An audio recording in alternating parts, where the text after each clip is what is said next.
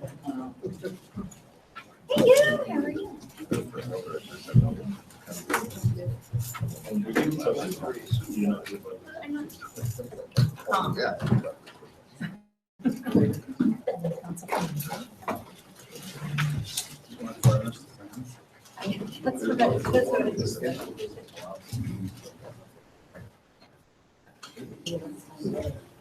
Okay, well, good morning and welcome, everyone. It is so nice to be back with you.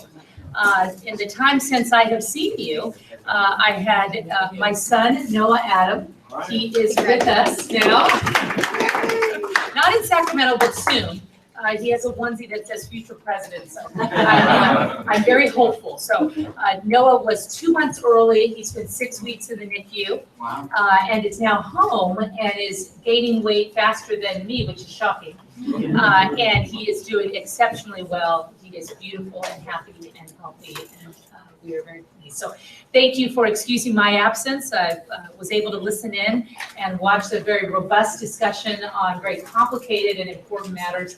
And I think the group is just so perfectly balanced, and I'm so pleased to be back with you all. So you share to give birth the same day? I think we were 11 days apart. So I think they'll be BFFs soon enough, so we'll get them Skyping. Has a future president shirt that she wore. Oh, very good, very good. We'll get them Skyping soon. They'll talk policy. So if we could go around the room and once again, just say who we are and where you're from, for those that are listening in, and then of course, just reminders for ourselves. So let's get started. Charity. Hello, Charity Chandler here on behalf of the Anti-Recidivism Coalition. Good morning, John Jones here from Courage Communities United for Restorative Youth Justice. Good morning, Mark Galley from LA County Department of Health Services. John Bowders, Californians for Safety and Justice. Frankie Guzman, National Center for Youth Law. Stephanie James, South Key County Probation Department. George Eskin, retired Superior Court Judge, Santa Barbara County. The one and only. Richard Jones, Westchester County. Javier Storing with Healing Dialogues in Action. Ron Lane, County of San Diego. Shelley Curran, Judicial Council of California. Tom Redfree, California Behavioral Health Directors Association. Christine Brown Taylor, San Diego Sheriff's Department Reentry Services Manager. Daryl McDaniel, BSCC. Aloysia Tuitama, BSCC. Katie Howard, BSCC. Ricardo Goodrich, PSCC. Colleen Curtin, BSCC. Excellent. And the folks in the back there who make it all happen, Tracy. Tracy Cullen, Communications Director here. Mary Jones, BSCC. Aaron McGuire, BSCC. Ashley Vanderpool, BSCC Research. Marcus Gillespie, BSCC. Timothy Colossus, BSCC. I need your name again in the back. Timothy Colossus. Wonderful. Thank you, Timothy. Okay, thank you, everyone. Welcome. Fabulous, fabulous team. We also have some members of the public. If you could just tell us your name, it would be so delightful. So who are you? Erica Webster from the Center on Juvenile and Criminal Justice. Excellent. Good morning, Dominique Nelson, Children's Defense Fund, California. Mary Ann O'Sullivan for the Children and Adolescent Health Measurement Initiative at Johns Hopkins. Pamela Weston, for Rescue with Dave Montana from Salinas, California. I recognize you. Rhonda Reed from Albany, California. Anyone else? Very good. And your name for the record? Oh, okay, excellent. Okay, fantastic. Welcome, everyone. Once again, so delighted to be together. We'll be doing lunch at 12:30, so folks can turn in their order forms, or you can head next door, and we'll have a few moments to take a break. With that said, Mr. Ricardo, the floor is yours. Thank you so much. If you haven't already turned in your lunch form, just let us know. Just by show of hands. Okay, great. Looks like we're okay. One more. Okay, so just one more. So just a couple of really quick housekeeping and some other miscellaneous before we jump in. So our co-chair Scott Budnick is not able to attend today. I think he will try to do via the live stream. So, you know, as we've been doing all along, please make sure that you talk into your mic and make sure that that green button is on, and say your name. Also, Isaiah Crompton had an illness and called us yesterday. He will not be able to attend. But other than that, thank you all for being here today. We're back in our building, so just a reminder, restrooms are outside of the hallway, out to your left. And when we take a break, if you need to, you can just cross over to the parking lot. There's a Starbucks and some few other places to grab some food. Leticia said we should break between 12 to 12:30. For those expecting lunch to be delivered, we'll be here just about that time. So that said, we're just going to dive right in. So when last we convened, we had a really good, robust conversation for the 2 days. And what we primarily focused on was the development of the issue paper. And you'll remember that we raised several topics, and we asked each of you to, when you were comfortable, just to, kind of provide your feedback on different things, be it funding, be it the type of services, fund.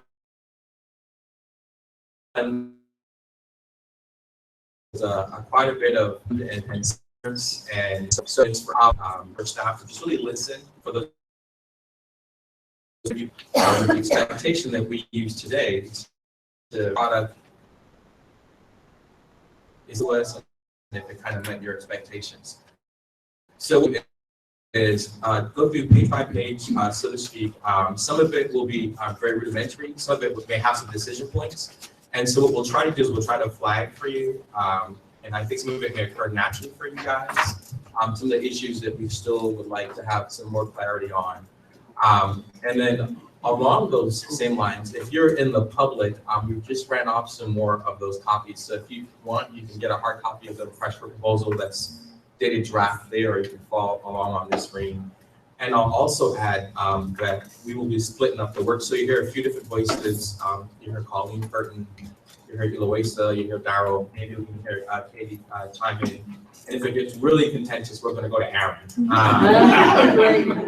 Just teasing for just to make sure that we're legally inbound with anything. So that's really the framework for today. We'll just take you through bit by bit and proceed from there. So any questions on process before we dive in? Okay, great. Go for it. Oh yeah, I just need to make a quick comment, if that's okay. I want to say happy birthday, Rhonda Reed. I love you, baby.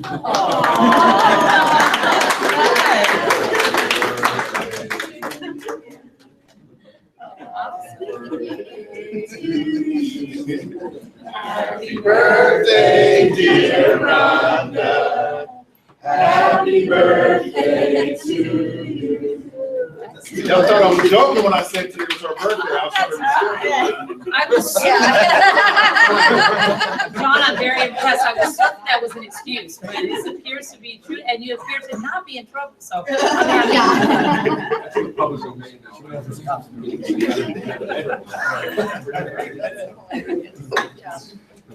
Okay, great. So let's just start with the basics. We'll start on the cover page, and we'll just go through.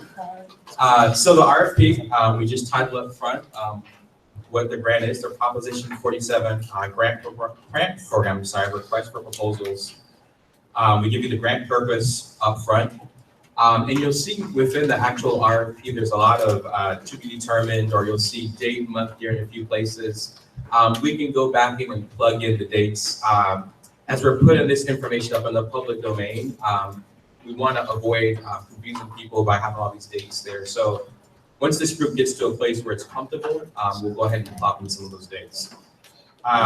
So you flip you to the table of contents, and we've got just a basic layout for you. And obviously we'll input the page numbers, the grant information, the purpose, the background, etc. And then you'll see some grants have some bullets, have subsections. So for example, the description of the grant provides a little bit more detail about what will be included in that section. Same thing for funding, community engagement, general grant requirements, et cetera, et cetera. And then also at the bottom of that page, you'll also see a confidentiality notice that we started to put. I'm sorry. I'm talking. Oh, okay. So sorry. We've also have a confidentiality notice that we start to put into all of our RFPs, just to make folks aware that once they apply for grant funds, that it can be, in fact, it could be subject to a Public Records Act request. All right, so that said, then we get into the actual meat of the RFP on page 1. So just some basics, this contact information. And so what we're gonna have folks do is if they wanna submit something to our attention, we have a Prop 47 email inbox that's set up, and you can see the email address there in that second paragraph. It's prop47@bscc.ca.gov. And so what we'll do is, and we'll at some point, after we start to generate enough questions, we'll post something on our website that will act as an FAQ of some sort, and we'll kind of flag it here. Once again, we repeat the grant purpose.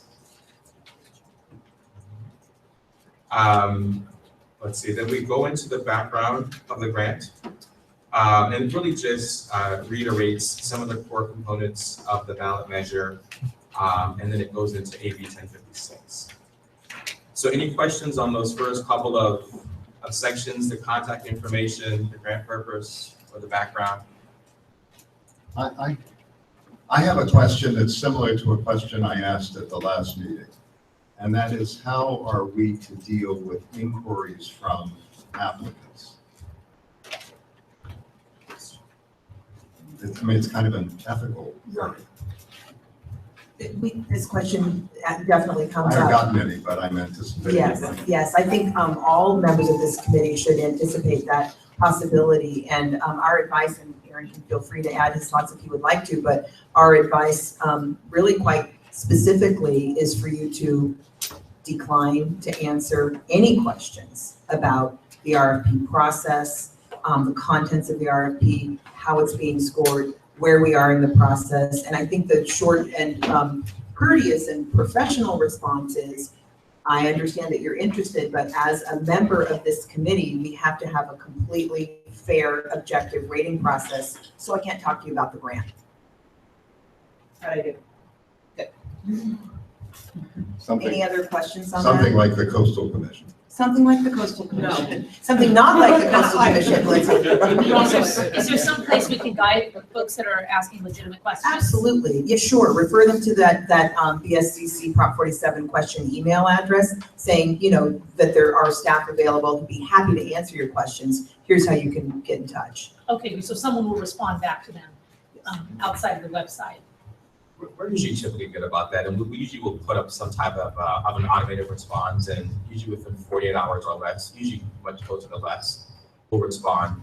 Unless we notice that we're going to have an FAQ, in which case we'll put all the major questions. After a while, they tend to come together, and they're kind of the same, but we respond pretty quickly. Excellent. Judge? Yeah, I'm probably asking that question because I think it's important that all of us understand that rule, that the best course of action is simply to take, I will be participating in the decision-making process, therefore, I really shouldn't even tell you anything more than go to the website. That's right. I definitely agree, Judge. I think it's really important and the safest approach. And many of you are subject matter experts and leaders in your community, and people will want to talk to you. I know this has been a challenge for ESC members in the past because people, understandably think it's okay to ask for help, advice, input, thoughts, and it's just not. So thanks. Thank you. Can we provide the information that's public? Because I was in a meeting in our city and they were talking about possibly applying for Prop 47. And I was just given information that was readily available, or should I just not even give? Safest course is to say all the information is on the website. Go to bscc.ca.gov.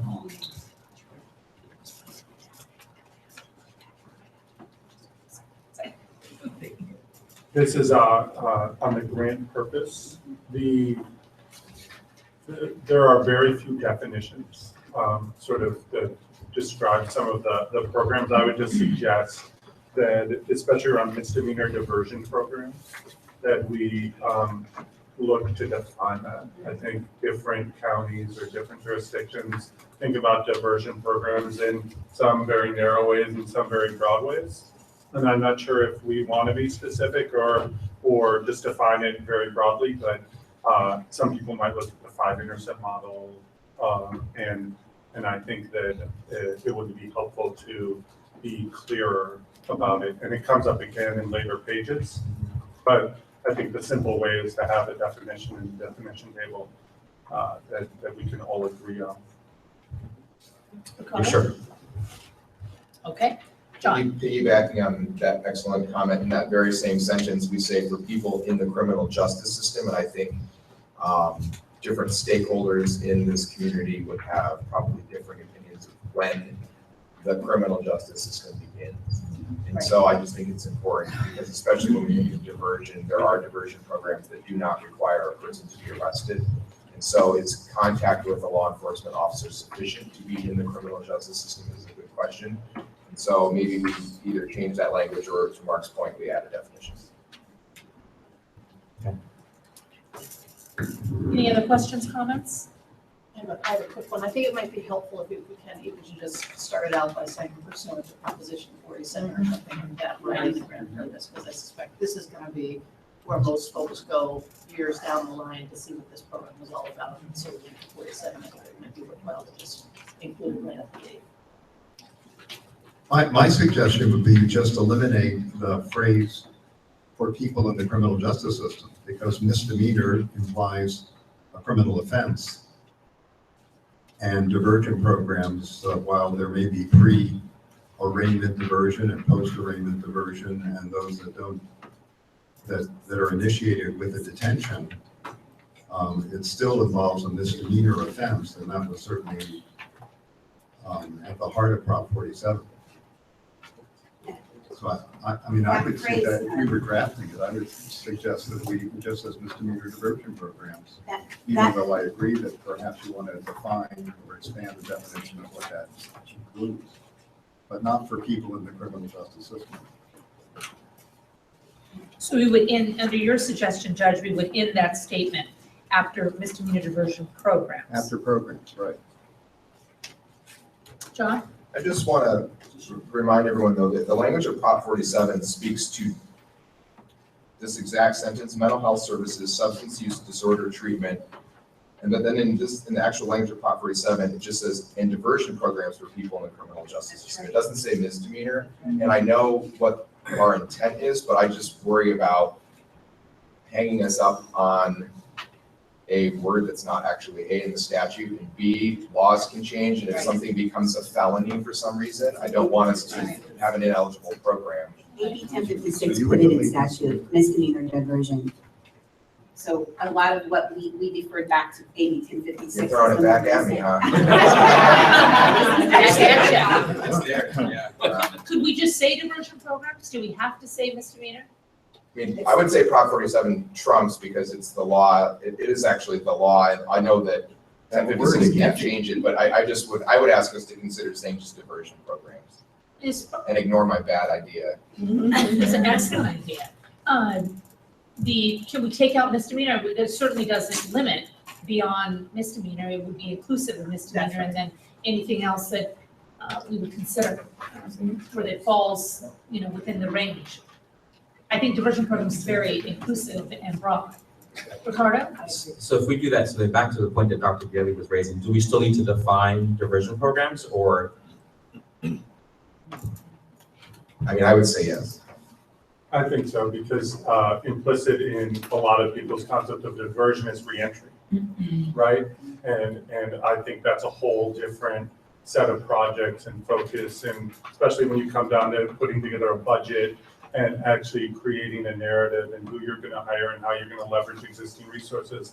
I think it's a whole different approach.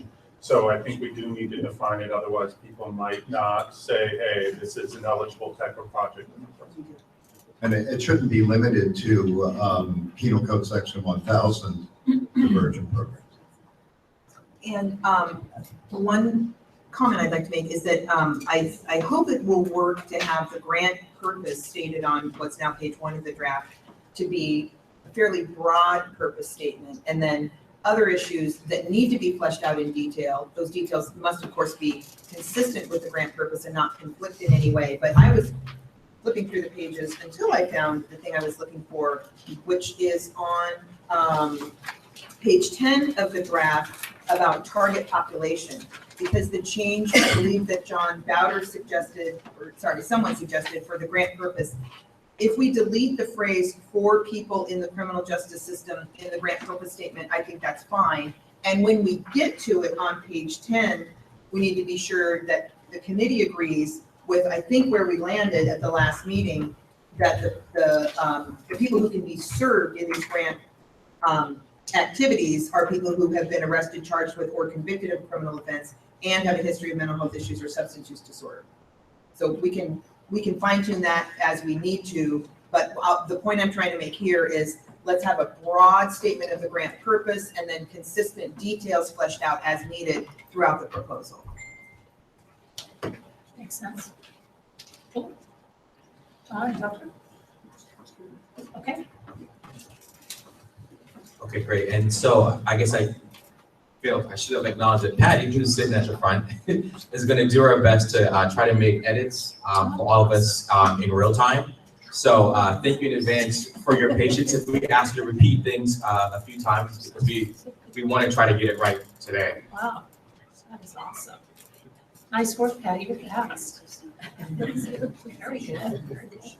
Okay, so we can see here on the screen that misdemeanor has been X'd out. And in red, we see a direction from the board, such as define after diversion program, et cetera, et cetera. And it looks like we're adding now pursuant to Prop 47. So we can keep an eye on here, see the changes in real time, and then chime in when necessary. Perfect, great. Okay. So let's continue still back on page 2. We've got the proposal due date and submission instructions. We're asking that there be a submission of one signed proposal, which we'll get to all the elements that are composed in that later on, and one electronic copy of what is submitted. We'll establish a date that by which it's due, and folks will be able to send that physically to our address. And again, we've got that Prop 47 mailbox there as well. And then one thing just to point out, submissions that are received after the established due date and time will not be allowed to proceed forward. So just to be clear about that. And if we could just pause there, because we have had, and I've had to make difficult calls sometimes, a deadline, we'll have an hour posted as well, like 5 p.m. We had a proposal arrive live in the office at about 5:15 p.m. and we had to not allow it. So do you want us to be that hardcore? Our recommendation is yes, but there just, we think, has to be a firm deadline and people have to meet it. See yes around the room. I also see that Mr. Nunez has joined us, so welcome. We are engaged in real-time edits on the spot, so if you see the screen, Patty is making changes as we're going. We've already had some changes to the purpose. Thank you, Madam Chair. Okay, welcome. Thank you. Didn't have my mic on. Would that, Welcome. would that be without exception? I mean, if there were some emergency exigent circumstances, would we, sorry, Charlie. We've done sorry, Charlie, in the past. And, you know, with the understanding that plenty of people get the proposals in a day or 2 or 3 or 4 ahead of time. So I can't, you know, I could build a scenario like a natural disaster or something where we would have to look at that. But generally speaking, there was traffic, you know, we don't think, you know, should be an excuse. And that's for the original wet copy. Yes, right? the hard copy here, right, Terry, yeah. I agree. So volcanic eruption is. Mount Lassen. Sorry, Judge.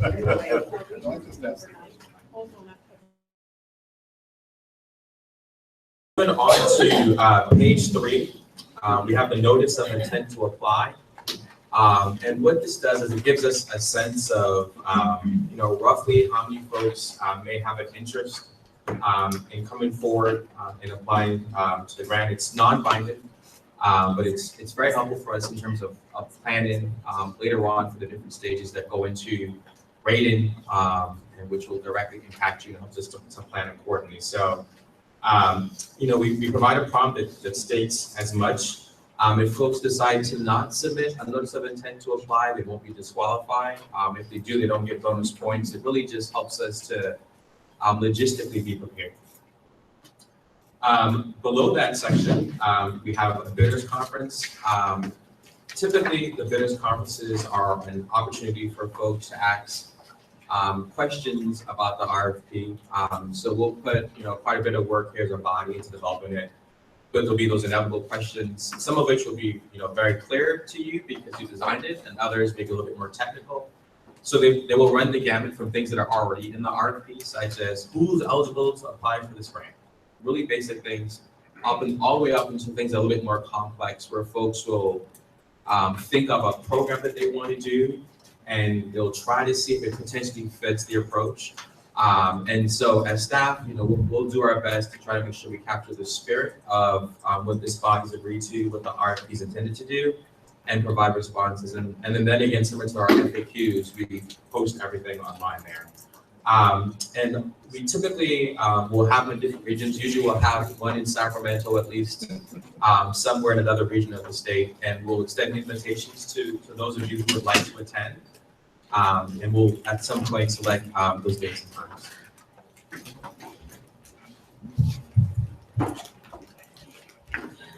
So before I go on, any questions about the notice of intent to apply or the bidders conferences? So, and then the members of this committee can attend if we want to also? Correct. Okay, and we wouldn't be expected to answer any questions? No. I mean, if you would like to, we'd love to. We'll take the brunt. Okay, and then for the questions and answers that are posted on the website, will this committee see the questions and answers? Sure. Okay. Yeah. And then are the bidders conferences going to be broadcast live? Do we know? I don't know that we've gotten that far. I don't know that we have in the past, but that doesn't mean that we could. Typically, I think we've held them one in Sacramento, one in Fresno, usually somewhere in the southern region, and we've done that, but is there an interest? I think that, there's a lot of people that can't travel, and even if we say that we're gonna have this bidder conference at these different, different sites, I think it would be beneficial for other people to be able to view it, because they're probably gonna have similar questions. I've attended, through the county, these bidder conferences, and you do gain some valuable information if the agency is interested in applying. So if it's possible to be able to broadcast it, I think that would be important. Okay, thank you. Any other questions about those two sections? No, Ricardo, but Vanya has joined us, so welcome. Hi. Eloise is going to bring you a lunch order form. Okay.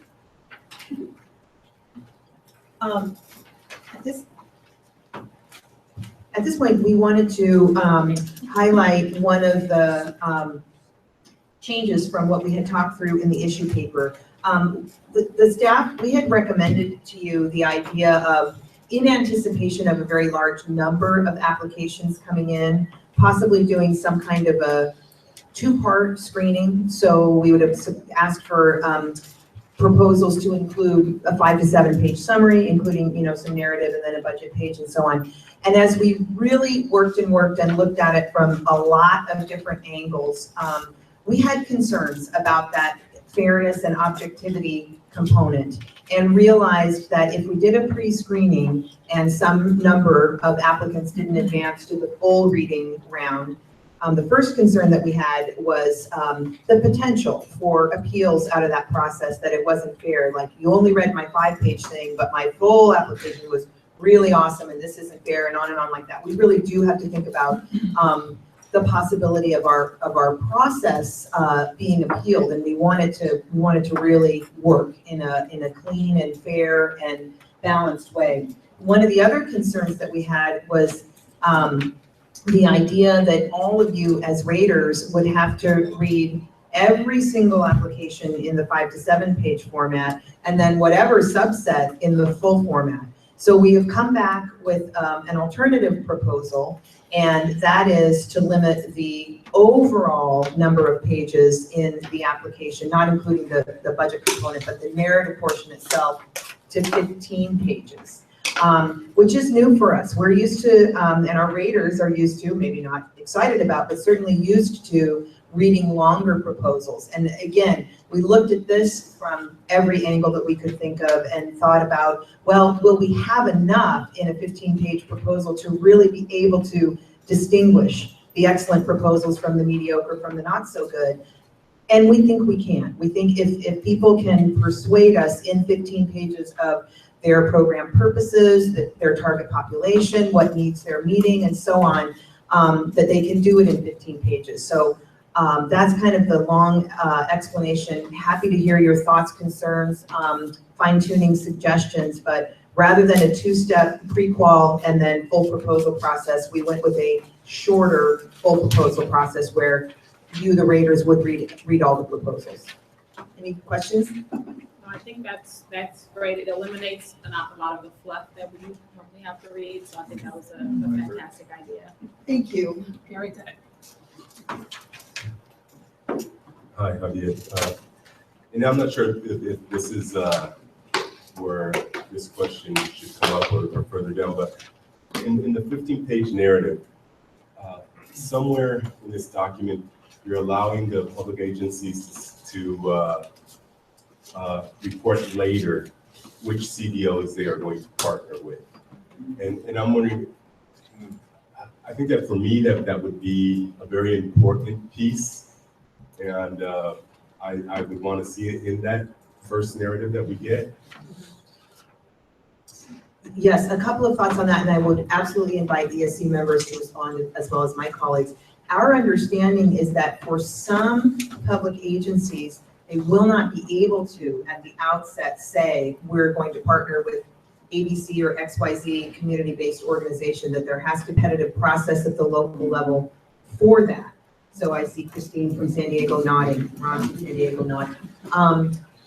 So a couple of thoughts. I certainly understand the committee's interest in knowing that, and I think we can open it up to discussion. If an applicant does know and doesn't have any impediment to saying this is the community-based organization we'll be partnering with, we can absolutely ask for it. But I think we need to ask applicants to explain, if you have not yet determined who you'll partner with, what will the process be to get there, kind of a thing. Are there thoughts about that, understanding both the limitations as I've been told, and then any other ideas or approaches you may want to suggest?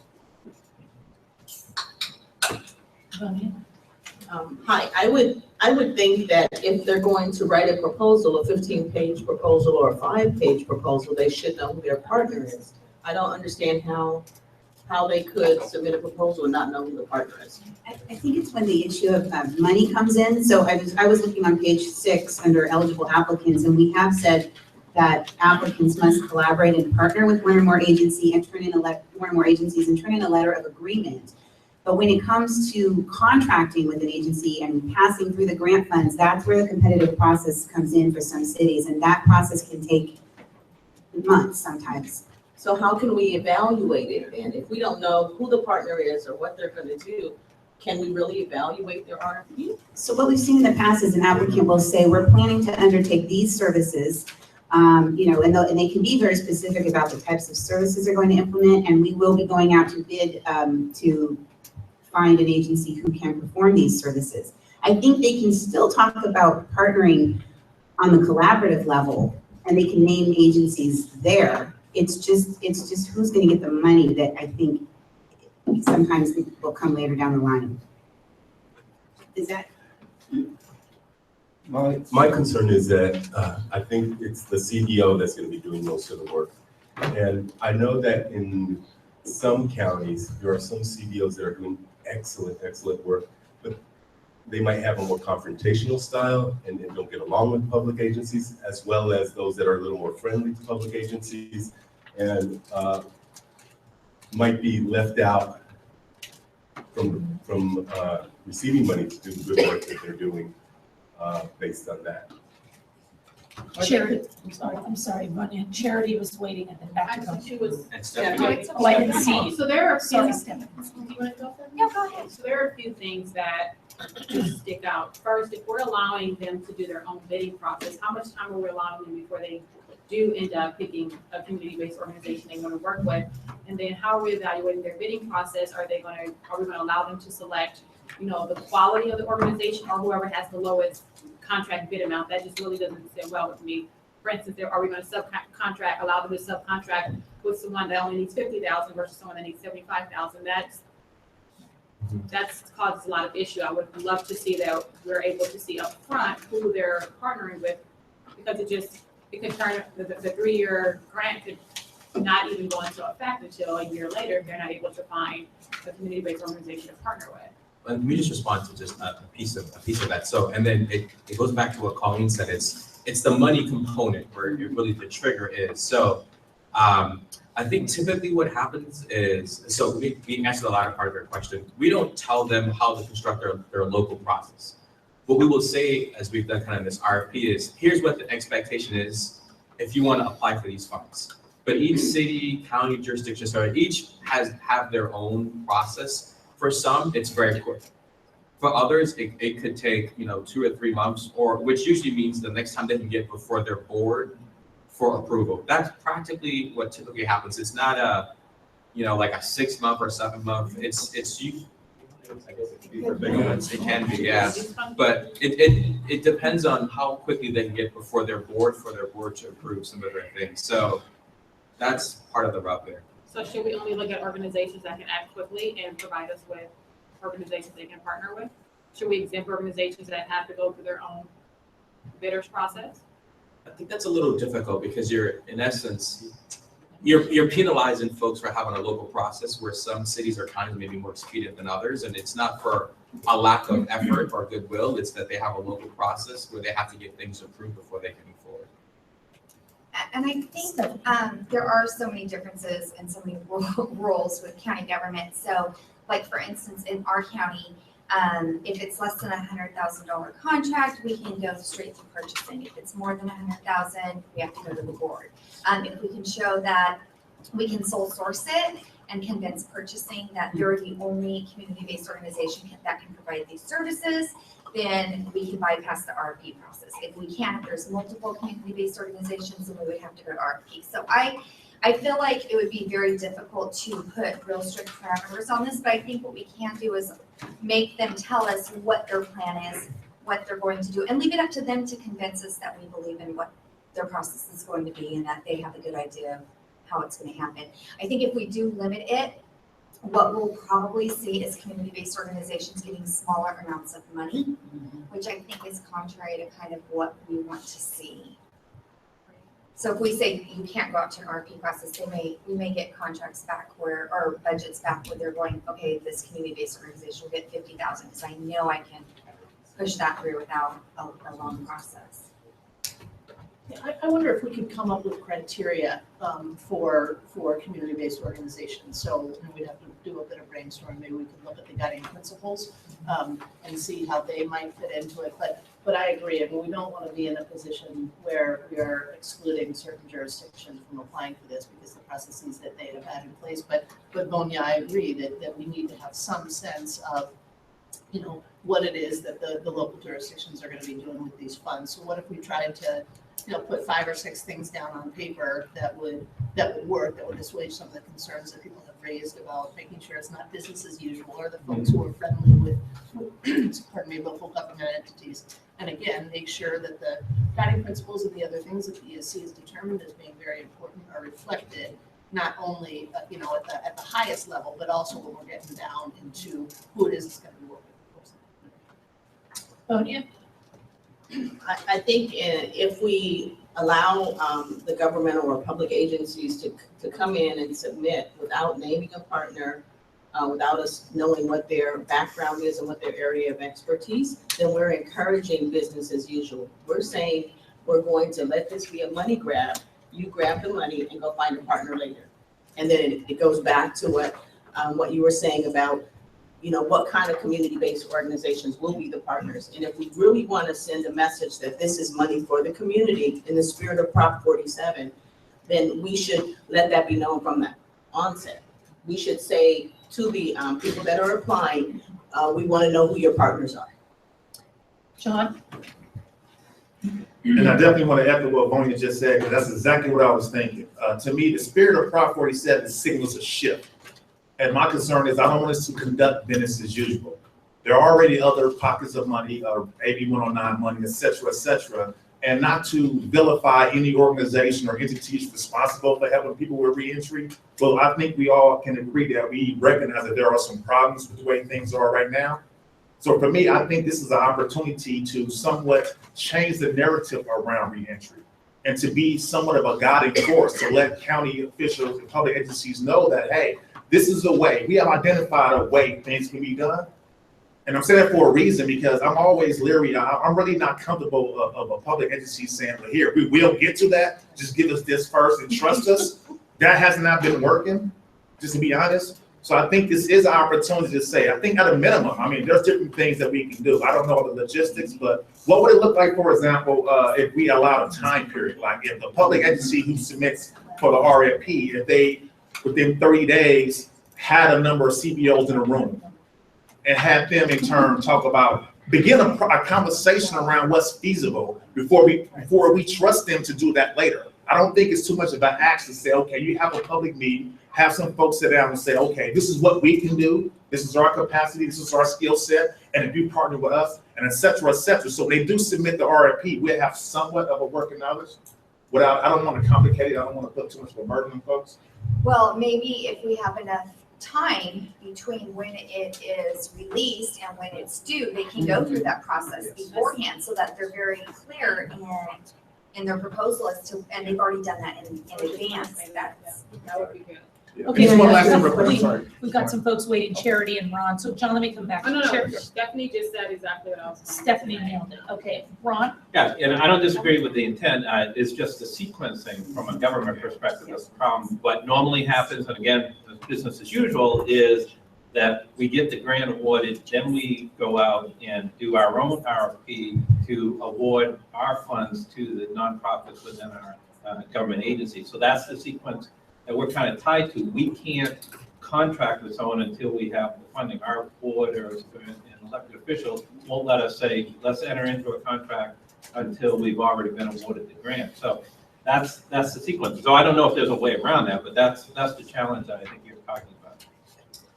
All right, so Katie? Yes, just a question to clarify, because I think this is really important, because I completely understand the general sense of the committee that you do want to know who the community-based partners are. So my question to Ron and Christine and Stephanie and any of the other government-connected people who know what their own local limitations may be, Ron, would there be a way for, in your county to say that let's just say a county entity wanted to apply, and would you be able to do a sort of a conditional kind of RFP? We haven't been awarded the money yet, but we're going to compete for this. And if we get it, we're going to want to subcontract.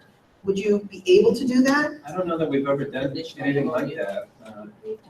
We put together a list of, like in disaster management, we have a list of potential structural engineers that we can call on in case of an earthquake, and they're on a priority list, kind of like police have tow truck companies. That's on a pre-vetted list, and then you can, when something happens, you can go to the first one on the list, or you can call any of those pre-vetted lists. It may be possible that we can put together a list like we have in emergency management, where we have all the engineer firms lined up in case we have an emergency. Whether we could have, nonprofits lined up that are already pre-vetted, and but it would be definitely a different process, and I don't know that every organization would do it. Some might be able to. Mark, your comments? So for a lot of our housing projects in LA County, we've done something called a master agreement, where we will have eligible groups apply to a set of sort of criteria.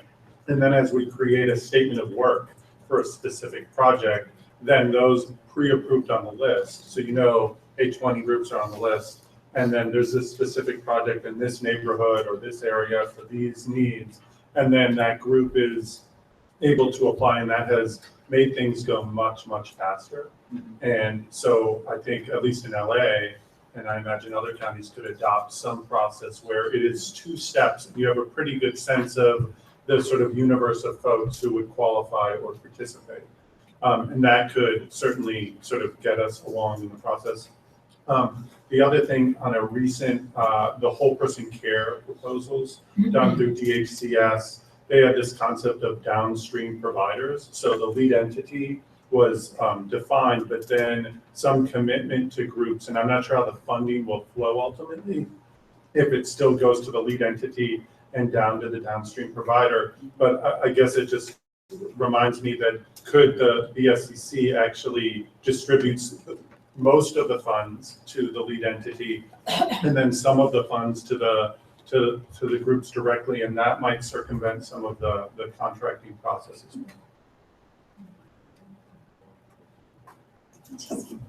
Yes. Yeah, and we have actually done exactly what Katie has proposed, where we've said we're applying for a grant if we get it, and put out the RFP and done all that in advance. So we've done exactly what you proposed. So I think that's doable. Also remember that we're not totally reinventing the wheel here. I mean, counties already have providers that are providing mental health, substance use disorder treatment services. Now, this may be somewhat of a new population, but the fact is that, in most counties, they know who the good providers are. They monitor them a couple times a year. They know pretty much how these providers work. So while we always encouraging new providers to come online, I mean, there is a system in place already that's providing these services, so we're not like totally starting from ground zero.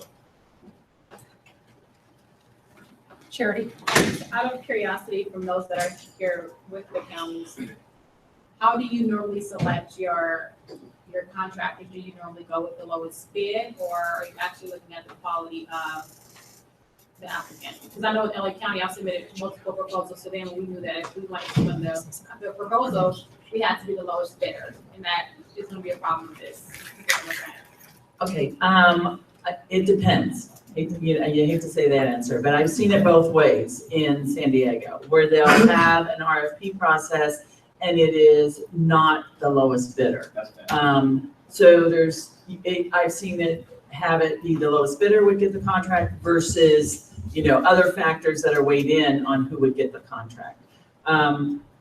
Overall, the process is similar to this process when in San Diego, when you are going to put out new funding for a program. Then you select a committee, the committee is convened, you go through the same exact process as what we're doing now, and then it has to go to purchasing and contracting.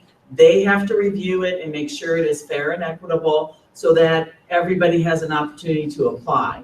So it is problematic to be able to say, hey, there's going to be, we're going to work with these agencies ahead of time because legally we can't do it in our county.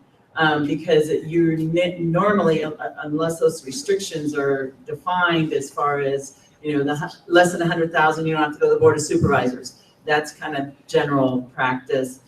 But, it is a cumbersome process.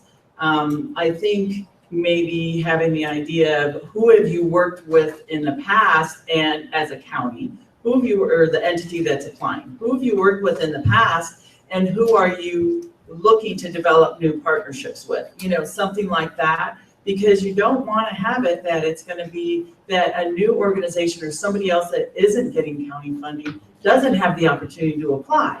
So you've got to make it broad enough that you can say, hey, who are you working with now? And what are you doing to outreach to other organizations, maybe smaller organizations that are more grassroots on the ground? How are you engaging those folks also? So, it's a complicated system, but we want to make sure that we give the ability for everybody to have the opportunity to apply for the funding. We've got Richard, Javier, and then back to Charity. Yeah, my answer to your question is yes on both. If we're building sidewalks, probably going to do the lowest bidder. But if we're looking at mental health services, we look at resumes, who their staff are, that kind of stuff. So it's not necessarily dollar driven. It's the quality of staff and it's the experience of the staff. On my perception of how we would submit. If more time were available, I think we would do an RFP. We could do an RFP because when we submit when someone submits, they're gonna have a budget already. So you're gonna know, as opposed to many times, you get the funding first and then you go to RFP. On this one, you should be submitting a budget with your application, so we know how much is gonna pass through onto the community organization. So I wouldn't, if we had the time, I don't see an issue doing an RFP. We just couldn't go into any contract until obviously your successful application, so. Javier? Yeah, I think that a lot of good ideas have already come up around this topic, and Ricardo, you mentioned, or one of you mentioned that you kind of understand the spirit of what we are trying to get to here. So, and Shelley, you had a concrete idea about guiding principles. That's where we could include some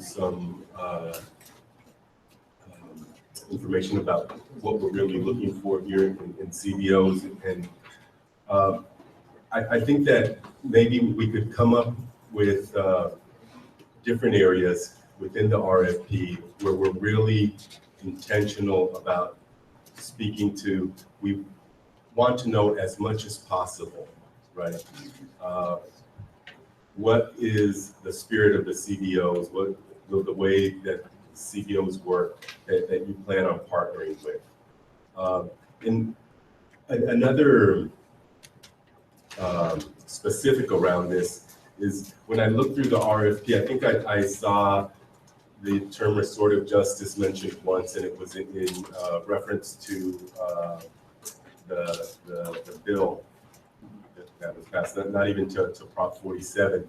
And really, what we're trying to get to here, from my perspective, is restorative justice principles, because restorative justice principles talks about respecting the dignity of every human being and getting everybody who is most directly impacted involved in the solution, in the response. So I would like to see different areas where we could bring up all of these ideas in a concrete way. Let the agencies who are bidding understand that this is a concern and it's something that we're going to look at. And I don't necessarily agree that the counties know which organizations are doing all the good work, because many times, we've talked about alternative approaches to mental health and to working with people who have experienced trauma. And I think that counties are behind in valuing that kind of work. We talk about culturally appropriate and sensitive organizations doing the work. And I don't know that counties have really prioritized that part of community-based organizations. So I don't feel comfortable just saying, okay, counties know who the good organizations are and let's trust them. Back to you, Charity. I don't see anyone else in the queue. Okay, I see Sammy, but we'll go to Charity first. Kind of back to Christine's point, in the event that we are not able to know upfront who they are collaborating with, I would be more comfortable, not happy, but more comfortable with having letters of support in advance of the RFP, us reaching out, letting them know that you can get letters of support from all the community-based organizations that are willing to work with you, and from there, pick from that pool of people, as opposed to us saying, we work with so-and-so now, and we're gonna look to work with new people in the future. Who are these new people who have already reached out to you saying that we wanna work with you, we wanna support you, here's a letter of support. It doesn't even have to be an MOU. It's a letter of support saying in the event that you get these funds, we'll be more than happy to work with you. Here are the services we can provide, here are the resources we can assist you with, and go from there. So that way, when we do see who ultimately they pick, we can kind of have an idea of why they picked the organization they went with, and just who's willing to work with them. It'll just, go ahead. Before we go to Sammy Ricardo. I want you to finish your thought, because I want No, to. that's it. Okay, so, because it'll help us just try to bring some of it back a little bit. So if we modify some of the language to the effect of, if if a public agency applicant is able to provide the names of their community-based organizations that they're gonna partner with, that's great. But at a minimum, all public agency applicants, should include letters of support. Something to that avail, but does that get closer I want it to? to be a requirement that they provide letters of support from community-based organizations, not a list. That they actually have letters of support from Right. community-based organizations that want to work with them. And if they can, also to list those organizations in their application as well. Absolutely. Okay, Sammy and then Grania? I was just wondering if we can place, perhaps even include some language regarding encouraging the types of partnerships that we're hoping will emerge in this process, perhaps even giving preferential rating to those organizations. It could be anything from, it could range from, an organization that actually hires from the incarcerated folk to a board that has solid representation of people of color on it, or something to that effect, perhaps, and if that could be part of the scoring matrix. So I'm just trying to think. Part of what we'll have to do is to make sure that if you include it, everyone can be rated equally on it. So what would be these? The criteria, I think it would just, and I don't think it would be a kind of zero-sum game, but I think it would be strongly encouraged if the language in the RFP could read that preferential rating, or that the organizations that are applying, that they're strongly encouraged to partner up with these, with agencies that have a certain set of criteria that I think we can all come up with perhaps. And even go as far as giving them preferential, I don't even know if you could say that, they would be given preferential rating if they can create these kinds of non-traditional partnerships. Because I think that's the issue, that these organizations, these systems aren't necessarily equipped or have a history of partnering up with organizations outside of who they already vetted or worked with in the past in traditional kind of service delivery models. And this is not, as my brother and sister said, these are not traditional kinds of funding streams that we'd like to see new partnerships potentially emerge, or those that already have a history, those are strengthened perhaps.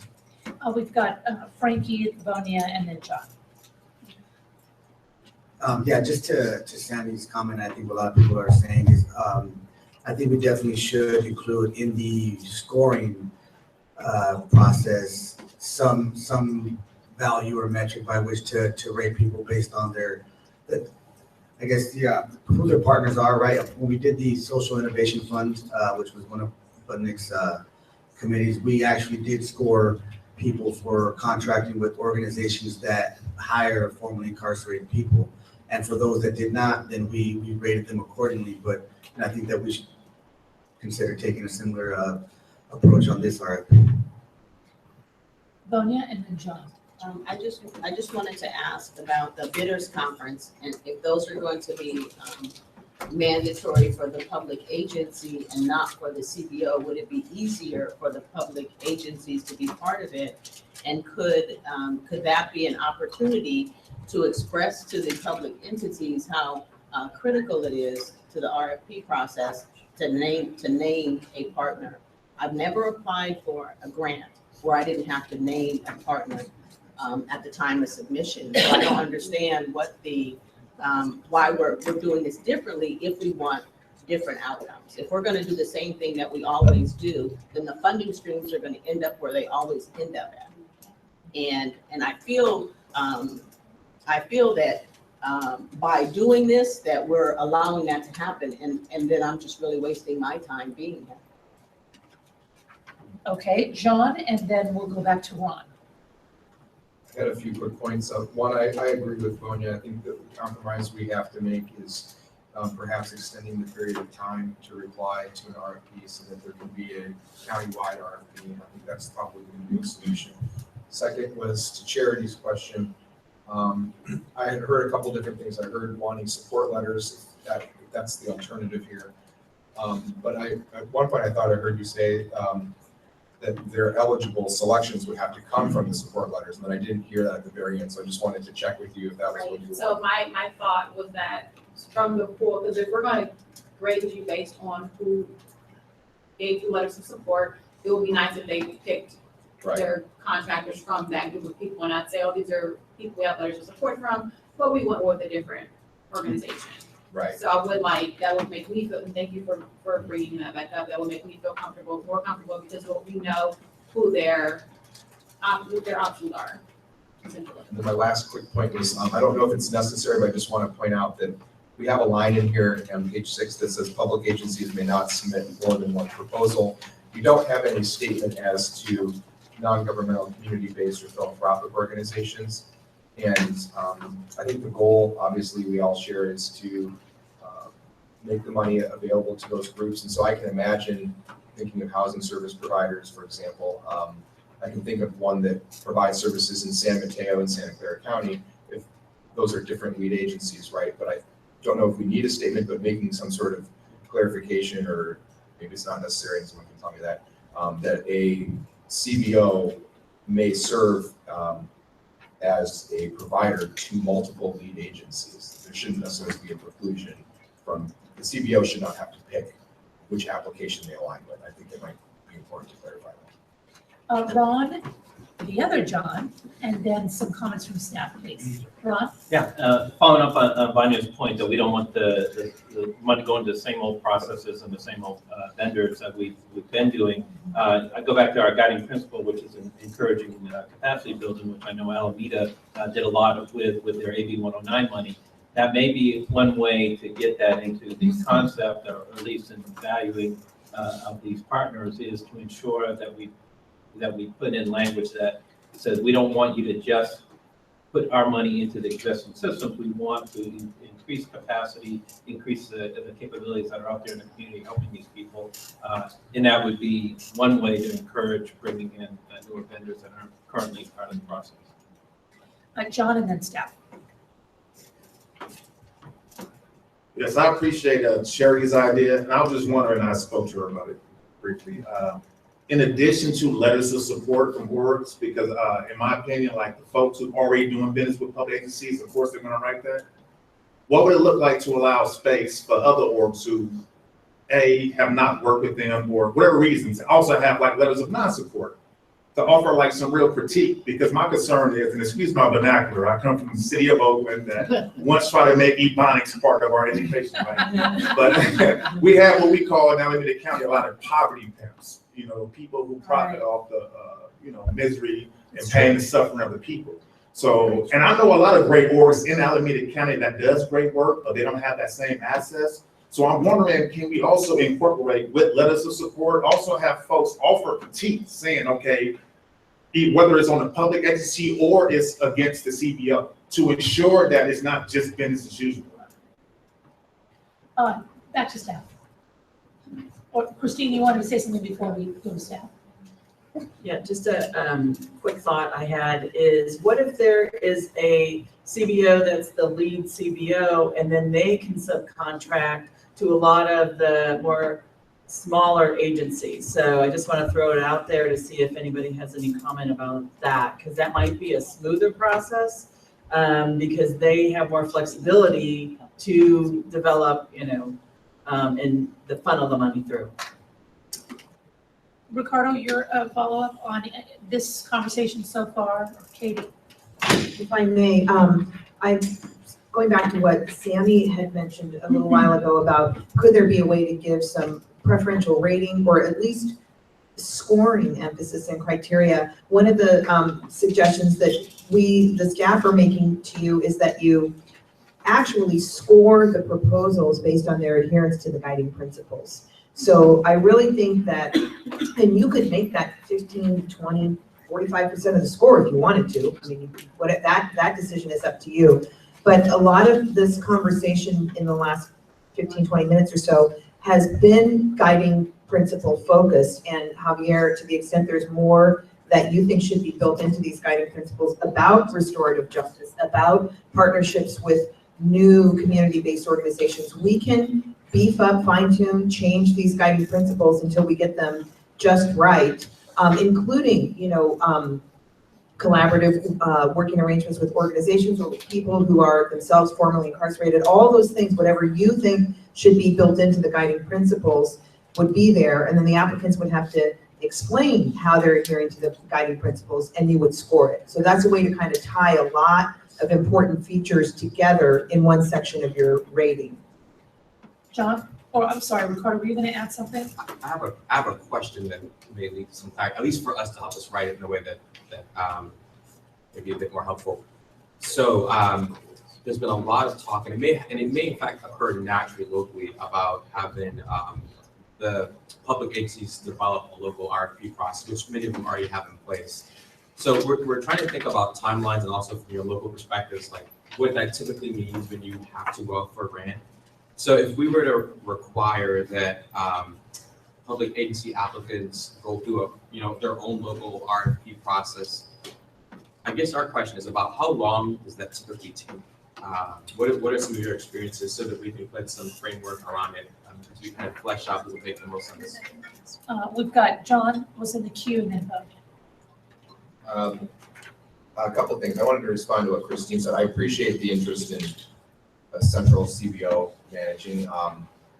I personally disfavor that for a couple of reasons. I don't want to pick on LAHSA, but Los Angeles Homeless Services Authority kind of serves that role in a quasi-governmental position for all kinds of CBOs in Los Angeles, and they can get mired down in their own process. They take a ton of administrative money off the top. So I think inserting levels like that, we would still run into some of the pitfalls that Vonia and Charity have, I think, aptly called out. I just think that it also subjects us to perhaps more money being diluted through overhead. So I personally, to Ricardo's last question, I think counties can do this in 60 to 90 days. I think that the goal of this group should be to try and get an RFP that's out by the end of October, which puts a little work on staff at the front end, but I think that extends the RFP process to a point where we can then allow counties to have more flexibility to make those choices during the regular RFP process, so that, to the points that have been raised by a number of people here, who I agree with, we can see who's applying and who they're working with, and I think that is a more complete, transparent process. Vonia?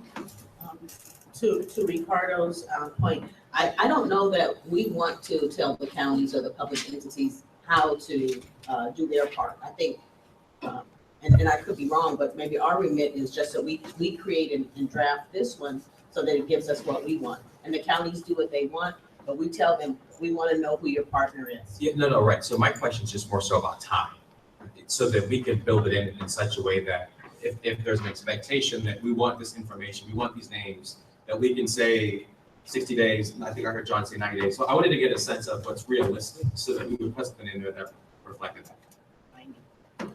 Oh, Stephanie. Yeah, I think 90 days seems realistic. It's an aggressive timeline to actually get to the board as well, but I think it is doable. Okay, Richard, I see him nodding yes. I see some other nods around the room. Charity. So how exactly would that work, since the first year of this award is technically 3 months long? What will happen with those funds while we wait for them to select their community-based organization? And I don't know if anyone's noticed that, but this 3-year term is in 3 years. I'm sorry, comment over here. Ron, was that you? Yeah, explaining the first 3 months, how that works. As far as the first year We see that a lot with our grants, that, we can't expect agencies who are implementing brand new programs to start on day one. It just doesn't work that way. They have to hire staff. They have to, which sometimes takes months, depending on what's going on. We hope that it doesn't, but oftentimes it does. So either they end up with an overage, they end up with savings that they try to spend later on in the grant by augmenting services. But it's really on us to do a good job of monitoring in those first few months to make sure that they're doing everything they can to get off the ground. But it can take 6 to 9 months to get a project fully off the ground and running. So are these funds cost reimbursement, or are we getting them in advance up front? It'll be reimbursement. And to the question that Charity raised, and then I heard Ron with the same question, the reason the first year is not a full year is that we did not start this RFP development process until we knew how much funding was available in the pot. Down the road, the RFPs will be more in advance of at least a good estimate of what the funding is. And so it could be closer to an actual 3 years for service delivery. Did I get that right? Okay. John. As a practical question, since we haven't finalized the decision about the time period and how we give that money out, is there any practical problem with us saying that for the very first year of RFP, it will be a 4-year RFP? So it's 36 months plus however many odd days, so that we can actually give people a meaningful 3-year application? Because I feel really weird about giving someone a whole year of money and saying, by the way, spend it as much as you can in 2 years. Right, I think that's a great suggestion, and yes, you have the flexibility to change the grant service delivery timeframe. Absolutely. And I'll just say, the funding stuff, we're gonna get to in a little bit, and I wanna just bring us back, because we're moving really quickly, which is usually great, but in this context, I think we gotta tap just a few little loose ends. So I wanted to respond to a few things about timelines, so I'm gonna jump ahead to bring us back. So in the RFP, if you look at, just like the timeline. Page 22. So, because I think that we wanted to know how much time, I heard about 90 days. So I wanted to just float to you our rough outline of the timeline that we have now, with the caveat that everything that's in here is subject to change. So please don't quote us quite yet. So right now, we have the RFP being released on November 18th, which is a day after the BSCC board meets, which is, I think it's a Friday. And then we have it out into the field right now in February. So, you know, just think about what you guys have said about the local RFP process. I mean, that's quite a bit of time there. If we needed to, we can be flexible, and if instead of February, if we wanted to move it back to March, to allow folks locally enough time to do all their processes so that you guys got back a product that you felt was comfortable, I think we could still make that work. So just want to throw it out there. And then, so now to go back to, let's see, we're on page 6. I think, just because I think this conversation has gone on for quite a while, I think we have enough to mock up something. I don't think we'll be able to do all of it in real time, because there's some moving parts there regarding the RFP process, regarding letters of support that we want to include. So I'd say defer to us just a little bit so that we can get back and craft the language in a way that might be a little bit closer to what you have in mind. Okay, Stephanie, and then we're gonna get moving, is what I'm hearing. So Ricardo, you're gonna explicitly state in there that what our intentions are and that they complete the RFP process, have a CBO or whatever process it is in their county. They go through it and identify the specific CBO. Correct, we're gonna try to. Okay, great. Richard, did you want to add something? No feedback on page 6, we're skipping over page 6. We're on page 6. Yes, okay, Mark? I like the idea of moving it back to March just because of the holidays and the reality that big counties like LA will probably require quite a few reviews, and that RFP may take a little bit longer. Okay. Once again, LA is calling the shots. No Surprise, surprises there. surprise. No surprises there, Mark. Just kidding. Excellent remarks. Ricardo? Yeah, really, just get. No bitterness here at all, really. I had a suggestion on the guiding principles. So then you Okay. for 1 second, so I just want to make sure we give everything, just real due notice to be quick. So just go back to page 4, because we jumped ahead just a little bit, and then we'll go to the guiding principles. So just to acknowledge on page 4, under, we have an executive steering committee section, we have a conflict of interest section. So just to acknowledge that we provided some background on what the executive steering committee is. There's a lot more interest in this and in you, and in all of you, as members of the committee. So we put some text there that kind of reflects what the EAC is, and that blue hyperlink that you see there will in fact lead people to the website where they can, they can see who the members of this executive steering committee is, kind of massage those fears that these things aren't being done in an open and transparent manner. And then right below that, we do have a flag for conflict of interest.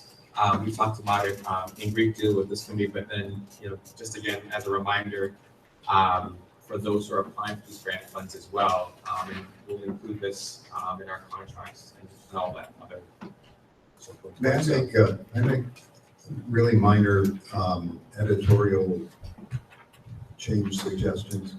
I would plural interests. It's not conflict of interest, it's multiple interests that are in conflict. And I would suggest deleting those last 2 words referenced above. I think it's self-explanatory. Prop 47 ESC, period. Okay, thank you. Okay. Okay, Great, so now we'll move on to guiding principles and a few others. I'm gonna turn it over to Eloisa, and then I know you had a comment, Christine. Yes. So this is actually the opportunity for you, now that you've had a week to review the guiding principles as we discussed from our last meeting. If you want to make those additions or changes as needed, go ahead, Christine. Okay, in bullet point 3, if we can find a different word for tougher to serve, maybe challenging or something else, but I'm not crazy about that word. John? I would recommend the word underserved. And then delete or have fewer services available, because it kind of covers both. Yeah. Excellent. Underserved, thank you. And so we'll just say 3 traditionally underserved, period. Period.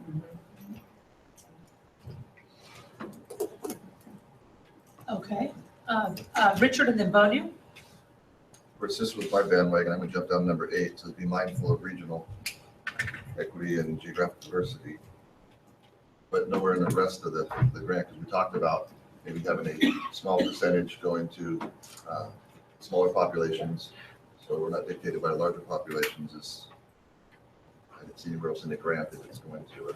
Yeah, so actually, that's a great point. So further on, I don't know if it's under the funding section, but there are a few points where we have language for 1056 that we want you to kind of consider how we would actually achieve some of those things. So it's not called out specifically because it's a decision point we want you guys to flesh out a bit.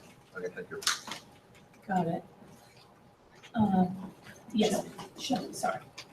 Can we just spend a minute talking about what bullet number 4 and specifically the second phrase and address known barriers to serving target populations that we're trying to get at with that? Well, this is based on our discussion from our very first meeting in June. I think there was a lot of discussion around how can we use this RFP, this opportunity to have local counties address and try to encourage systemic change, positive systemic change. So that was this is basically my understanding of all the different discussions that were going on that day. If you feel it's too broad or you have ideas how you can be more specific. Yeah, I don't have any ideas of it. I just read it and I wrote a question mark next to it thinking I'm not entirely clear what this means. I think it's one thing to say, identify the needs, right? And that should be, part of the problem statement or whatnot. But it just seems very broad. I guess the second part there, when we say address known barriers to serving. I mean, I think both are important concepts, but maybe if they were separated out. And I think part of it too, and this is, I guess, where it gets a little bit challenging because now we've had a few meetings. I think when this, so I guess we backtrack. So these are your words. So let's start there. Like staff didn't sit down. And, so these are the body's words. And I think though, because I want to try to capture the meeting correctly, there were different examples of arrays of like these different populations that are out there and how each jurisdiction, city, county, et cetera, has them and how it's challenging to get to them. And at the time, if I recall correctly, the group didn't have an answer on how to address all of it, but we wanted to cite it as something that was important. The verbiage may not reflect that in the way that it's constructed now. I think we captured the text that at that moment it felt right to the group, but it's clearly not, what the sentiment of the group is now.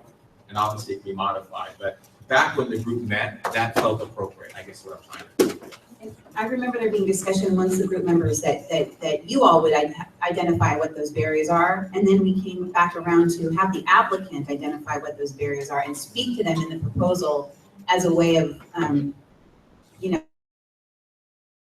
To smaller populations, so we're not dictated by larger populations. I didn't see anywhere else in the grant that it's going to. Yeah, so actually, that's a great point. So further on, I don't know if it's under the funding section, but there are a few points where we have language for 1056 that we want you to kind of consider how we would actually achieve some of those things. So it's not called out specifically because it's a decision point we want you guys to flesh out a bit. Okay, thank you. Got it. Yes, sure, sorry.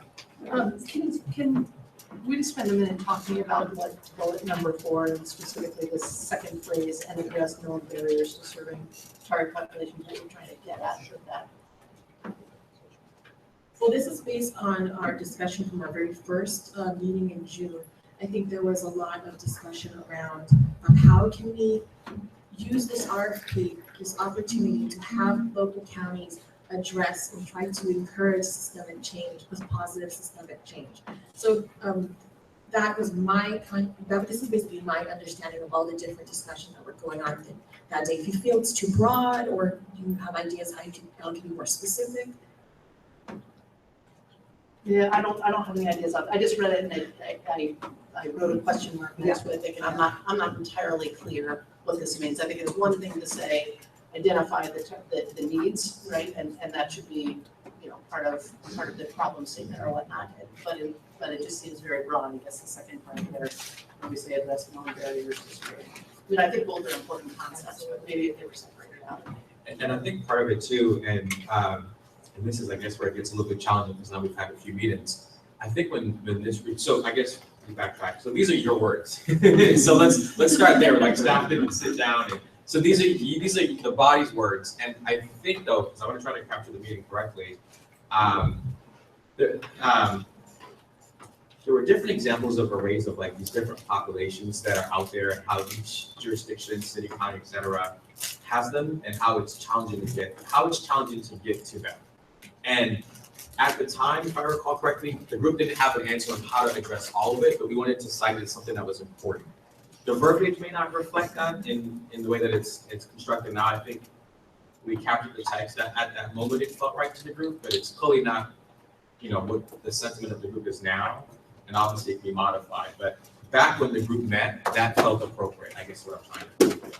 I remember there being discussion amongst the group members that you all would identify what those barriers are, and then we came back around to have the applicant identify what those barriers are and speak to them in the proposal as a way of, as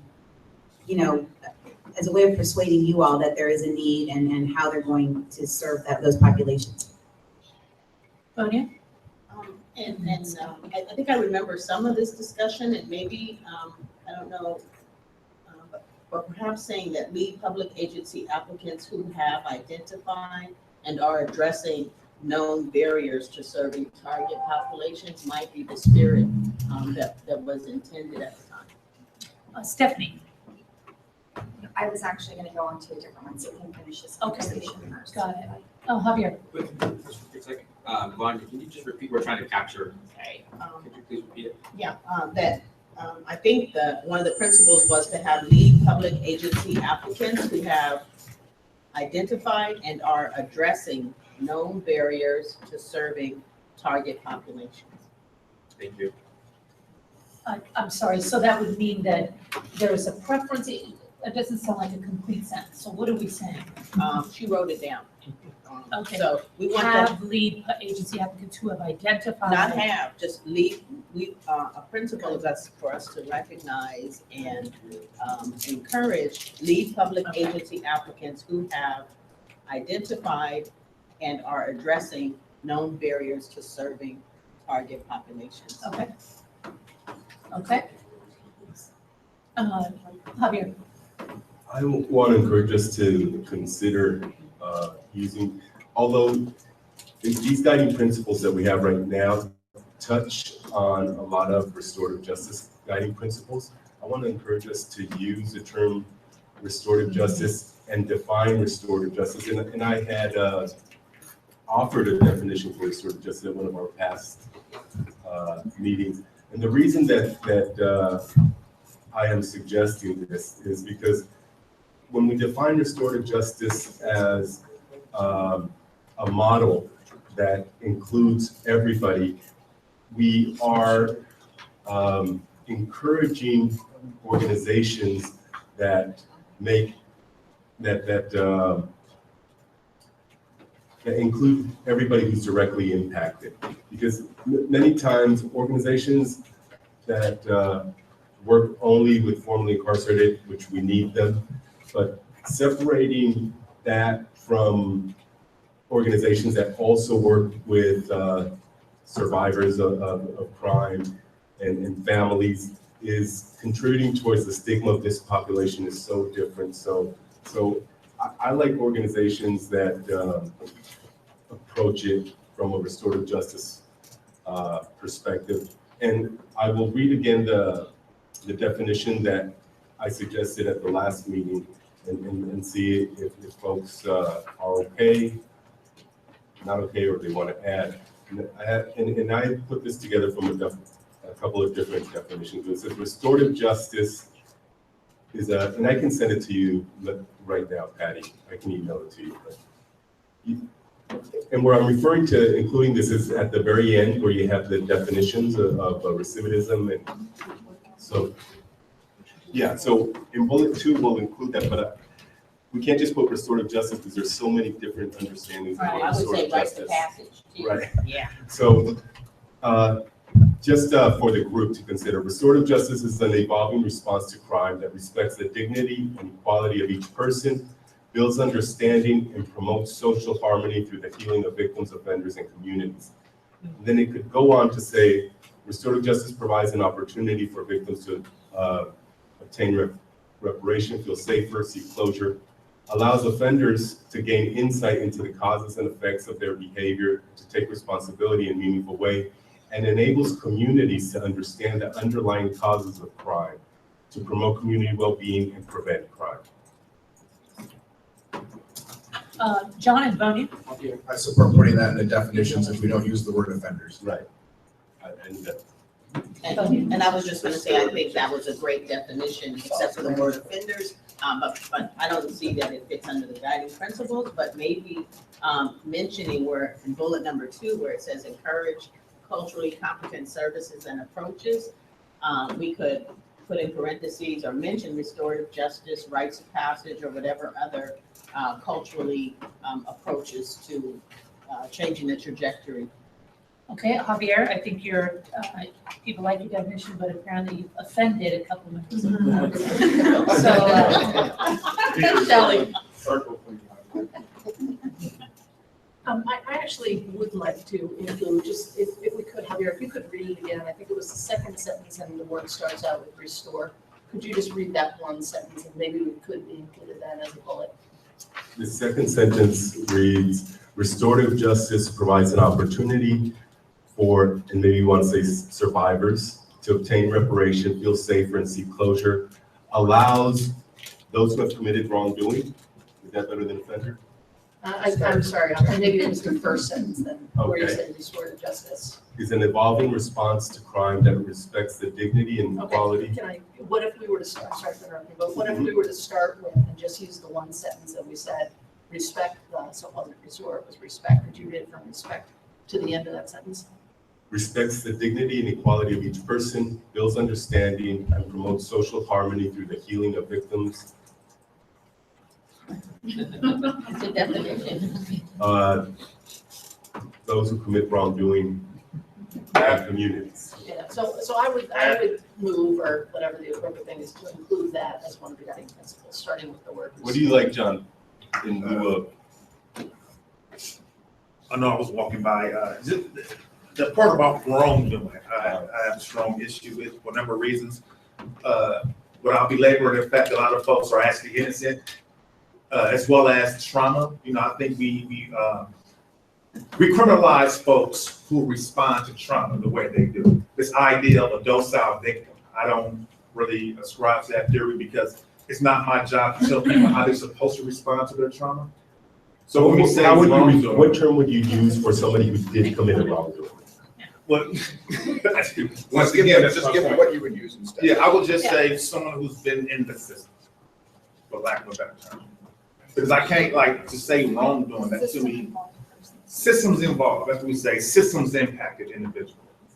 Because that encapsulates the, you know, the full category. Don't you think that systems involved, so you're gonna use the term survivors and systems involved?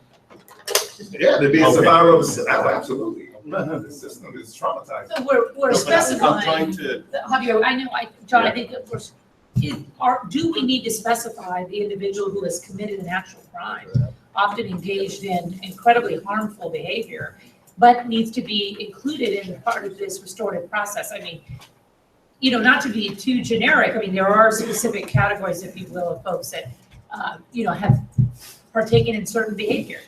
That's true, it's just wrongdoing for me is just black. Okay, you don't like wrongdoing. Yeah, What- that's what- just, what else maybe do I'm you being have? petty, but. But restorative justice is actually focusing on the people who did actually commit a crime. Exactly, that's the issue, is both sides of that criminal In this case, activity. restorative justice isn't looking at the person who is innocent or wrongfully. They're part of it. So. There can be restorative justice for them, Am I but right? No, I'm just, maybe I'm being petty.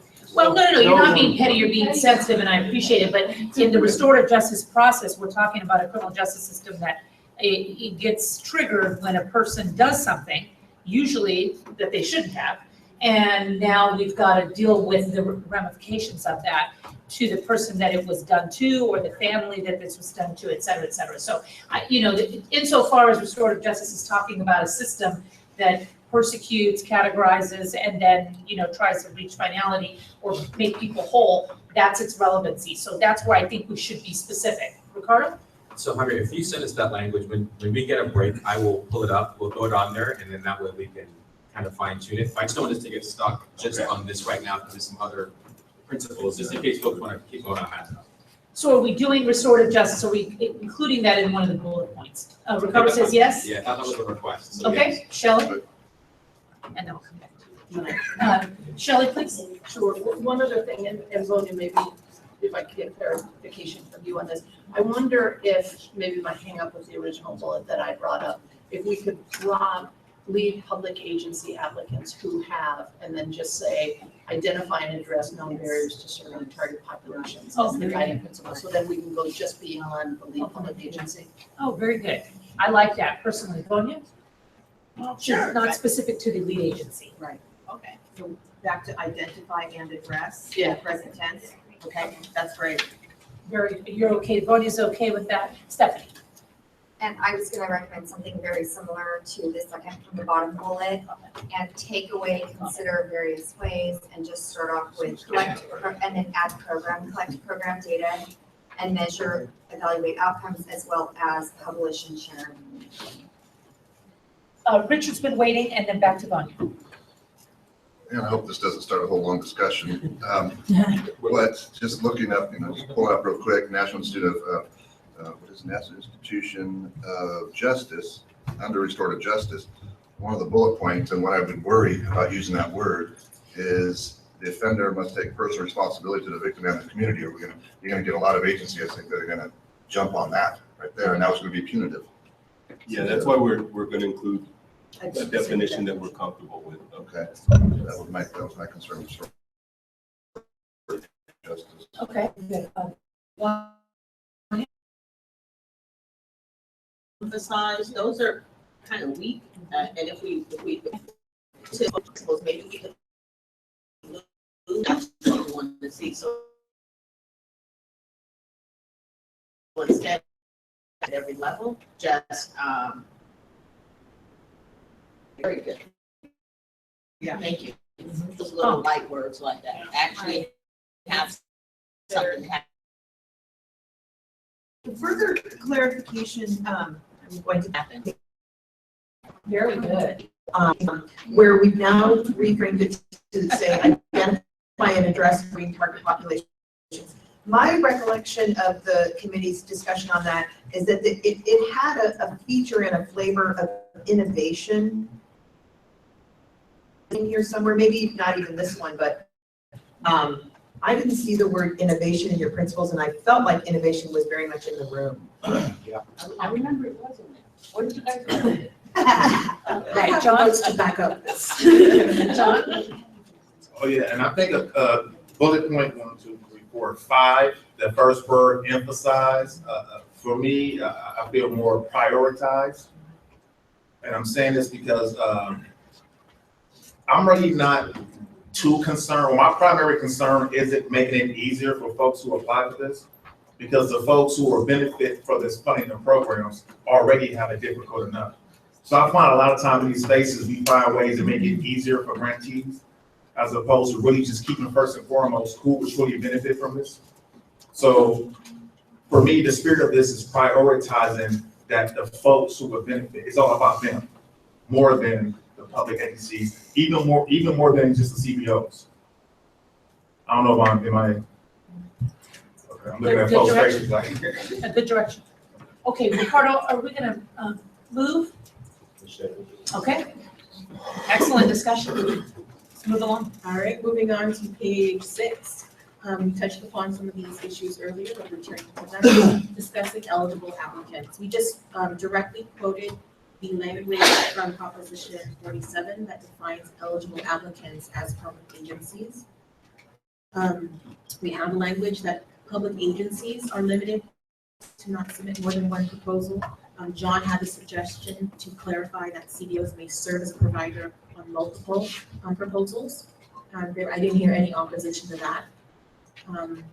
And then we clarified that whoever is the applicant, they're going to be considered the lead public agency. And we have the requirement, they must collaborate with partners such as NGOs, community-based. There have been suggestions to add either in the rating criteria or an appendix what constitutes CBO. Imagine that to have letters, signed letters of support of who they'd like to work with, and actually when they go forward in the process, they will choose from that pool. This actually, you'll see this theme reappears in other sections such as community engagement. But right now, for this page, one pressing issue that this PSC must address is the pass-through percentage. The last time we visited this issue, different figures were being thrown around, but what we settled as is putting the burden back to the applicant. Let that public agency define the percentage of what would be passed through. People gave various arguments for and against this. One argument for not defining a percentage was because it might limit smaller rural communities where the number of options available of CBO providers is just not the same as in a bigger community. We had high numbers being thrown around, but this issue paper, this RFP throws it back to you. We had one member suggest a minimum, having us at least a floor percentage, but really it goes back to you. So I open up the floor to you. What percentage would you like to see? Would you like to keep the language as is, or do you see a floor being proposed? Quickly, Richard and Don have been waiting, so keep in mind the question that's been posed to the board, please. Richard? Okay, my question is that when it says public agency may not submit one application, so say we have, in our area, we have the Rancheria, we have probation, and we have, I don't know, school district all apply, and they want the housing authority, which is a public agency. Can that public agency be able more than one application, as long as it's not the lead application? Yes. The lead applicant? The answer is yes. Okay, John?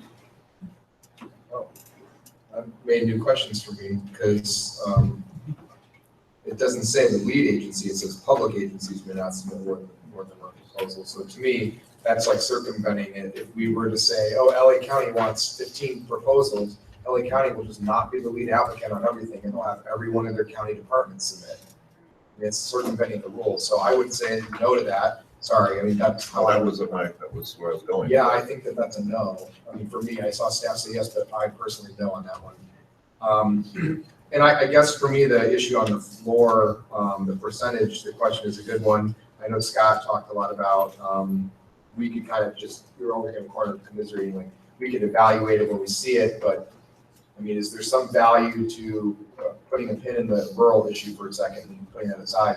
Is there some value to having a floor? If we don't say that and everybody comes back and has only $50,000 earmarked for CBOs because we didn't have any minimum requirement, then we're stuck picking from a whole bunch of bare minimum applications potentially. So I'm just putting that out there. I don't have a proposal myself, but just thinking about it. Louisa, any other suggestions on or feelings that we can incorporate in the percentage? I have a concern that we shape it so that we don't overly burden the rural areas, but in doing that, we could cause an impact to those areas most impacted by the criminal justice system. So I would think that we take the opportunity to define a percentage here of what we want, and then make an exception for rural areas, if that's possible.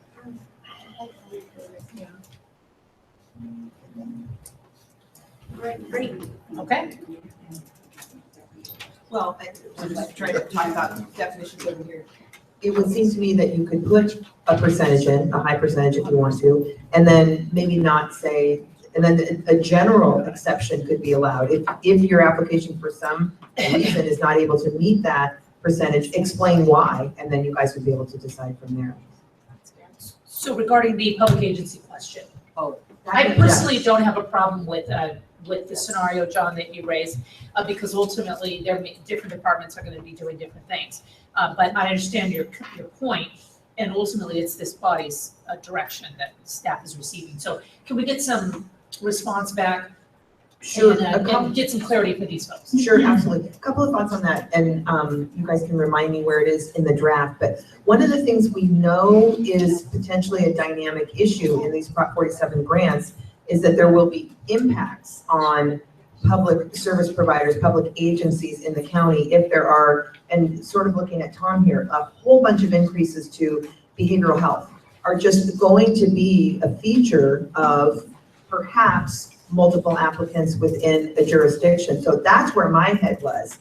If it's Los Angeles County or anywhere else, and there's more than one lead public agency that wants to apply, and my proposal is with my, well, that's kind of what I was thinking about. And I completely understand your concern, John. You a workaround in process, but help us think through those county partner or public service provider impacts, which are naturally due. John? I mean, I guess maybe it may seem linguistic, but the behavioral or health or substance use provider from the county just wouldn't be a partner applicant or a joint lead agency. So I think that it's okay to say, and maybe we carved, to Vanya's part about, we carved out some space to avoid rural. Maybe we say substance abuse and mental health providers, departments and agencies are excluded from this, like that they can, so that if LA probation and LA school district both have some sort of issue that would both rely on the county behavioral health system, that provider is exempt from multiple applications, because that's the spirit of what this is supposed to do. My concern is some of the more bureaucratic groups that will look at this as, let me kind of lay claim to all the control of all the money. And that's where I don't want to see happen. So maybe it's a more nuanced conversation, I don't know. Sharon? That makes me think of something else now. What happens if a community-based organization is on multiple RFPs and say we award to public agencies and now the CBO is the chosen one for each one? How would that work? Would they be able to get double, money from both public agencies, or are they? I mean, if they're doing the work and they've gotten that kind of attention and respect, then clearly that's an organization we want to build more capacity in. And money's the way to do that. And not to overly simplify it, but I'm imagining that, public agency, lead public agency, number one over here, is going to be serving some identified group of clients. Referrals are going to go to that community-based service provider. And then another lead public agency has another group of clients. You know what I mean? I mean, I may be oversimplifying, but that's what I'm picturing in my head. I wanted to clarify something. I think an assumption on the part of staff is when we said public agencies may not submit more than one proposal, we were thinking an agency. So not LA County, but LA County Department of Public Health, LA County Probation Department. But looking back at our definition, which says public agency means a county, I could see how that could be confusing. So that's the question, I think. Do we want to differentiate between the county and a county department or agency? Same for a city. Right. I mean, to me, the LA County deals with 1/4 of California's population. So naturally, they're going to have more sort of opportunities and a built-in capacity that other places don't. If LA County wants to submit 50 applications for 50 different departments, I don't see a problem with that, because they're not all going to be funded. And we're going to determine, who is best in line with the principles as laid forth by Vonia. And we will determine, who gets the obligation. Or who gets the award, rather. To me, encouraging competition, I like that idea.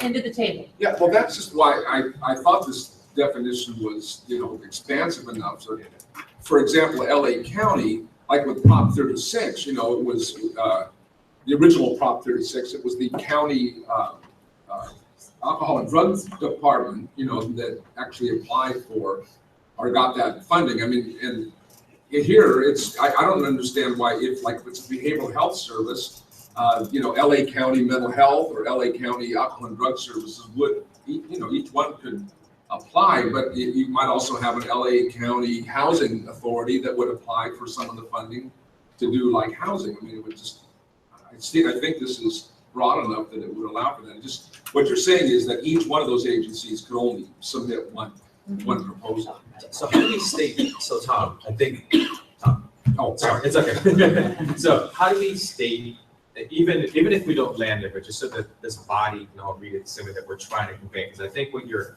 getting is what we tried to put forth originally. How can we state that a bit more clearer?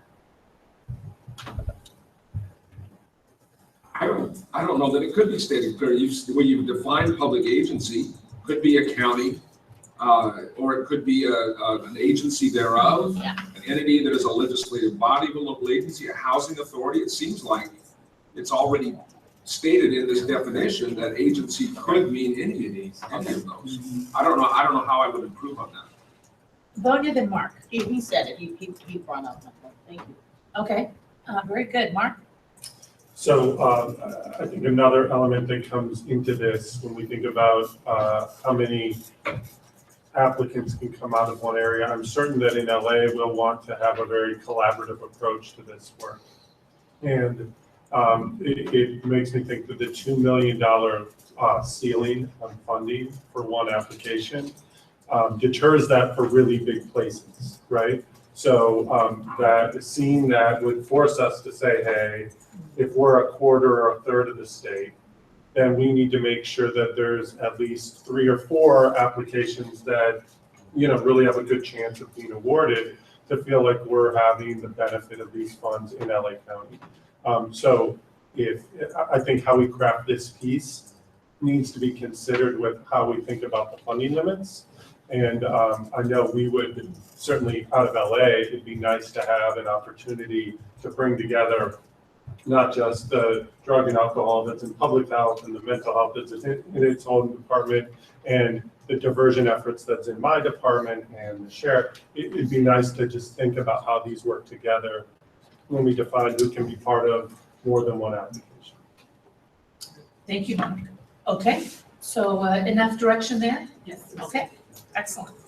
Great, moving on to page 7. Joint proposals. So we're allowing 2 or more public agencies to partner and submit a joint proposal. Yeah. I just, I'm getting the sense that we're it's a break. Is that accurate? Yes. A break? Yeah. Let's, 5 or 10 minutes? What do we do? 10 5 minutes? Well, Okay, some- 5, we'll call it 5. Got it. back in. Which will probably wind up being closer to 10. What? Okay.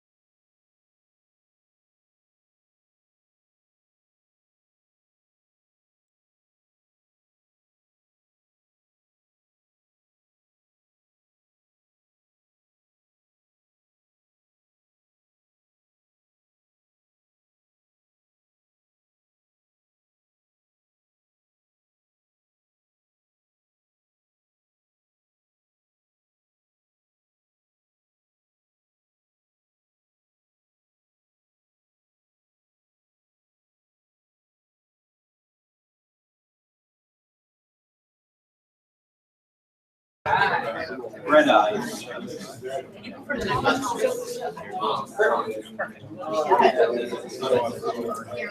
step in the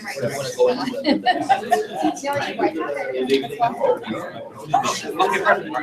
Okay, is everybody ready? We are ready to go. We are rocking and rolling, or so I thought. Maybe not. Okay, John Bowders, we need you back. Ricardo, you ready to go? Okay, excellent. Stephanie, thank you for your remarks when we went to break, that we need to revisit the issue of the percentages.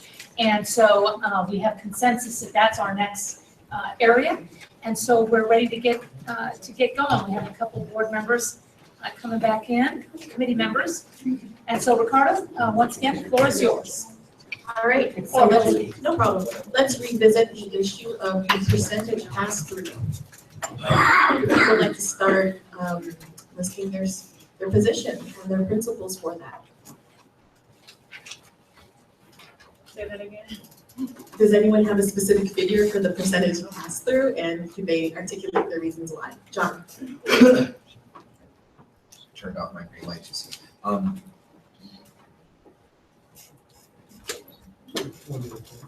So we have a joint proposal.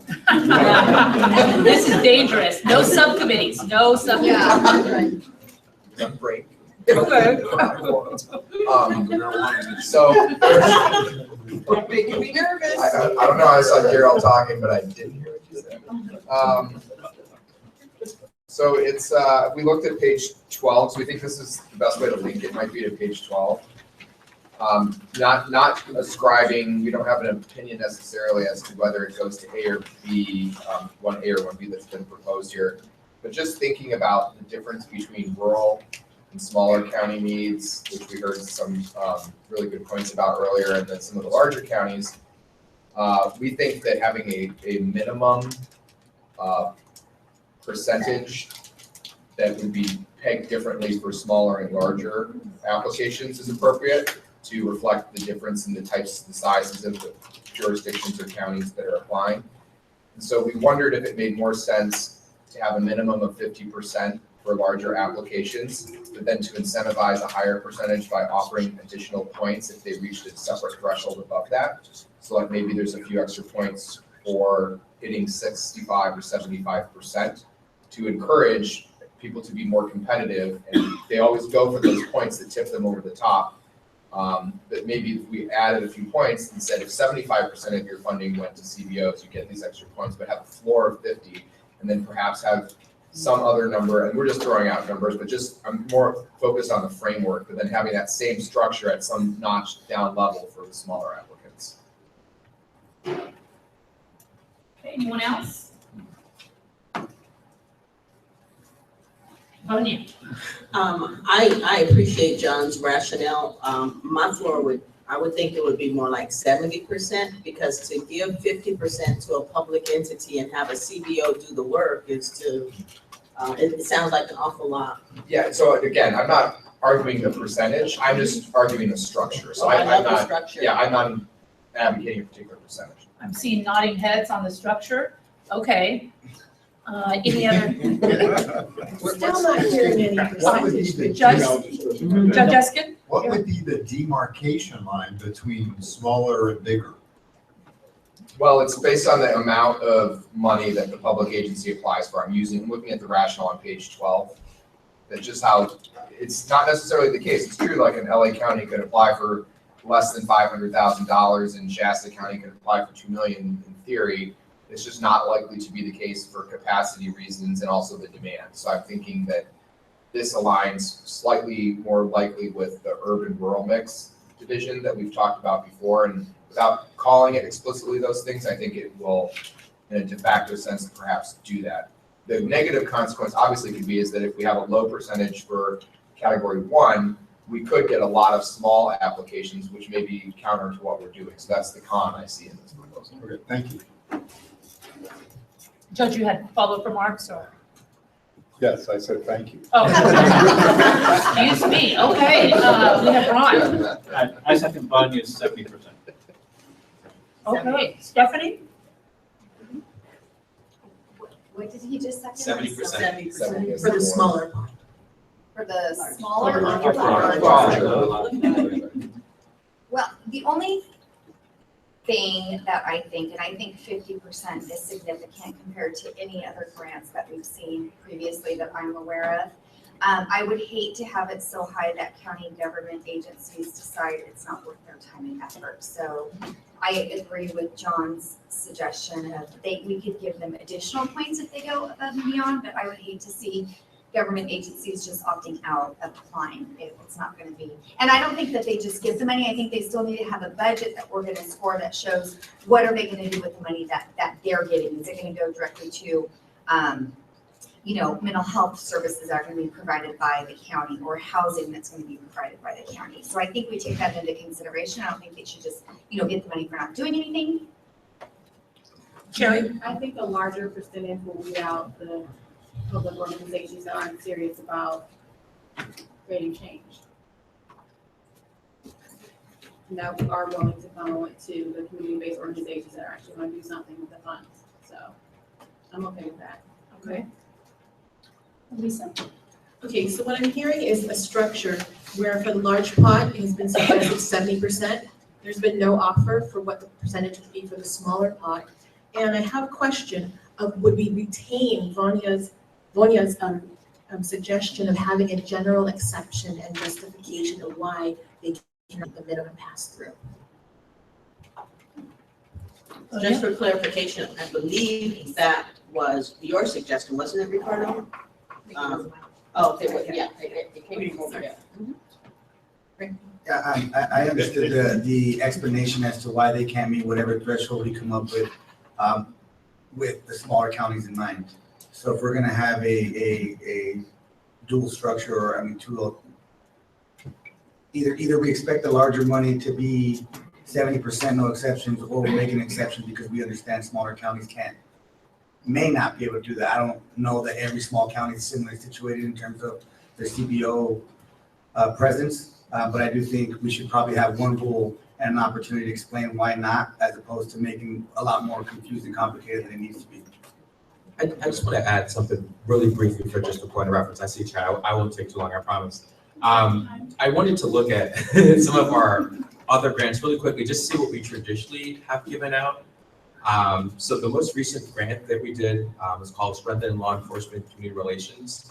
And that committee passed through about 30%.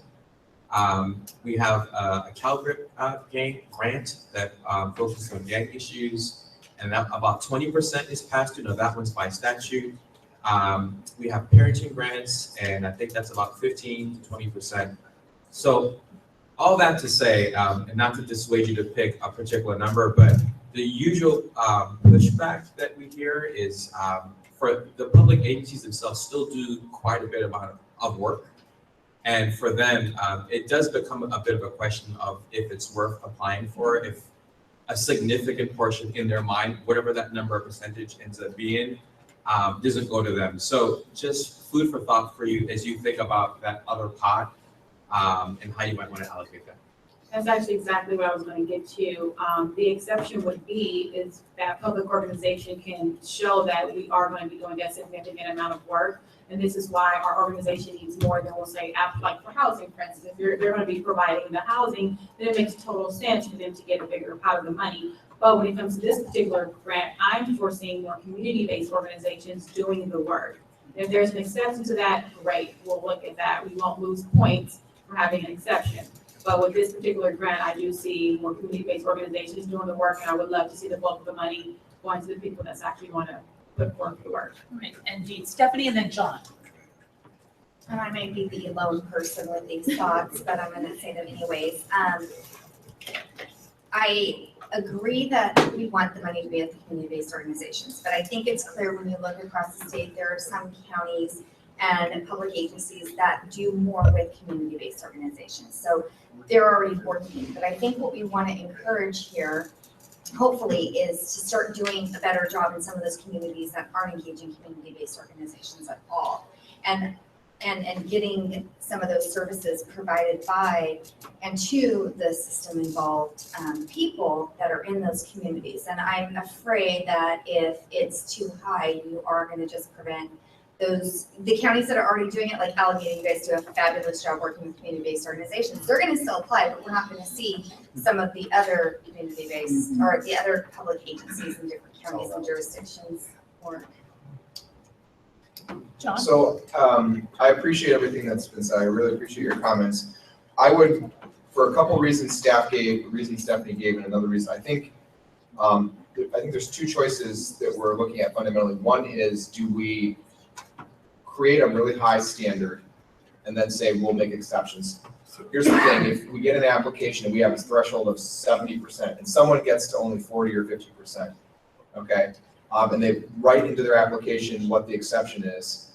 This is a minimum, this is like a mandatory criteria. So if we don't like the exception request that they're giving, we don't think that's a good enough one, then we potentially tank what might otherwise be a good proposal with good community benefit partners, our community-based partners, things like that. So I disfavor the exception as the way of doing it. I favor pick something that's beyond what, and so disrespect to other ESCs in the past, but this is a different ESC. So 20 to 30% falls on deaf ears with a lot of us.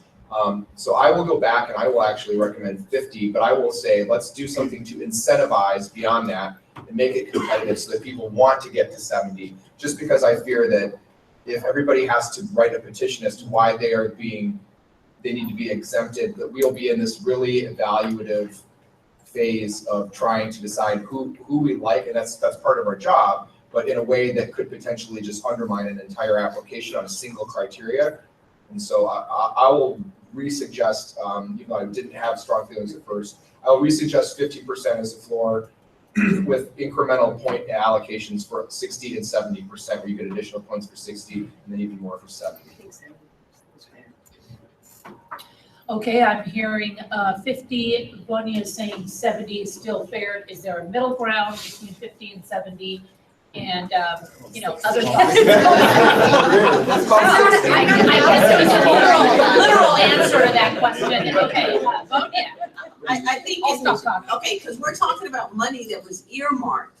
It was overwhelmingly passed and it was earmarked to do certain things. And so to give 50% of it to a public entity is a lot, unless, like Charity said, they're actually providing the services that are required. So I think 70% is reasonable, unless they can justify that they're providing these services themselves. If they're doing it, then that's different. But I don't think 70% is a lot when we're talking about public entities who are going to get tax dollars anyway to operate. So they don't have the need that a community-based organization who's going to be providing services, many of whom have existed on shoestring budgets. And we're saying we're going to give them public agency 50% because they're a public agency. Well, I know other people have raised their hands, so I want to just follow up and then let the other people speak on this. I'm not saying 50%.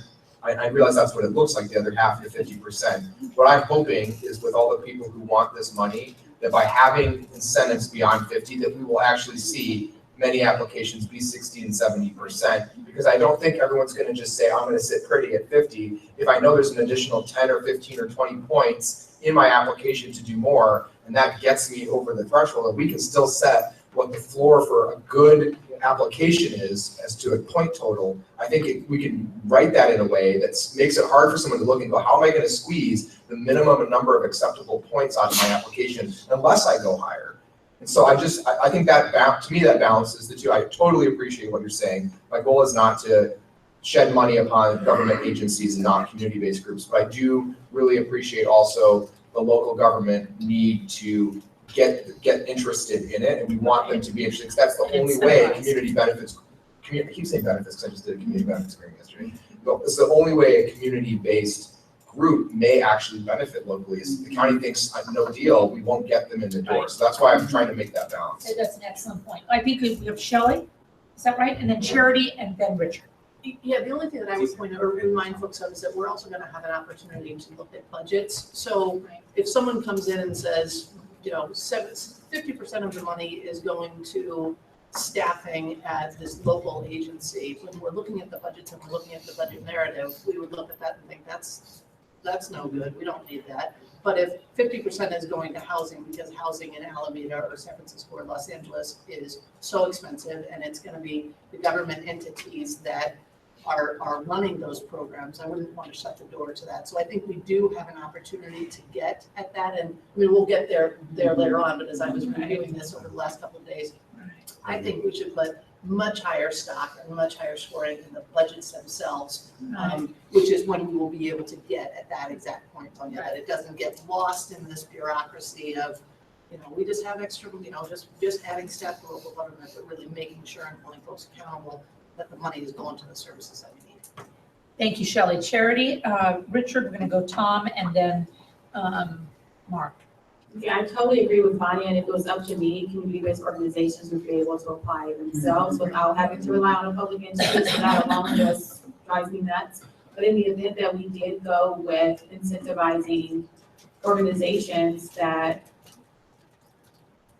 are willing to give a bigger increase, I would want that incentive to be drastic, like 20 points or a lot of points, so that we're really seeing that there's an emphasis being put on the community-based organizations. And if we can, of course, we already looked at the budget, which is a huge component of it, but I would still want to know that in the event that they're only allocating 40-50% to a community-based organization, I still want to know why. I don't want to assume that it's because they're going to be doing the bulk of the work. I want it written out.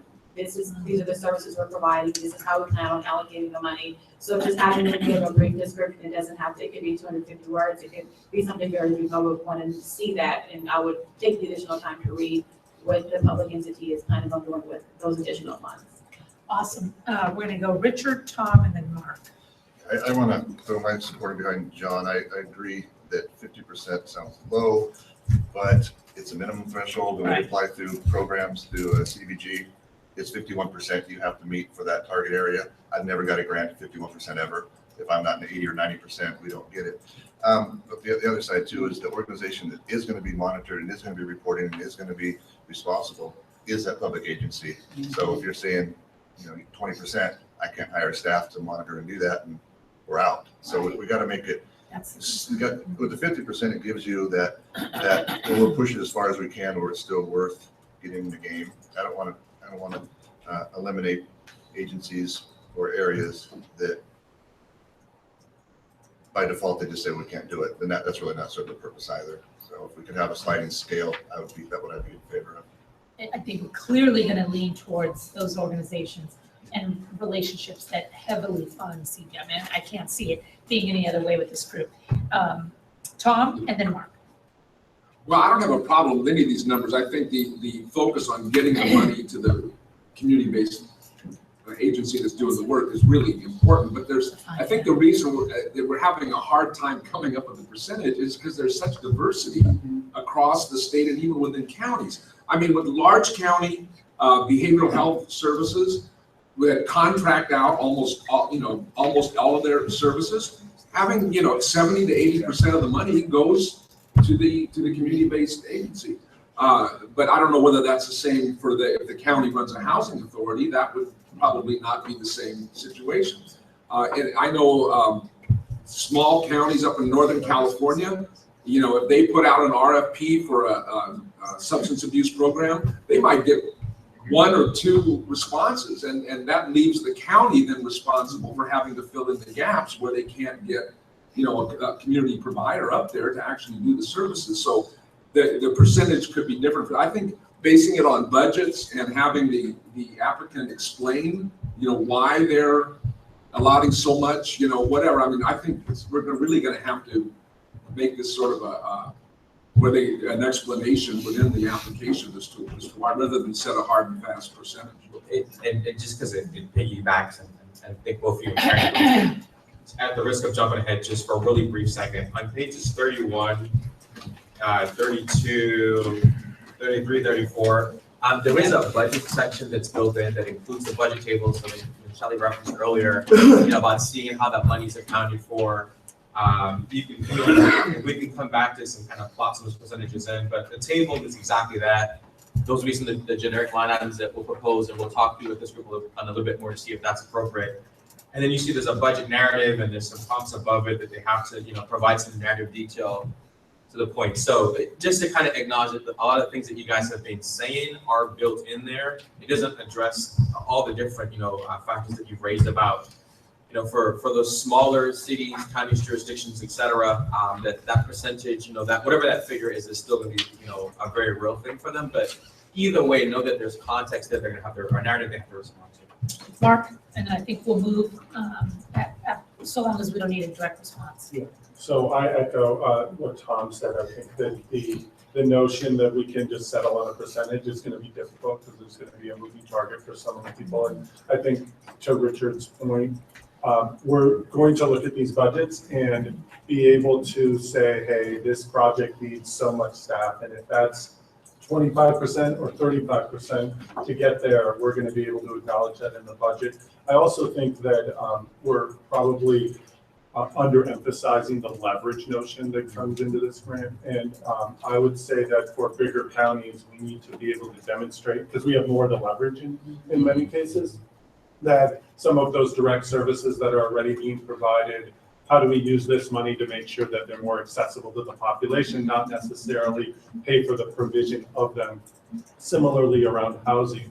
It's hard to just, because the numbers get so big in LA around housing, it's hard to imagine that the Prop 47 money in and of itself is going to make a significant dent in the populations that are being housed. So I think that whatever we do in this regard, we have to think about how we score the leveraging piece of the budget and the application. And I would just endorse that as we think about if we settle on a percentage or not, that we make sure that we tie some extra points to how you're leveraging existing, especially county responsible or county operated services to support the project. Okay, Ricardo? So I just want to look to you, Leticia. So maybe you can help us kind of frame the question. So what we tried to capture in the draft, so on page 6, where those second and third bullets where there's the pass-through percentage and there's a note. So what the group sort of landed at last time was the impetus was on each public agency applicant to come up with their percentage and then to demonstrate that it was reasonable, appropriate, et cetera. And then we've also heard today more of a percentage, but with a sliding scale. So what's the sense of the group? Do we want to have a firm percentage, or do we, because I've heard that, the financial leverage is really important. We don't want to minimize that. Are we landing at defer back to this draft language, or are we landing at a sliding scale that has preferential points?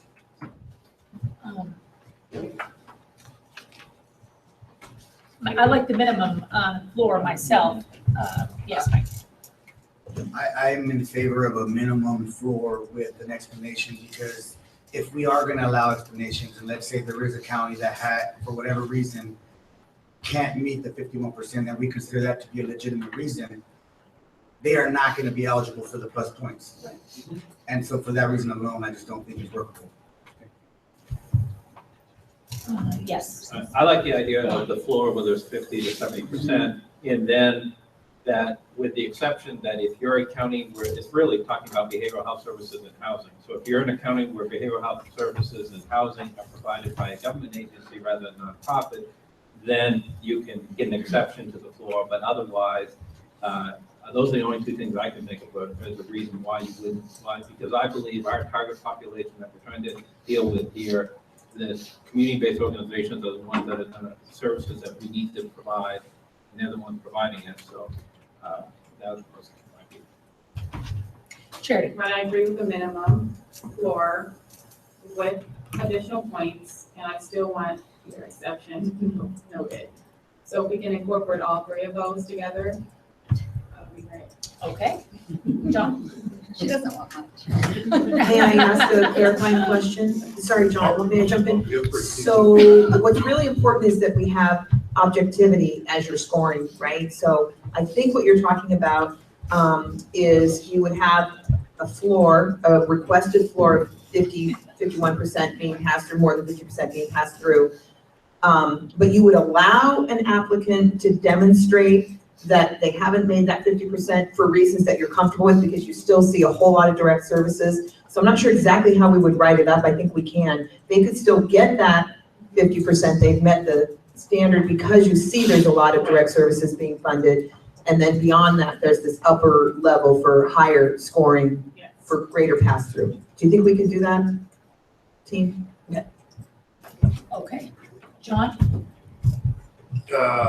For myself, my concern is like, I hope that this money isn't used as a capacity building fund for public agencies. Like, 'cause I'm always leery when, and I don't know, maybe this is a later conversation, but we get to talk about administrative costs, and we get to talk about like, in other words, why would a public agency need 50% outside of them actually doing some work?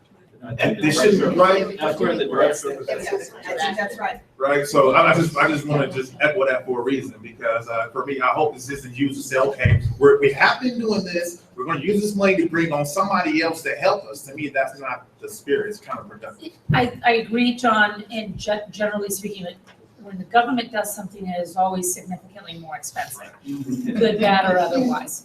Right, and there are, retirement costs associated with staff. There are significant increases when you're dealing with government. And if the money's got to be administered through government agency, a public agency, and those folks have got to bring somebody on, it has to pencil out for them, or they're not going to come on board. Why would they? They're, strapped as it is. I know Kern County certainly is. So, I can't imagine this body giving 50% to a public, or going with a public agency that's going to keep 50%. I just can't imagine that. However, it is also a daunting exercise for the entity because of the costs associated mostly with staffing. So, just a thought. Who are we, who was in the queue? Are we going back to Elisa? No, I have nothing to say. Does anyone have anything further to add? I was just gonna ask, aren't the indirect, I believe it's 10% maximum indirect cost? Isn't that like the administrative cost? Good question. Yes. Okay, so if that's the administrative cost, so there's this 10% that they're gonna get automatically without doing anything, right? So if we say 30. I'm sorry, I am so sorry. I don't mean anything, because I understand the administrative part, but for their administrative, for their headache, right?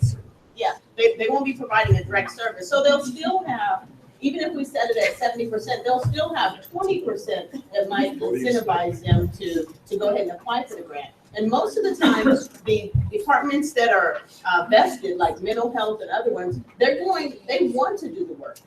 So if that's the case, I don't know whether a difference between 30% or 50% is really gonna make or break whether they apply or not. And they'll already be getting something for all that administrative work that they're gonna be doing. Well, I think it's the appearance of the restrictions. I hear you, Vanya, loud and clear.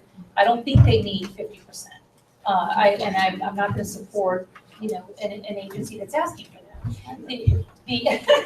The issue is the appearance of restriction and the incentivizing, because we're part of the capacity building. I think what we're doing is helping to educate and transition government too. To understand, community needs, to understand to be more like community-based organizations, and frankly, do better with the taxpayer's dollar.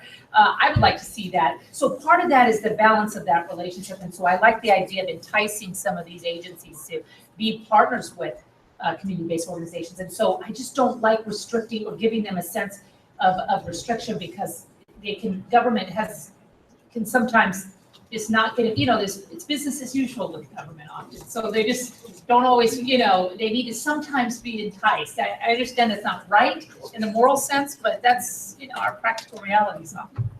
So that's why I pushed back on the 70 and coming, but it. Are you okay with the 50? I'm good with the 50, yes. Oh, so it's just a percentage amount that's more restrictive. You're okay with putting one in, but Oh, just absolutely, absolutely. And in the end, I believe this body, I cannot say how this body will vote, but my prediction is those entities that are really demonstrating the vast majority of the money is going to go through CBO are really going to be who's rewarded. And Holly and I talk about this all the time. What's interesting, some of it is psychology. You put a minimum in, the majority of services are passed through. I know we're spending a lot of time on it because it's really important, but when you look at the majority, at least of the grants from our agency, when it comes time to pass through, people go above and beyond. So, I mean, we still need to have the conversation, because I say that now, and this grant could be different if you don't have this criteria in there, but by and large, folks do pass through a significant amount of money to organizations to get the job done. So, all right, that said, we want to keep moving, so let's go back to Ela White. So. All right, we're on page 7, moving forward, 20 years of time. So for joint proposals, yes, to be joint proposals, we are allowing 2 or more public agencies to partner and submit a joint proposal. Our only requirement there is that one of them must designate themselves as the lead public agency. And one restriction is that the public agency cannot serve as both as an individual and as a joint in a proposal, different proposals. Okay. Moving on to eligible activities. The language you see here really is taken out of Assembly Bill 1056. And it's items that this committee must consider. How are we going to give priority to these things? So if you look at item number 1, how is this committee going to prioritize restorative justice? Or if you look at number 2, how are they going to prioritize leveraging? And other factors that you must consider is how are we going to value geography and diversity there. So the issue I'm throwing back to this committee is what does it mean to prioritize to you? Does that mean preferential points? Does that mean specific rating factors or criteria that must be met? I'm opening the discussion to you.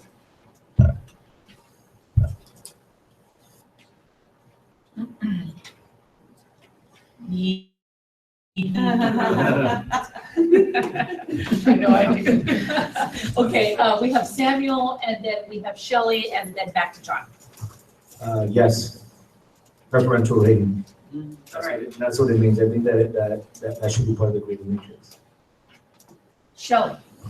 I'm also good with preferential rating, but I just need a point of clarification. So is this language, starting with 1, 2, so on and so forth, directly from the statute? That's from AB 1056. Okay, because then I wonder if we could just in terms of crafting this, Assembly Bill 1056 mandates that priority will be given to proposals that, and then we say 1, prioritize proposals that, 2, prioritize. So we're just repeating it. So I wonder if there's a way that we could just clean up that sentence. And then maybe we can't go there because it's already in here, but I'm a little bit concerned about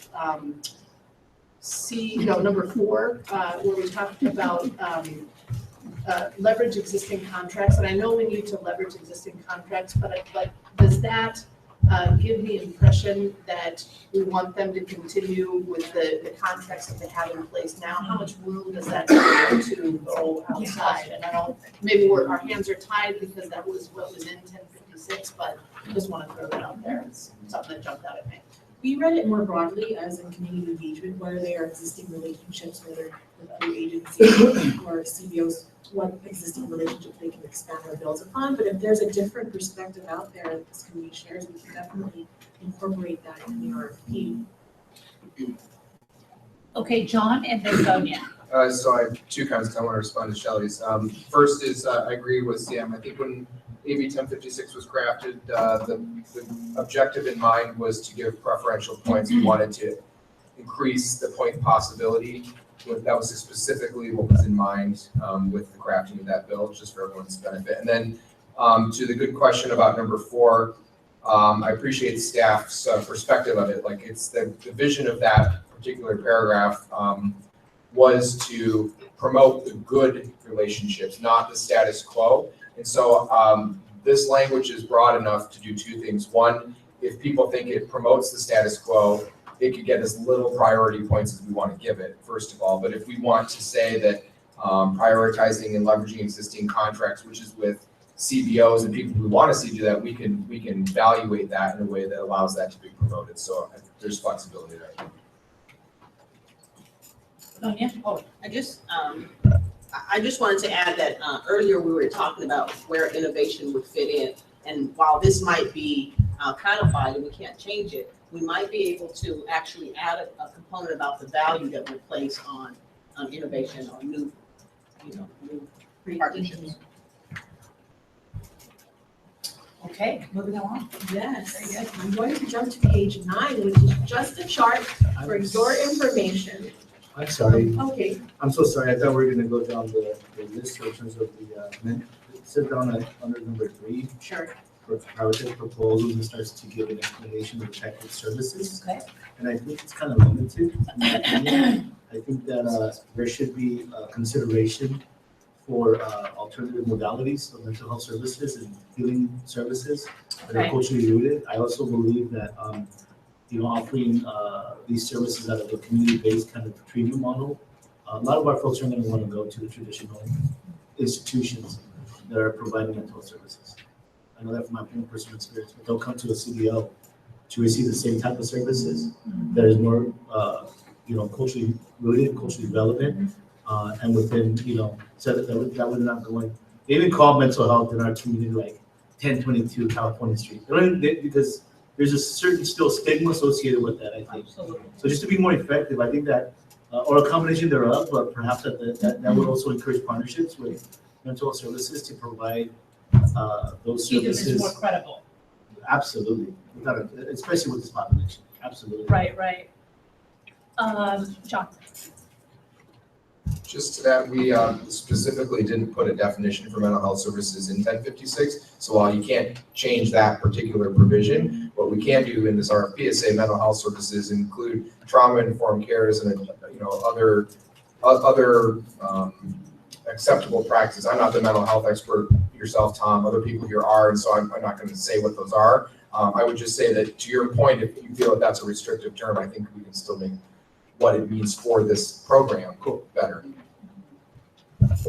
Yeah, if you look at the, one of the things we want to prioritize is programs that can access Mental Health Services Act funds, Prop 63. If you look at the language of Prop 63, there's a lot of language in there around culturally appropriate, innovative programs, trauma-informed. So I mean, there's language built in already. Right. So I apologize, so I'm unclear, are we modifying or adding to this section? It doesn't, I guess, my feeling is that it should actually, it should state that. I think that somebody who, yeah, I think so. I think it should be someone modified. So earlier, Dr. Daly had suggested that we define or put some kind of definition on diversion programs, and perhaps we put some kind of definition around mental health services and substance use disorder. Not so much a definition, but maybe examples could include, and we could put that in the definition of terms, or we could put it right here in this section so that it's really clear. Yeah, clear, what it is you're looking for. Right, thank you. Okay, you happy, Sam? Yeah, yes, no. Okay. Thank you, Madam Chair. Happy is good. Okay, moving along. All right, page 9, it's just a chart that reflects the priorities we see in 1056. It's just really a tool for reference. So if with your approval, I can move on to page 10. All right, page 10, completely different topic is service delivery approach. This is actually really room for you to add and modify as you see fit. This is where we will require, in that proposal, we require public agency applicants to describe how are they going to deliver these services. And in that discussion, we're going to have them consider what is appropriate for that community that they're serving. These questions that follow are just to get them thinking, to stimulate thought. So if we feel like we can add to these questions, we can definitely do that. If you feel it needs more clarity, we can refine them. If you feel something's confusing, we can take it away. So we just try to capture from the past 2 meetings what we felt the service delivery approach should encompass, such as, for example, is it reflective of racially and ethnically diverse communities? Is it accessible locally in that particular community? Is it provided in a culturally competent manner? We could have more language for restorative justice or holistic, for example. So if you want, you can take a second to reflect on this before you make your suggestions, or if you have anything you'd like to suggest now, ready to go, I open the floor to you.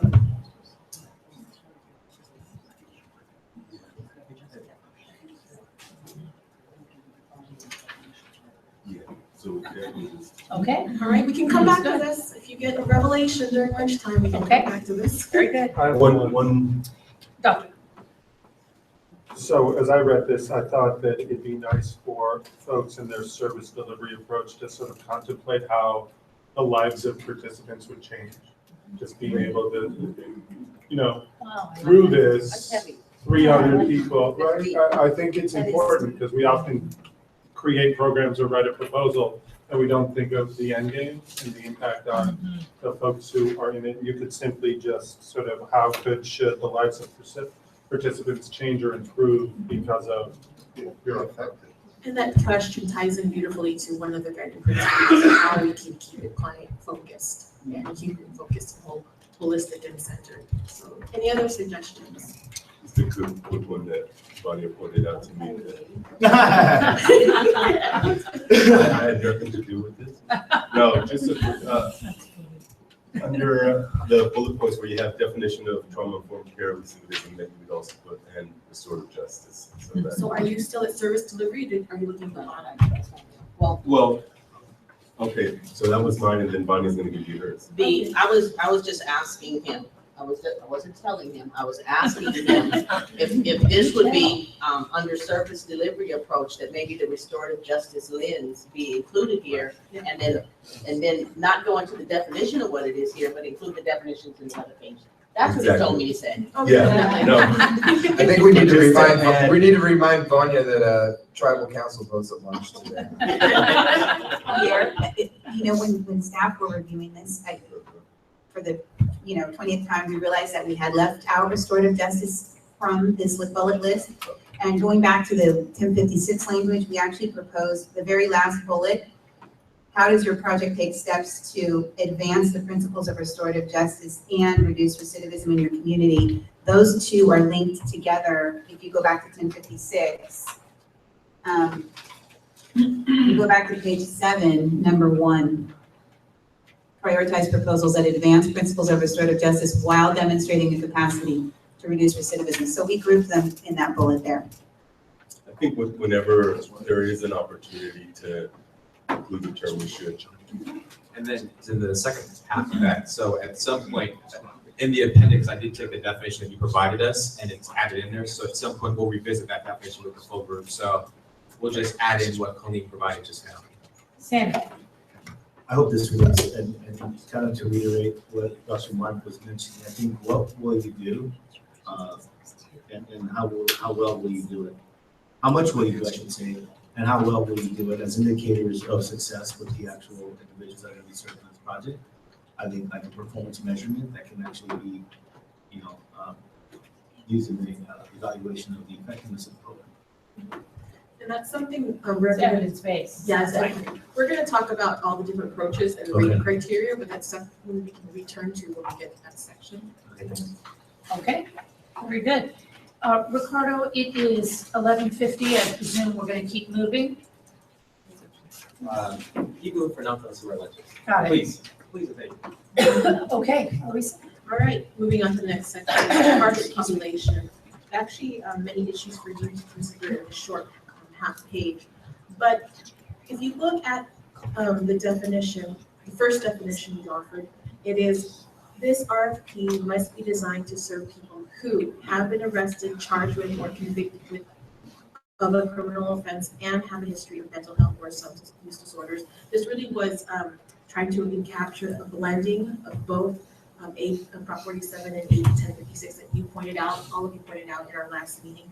But recalling the issue that Dr. Gailey raised earlier this morning, would this exclude pre-arrest diversion? Is there more you would like to add to this concept of who is eligible, who is designed to serve?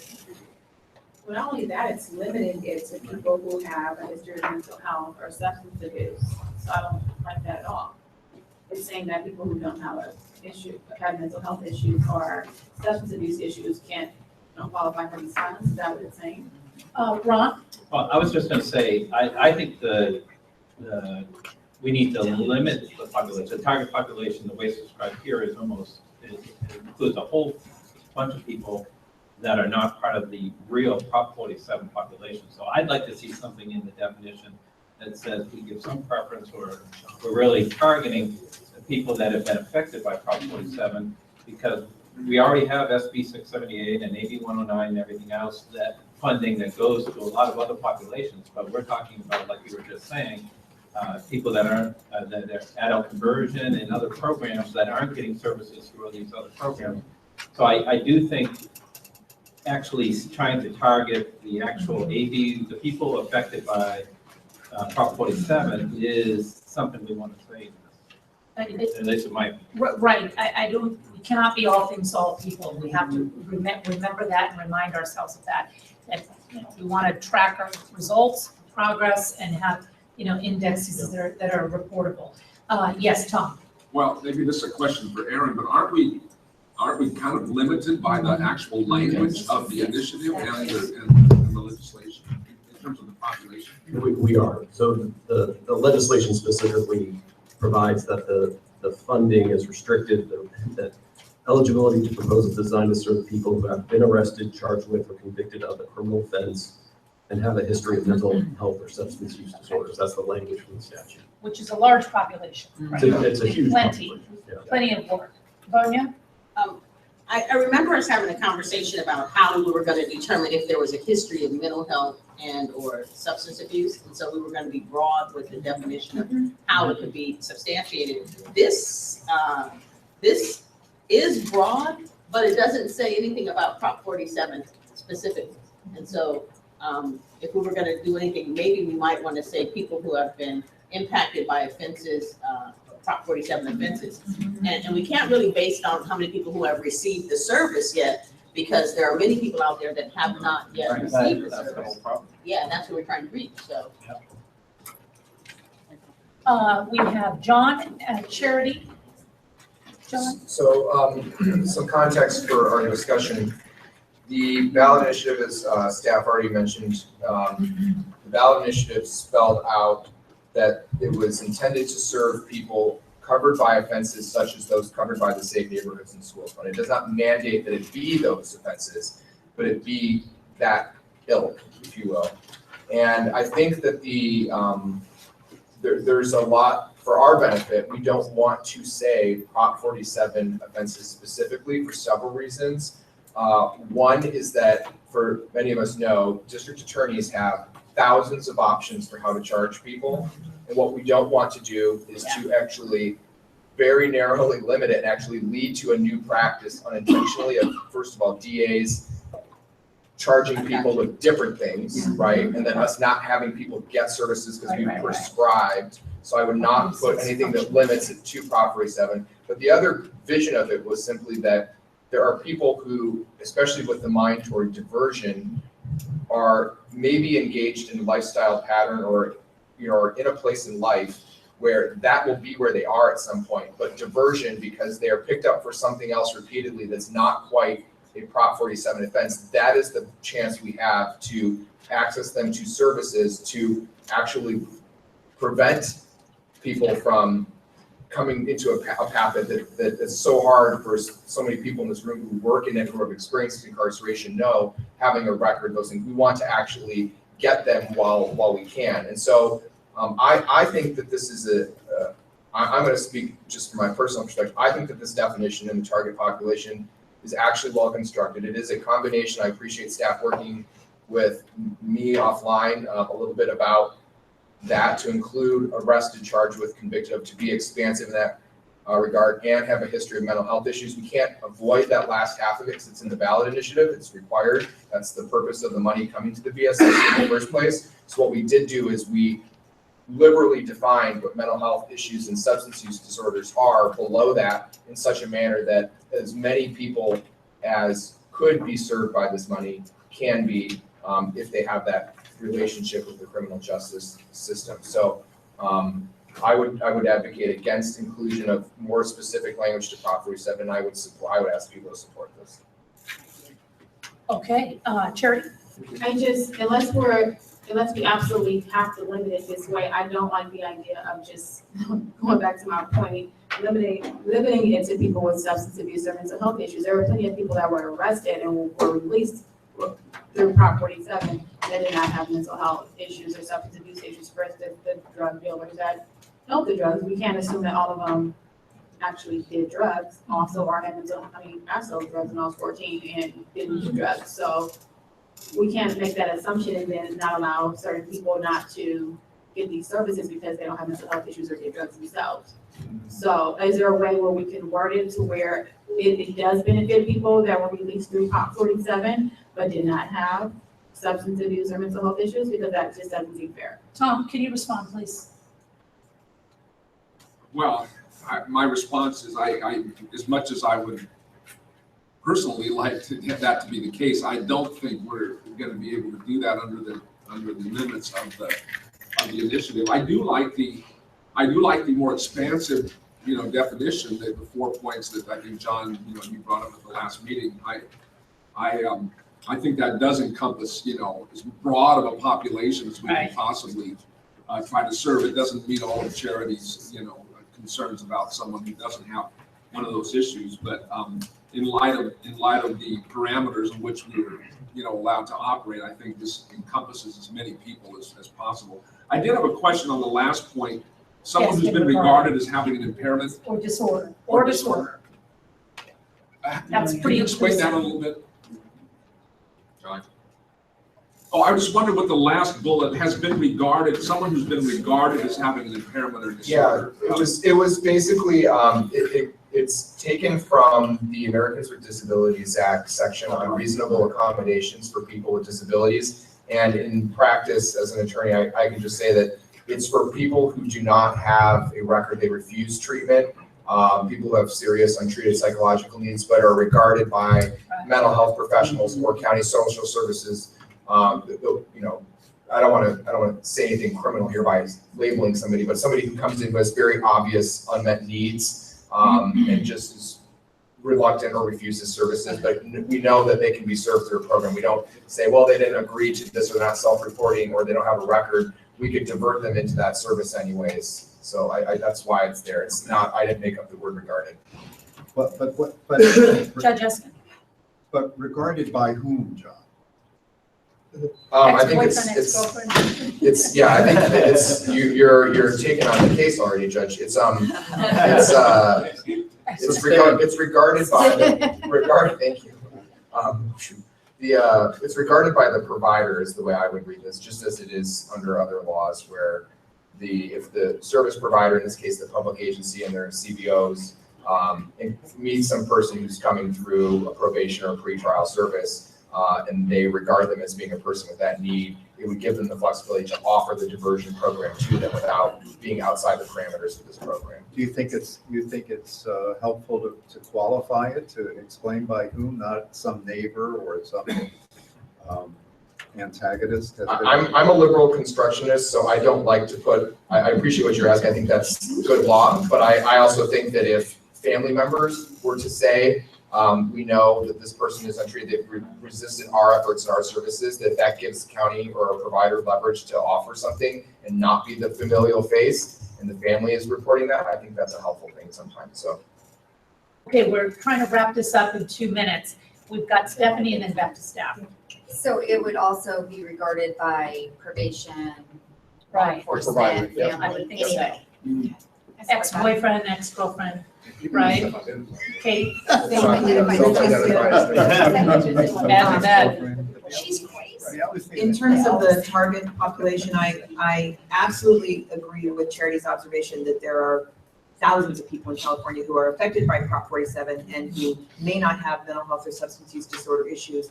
But I think the clear limitation in the initiative itself and in AB 1056 is that this particular grant program is targeted for mental health services, substance use disorder services, or diversion programs. And so I think we're sort of stuck with that limitation, as Tom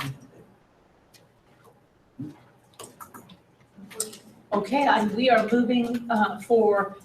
We have lunch. Okay, great. We have lunch. We're going to pick back up through our working lunch on grant period and get into some of the process details as we move towards our working lunch. Now, are we taking 30 minutes and then back up at 12:30? Fantastic.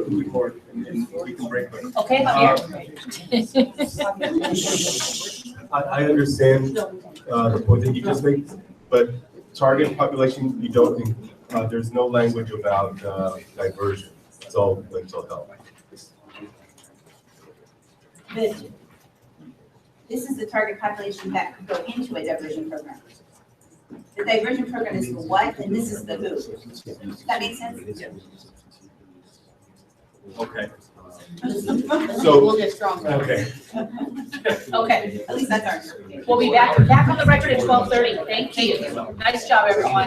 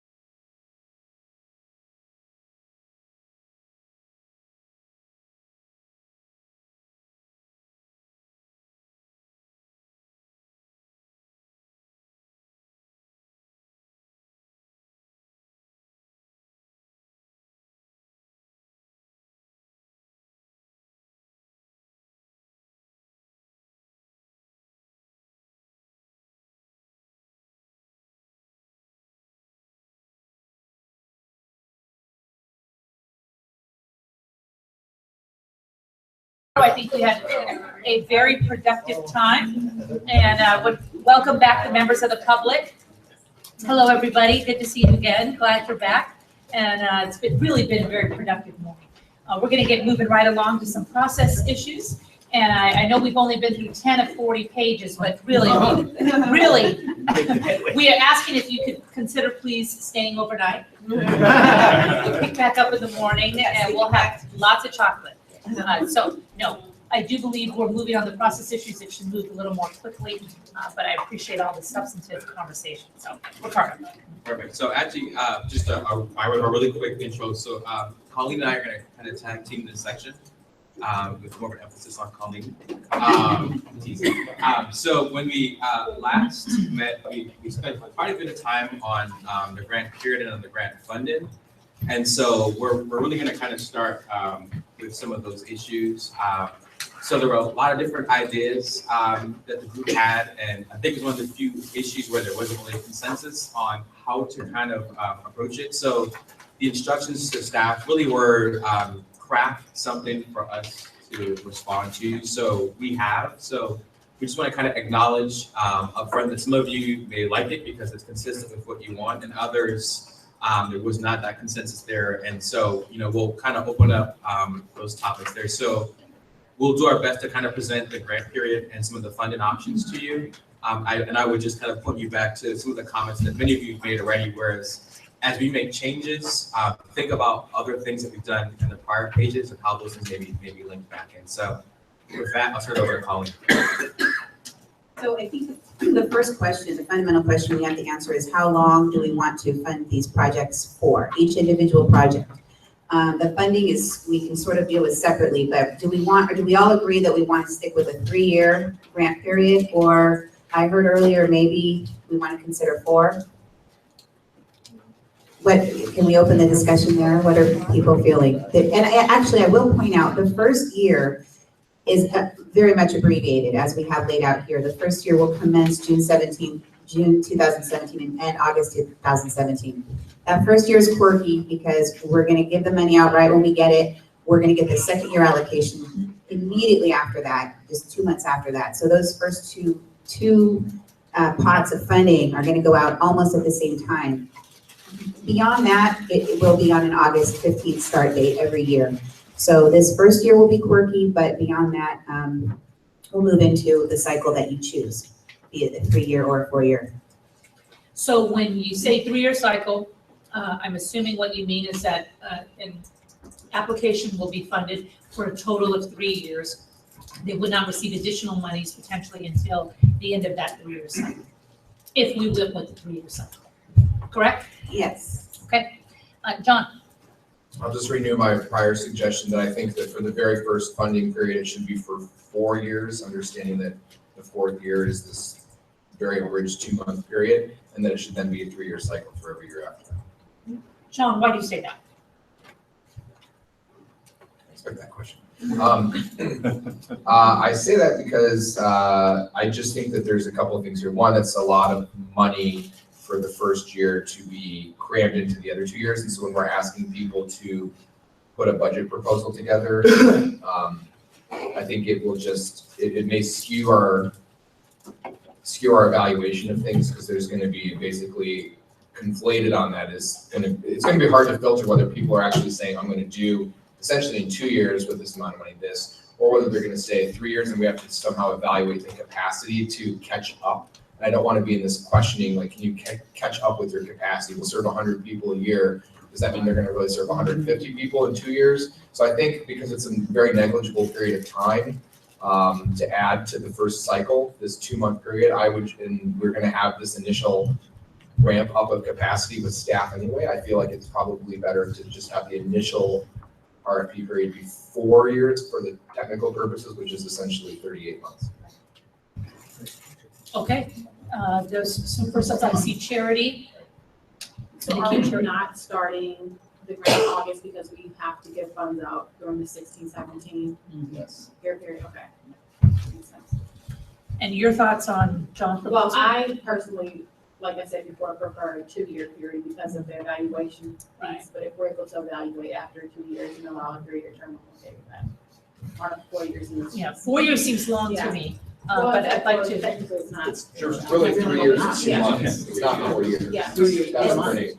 Because right now it's 2 years and 2 months. Right, I get it, it's just 4 years from now, so that's my concern with it, but I'm open to it. So, Ron, Okay, just so I can clarify, so our expectation is that grantees will spend essentially 2 years of funding in the first 14 months and then 1 year after that. Is that what we're? That's the assumption that's in here right now. So that, It's up for discussion.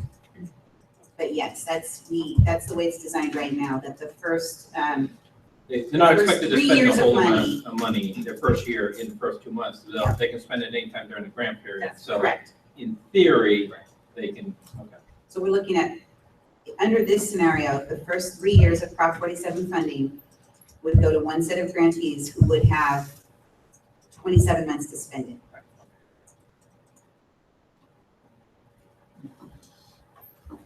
So is there consensus? John, are you saying then after this first quirky, quote unquote, 4-year cycle, we would go back to a 3-year cycle? Yes. Yes, I concur with John's analysis. I Okay. recommend it. consensus is building, Shelley? So just so I'm clear on this then, so now we're talking about 38 months to spend $104 million. Right? Yes. Under this scenario, I think we can revisit the funding separate from the grant We should period. stay focused just on the grant period and then set your funding levels as a separate question. I think it's a little easier. But the total pot is what you're referring to. Yeah, the $104 Yeah, I was not million evaluating the total. money, Shelley. I was just looking at the question which was given to us, which was the structure of, do we want this 2-year plus 2-month thing out of the gate and then 3-year periods after that? And to me, it just seemed like if we want to meaningfully invest, 2 years goes really fast. We want to do some sort of evaluation. It just didn't make sense to me to, what are we going to do, evaluate them after 14 months? So I thought adding a I fourth year. understand that. And I'm I was okay with wondering- looking at the money differently. Yeah, I understand that. I was just wondering about how the money fits in, how the money fits into all of this stuff, because for me at least, that makes a big difference. Sure. Right, right. You think that's, Shelley, you like 100, I'll come back to you, Doctor, in a second. You think that's a good period of time for 104 million? Was it too long? I think it's an okay period of time for 104 million, as long as there is a minimum amount, a minimum score in order to get funding. So I would be concerned that we obligate ourselves to $104 million, and then we get mediocre, some great, and then some average, but we think we have to get through this $104 million, and so we need to get it all out the gate. I would rather, if we have a mechanism in there where we do not obligate ourselves to necessarily spend all that money unless, there is a demand, unless we hit a certain criteria, then I'm much more comfortable with it. Otherwise, I would not be comfortable with that. Doctor? So the other issue, from the evaluation standpoint, I think 26 months or 27, whatever it is, it's pretty hard to put a meaningful evaluation together in that short period of time, especially since we have an RFP process and getting people on board, it's gonna take time.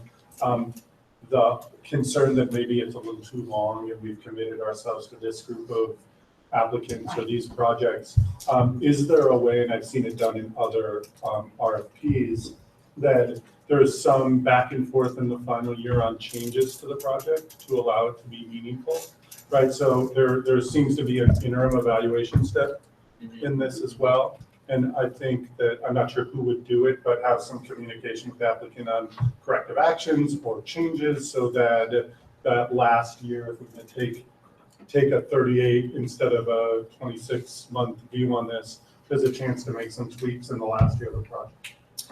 That makes sense.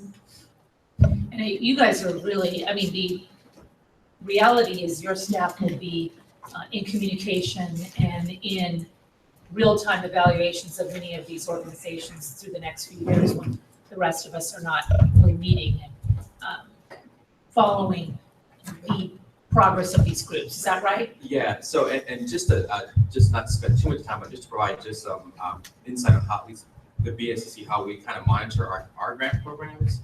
So I believe for the most part, all of our grantees are they're reimbursed either on a monthly or quarterly basis. And I think the majority right now are on a quarterly basis, if not all of them currently. And so each quarter, folks submit progress reports that provide updates, relevant information, narrative, quantitative, et cetera. And on top of that, the staff go out and we do different types of visits as the need arises, be it a technical assistance visit, be it an event visit, be it an actual programmatic visit to see how the implementation of the grant is done. We try to get out to all of our grantees, or as many as physically possible, for at least some type of an initial, you receive money, what's going on visit within like the first 12 months or so. So we really do spend a significant time in the field. Now that's just monitoring. On top of that, then there's the evaluation stuff, which then gets into a little bit more of the depth that I think that you guys are speaking to, which is the program working as intended? You know, what data points are there that reflect that stuff? So what we, in our current design, we have proposals, we have applicants submit a plan for evaluation, and then we also have them submit a final evaluation report. Now this group requested that there be a two-year preliminary check-in of some sorts, which we'll get to a little bit later, but just wanted to kind of distinguish that we've got monitoring that we do actively, and it's ongoing, both on-site and via telephone, but a lot more on-site. And then we also have these additional things. So the only thing that we would be doing in addition to what we currently do for this group would be this 2-year preliminary thing. But besides that, we are constantly monitoring and provide technical assistance. So. Okay, Christine? So for year one, so it's the whole month of June, the whole month of July, and the whole month of August, right? Not the whole month of June. So it's, okay. It's gonna depend. We talked today about lengthening the amount of time that the RFP is out on the street. That's gonna have an effect on how soon we can start these. So it could be now July if we add a month to the proposal period. Okay. And then the second question is, I think we need to be careful, because if we say it's a 4-year, people are gonna just see 4 years. They're gonna think it's 4 full years. So, you know, I think we need to make sure that we clarify that really clearly even on the front page when it says a 3-year grant or whatever, because 4 years, as we know, is not gonna be totally 4 years. That's a good point. I think depending on when we get the money out the door, we could say 37 months, 38 months. I was just gonna say, I think, yes, completely, I completely agree with Christine. And then I actually think to our earlier conversation about wanting to know who the CBOs are in these applications and wanting to meet the county's part way and needing more time. I think this fills both of those needs really well, because that's what was in the back of my head about, thank you for bringing it back out. Just, we can add a month into this and we can give the money out literally on the last day of this year and give the rest of the money out the next day, and we have a 3-year grant for all intents and purposes that has more money in it, but then they in theory are applying to serve more people in that initial bump. And since the first couple of years of funding anyways are going to be less money as we step up, I actually just see this kind of helping plateau it more evenly a little bit. So I support that. Okay, looks like we have a good consensus. And the number is it's a 38-month contract, or term, just about 38 months. Perfect, thank you.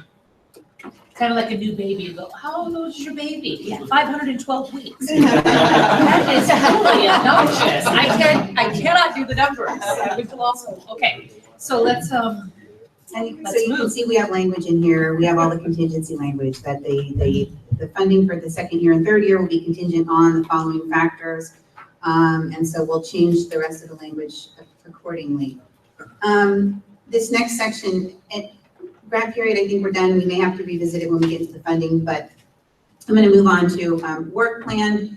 This is something that's pretty standard among our RFPs. We ask that in addition to whatever an applicant lists in their project narrative, that they also attach a work plan with very specific goals, objectives, and timeline. And so this is just something that you would take into consideration when you're scoring that section of the proposal. It's on page 41, the work plan template. Anyone wants to take a look at it. Okay, but currently on page 11, of course. Right, the work plan template itself is on page 41 as an appendix. Got it. Okay, moving right along. All right, funding. Bonia, excuse me. So do you want to say 3 years here, or do you want to do a month count here to be consistent in month? We're Yes, doing month count, Okay. and just say At at the the beginning beginning and and ending Okay. date, I think to be super Gotcha. clear. I apologize for that confusion, that, we don't need to be confusing when it's easy to avoid. Right, okay. Yeah. Okay. So moving into funding, so this is the kind of the critical question is, we've, I think, agreed that we like the 2 category system.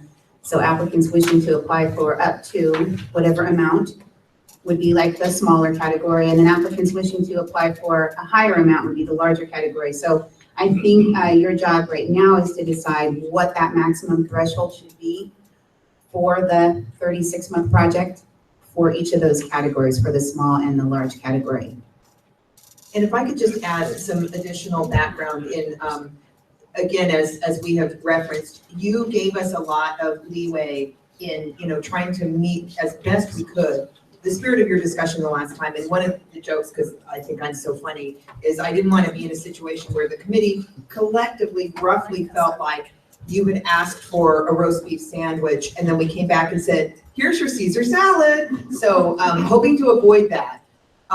We had some discussion the last time about applicants being divided into things like population group sizes. And we spent a lot of time trying to figure out how that could be defined, what kind of other kind of system data points could be looked at to try to help define. And we just felt like that was getting really complicated, and we would be putting too much kind of like top-down categorizing on who belonged in which sort of category. So the recommendation that we have back to you is that in order to try to address the important goal of broad geographic diversity in the grants that go out across the state, but also different kinds of service delivery models. I remember Shelley in particular saying, you may have some jurisdiction that actually has a lot of good pieces in place, but they just need, a relatively small amount of money to meet some particular identified need or gap or whatever it might be.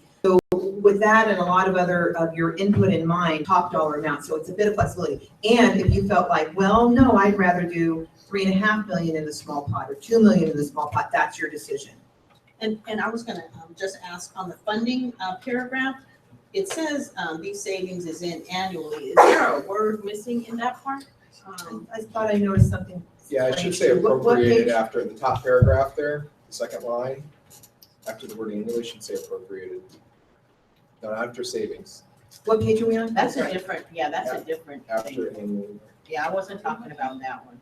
It's on, oh, I'm sorry, I noticed it was missing on the bottom of page 11, so the first paragraph of funding. Yeah, that's So where I'm at. 65% of these savings is Yeah, then yeah, annual, it you're should say right, yeah. appropriated. That's what- Yeah, okay. Thank you, good catch. So, I want to clarify that then were you to set or divide the total funds available between these 2 categories, those proposals would only be competing against each other. So the smaller proposals compete against each other, the larger proposals compete against each other. So there's not going to be that going on. But to kind of go a little bit off what Richard brought was, a very small county might be competing for the same amount as a larger county, not just in terms of the budget is going to be at a disadvantage, but in terms of just the number of community-based organizations. I mean, there's a lot of other issues where they won't necessarily be able to compete. Or even with the quality of the actual rate and grant application, where larger counties may have better access to data and grant writers, or smaller counties, it's line staff who are actually doing it. So I do kind of agree with him in the smaller counties set aside or something to that effect. Sure. Forgive me if I missed something, I'm just not certain as to why we even have 2 separate categories. If someone's coming in with a proposal for $350,000 and it's a strong proposal, we're going to give them the money versus someone who comes in with a $2 million proposal and is strong, providing different services. I don't see why there needs to be differentiation between different categories, because the dollar, we're not looking at who's applying for how much. We're looking at who's providing us with a proposal that's strong and that's laying out their services and how much it's going to cost them to do it. So having a different pod doesn't really, I just don't understand the logic behind that. So maybe someone can help me understand that. And also, I don't like capping it at a dollar amount. I mean, we can cap it at a dollar amount, but if someone does come in with a proposal that's too high, say $5 million, and with their budget doesn't really justify that, and the services, we can easily say, you applied for 5, but we're gonna give you 3. Or can we not do that? No. We can't, okay. Well, because I've seen that done. Let me try to get to some, not all, and I'm gonna look to John to give us some of the other stuff too. So, and I'll just speak a little bit about just what's occurred in other ESCs, just some type of background for you guys, and you can take it for what it's worth.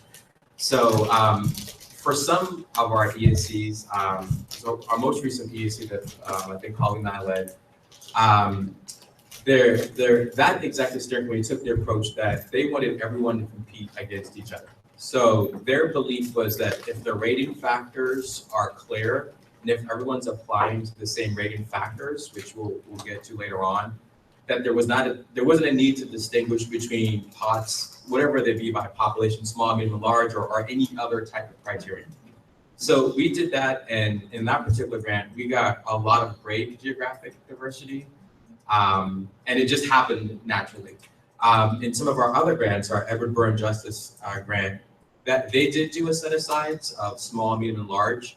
And for that ESC, that made the most sense for them because they really wanted to make sure that those rural counties were being serviced, and they could provide the type of services that were reflective of them, because that body felt that competition against each other was healthiest. So, the other reason behind that decision was they didn't want small counties, back to Stephanie's point, they didn't want small counties who maybe don't have the same resources as large counties do to be competing against each other. So that was another rationale, I think, behind this, was we were sort of assuming it would be the smaller jurisdictions that would fall into that category, and that we wanted them to not have to compete against the LA counties, to be able to compete against like-sized jurisdictions if they so choose. See, so I have to be very honest, and I mean this with all respect and honestly. This is the only part of this entire thing that I really am displeased with the staff product on. I think it's actually really bad. And I think so because, I have to be honest with you, because you told us you wanted input and feedback to give us something to do, and a lot of input was given to you about a way to do geographic diversity, and there's really not a proposal here. In fact, it's a very baseline assumption that a $500,000 or less, I know that we can amend these figures, but that a fixed number will delineate between a small and a large county, or a rural and an urban setting. And to Stephanie's point, and off of what Richard said, I just don't see that here at all. I don't know how you can make that assumption. LA County could have 10 different departments apply, and they could all apply for $500,000 of funding. And so we don't actually get to, and that they're more enriched with services and more CBOs are available to all the points that have been said. So I just don't see the link there. I know that there's this common, smaller counties will generally have a smaller ask, which is true because they have a smaller population to serve and usually a smaller capacity. So for me, that's the first piece of it.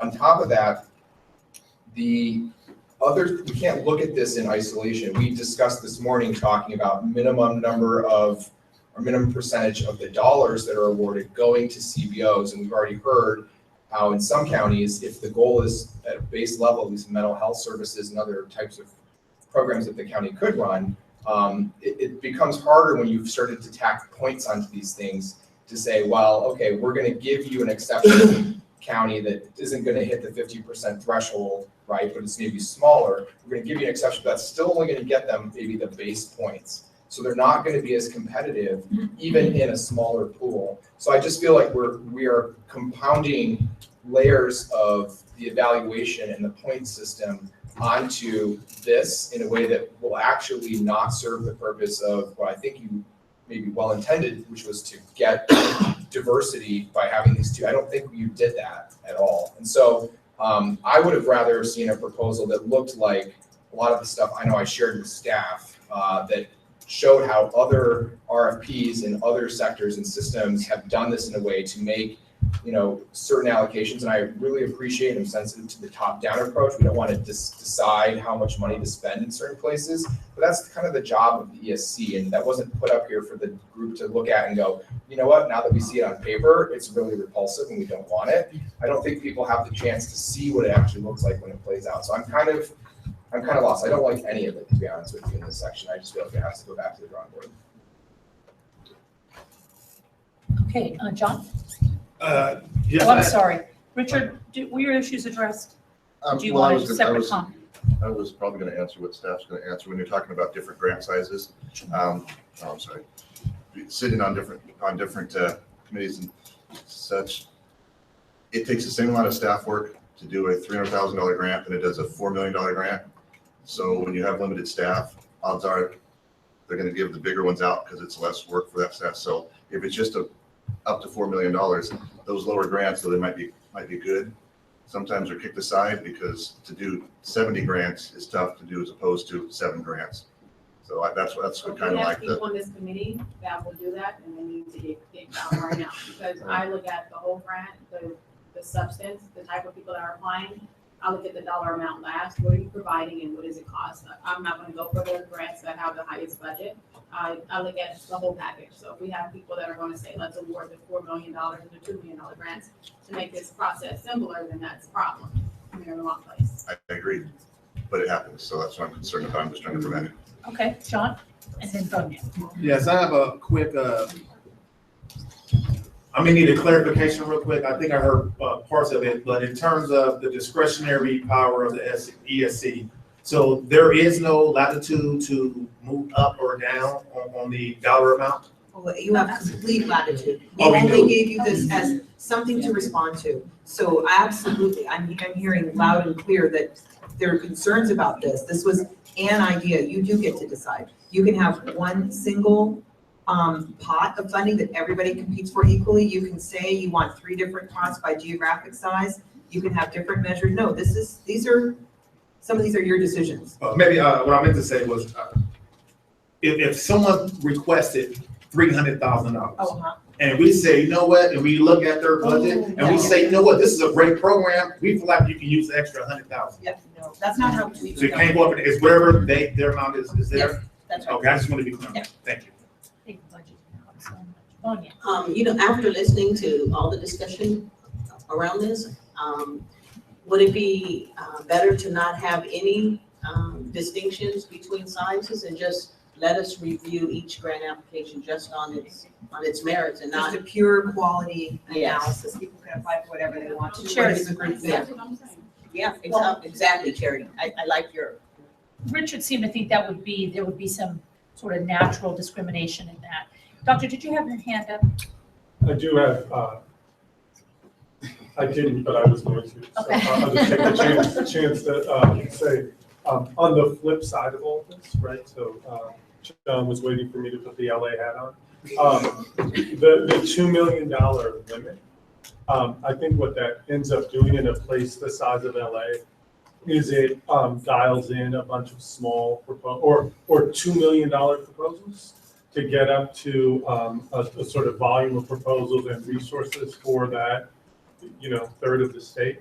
And I'm worried that if we have a $2 million cap, that we won't have the kind of alignment in the proposal that you really want, the public health and the mental health and the health services and everybody coming together to put together really a good foot forward. And you're gonna have separate proposals. So I know we're sort of focused on this first issue, which is really important, making sure that all counties get to put their best foot forward, whatever that is, and get evaluated based on that and get an award. But I'd also say that we don't wanna artificially create some poor alignment in the largest counties. So the programs make sense and we deliver a service that I think this group would be really proud. Thank you for your remarks. How are you quantifying a third of the state? Because I see LA County as 10 million of a 39 million member state. Sorry, between 25 and Okay, 30%. I didn't know if it was Whatever a it different is. calculation No, that I'm not no. aware of. Must be the small. Yeah. But We count Okay. people different. Some people count as 2 and up. Well, I know you're 1/3 of the state legislature, which is incredibly powerful, right? But okay, with that said, anyone else? I know, no bitterness, right? But I appreciate your remarks. And I also don't want to scare off anybody. You know, there needs to be incentives and natural desire to, you know, see this as being very fundamentally beneficial. But I see a hand here and then back to John. Tom. Yeah, well, I'm tossed on this because I just, we've always kind of wanted to protect the small counties when it comes to competitive grant programs. I mean, that's sort of been our mantra. But as I thought about, this is billed as a competitive grant program, but really, we're not having counties compete so much against each other as sort of competing against what would be an ideal program, right?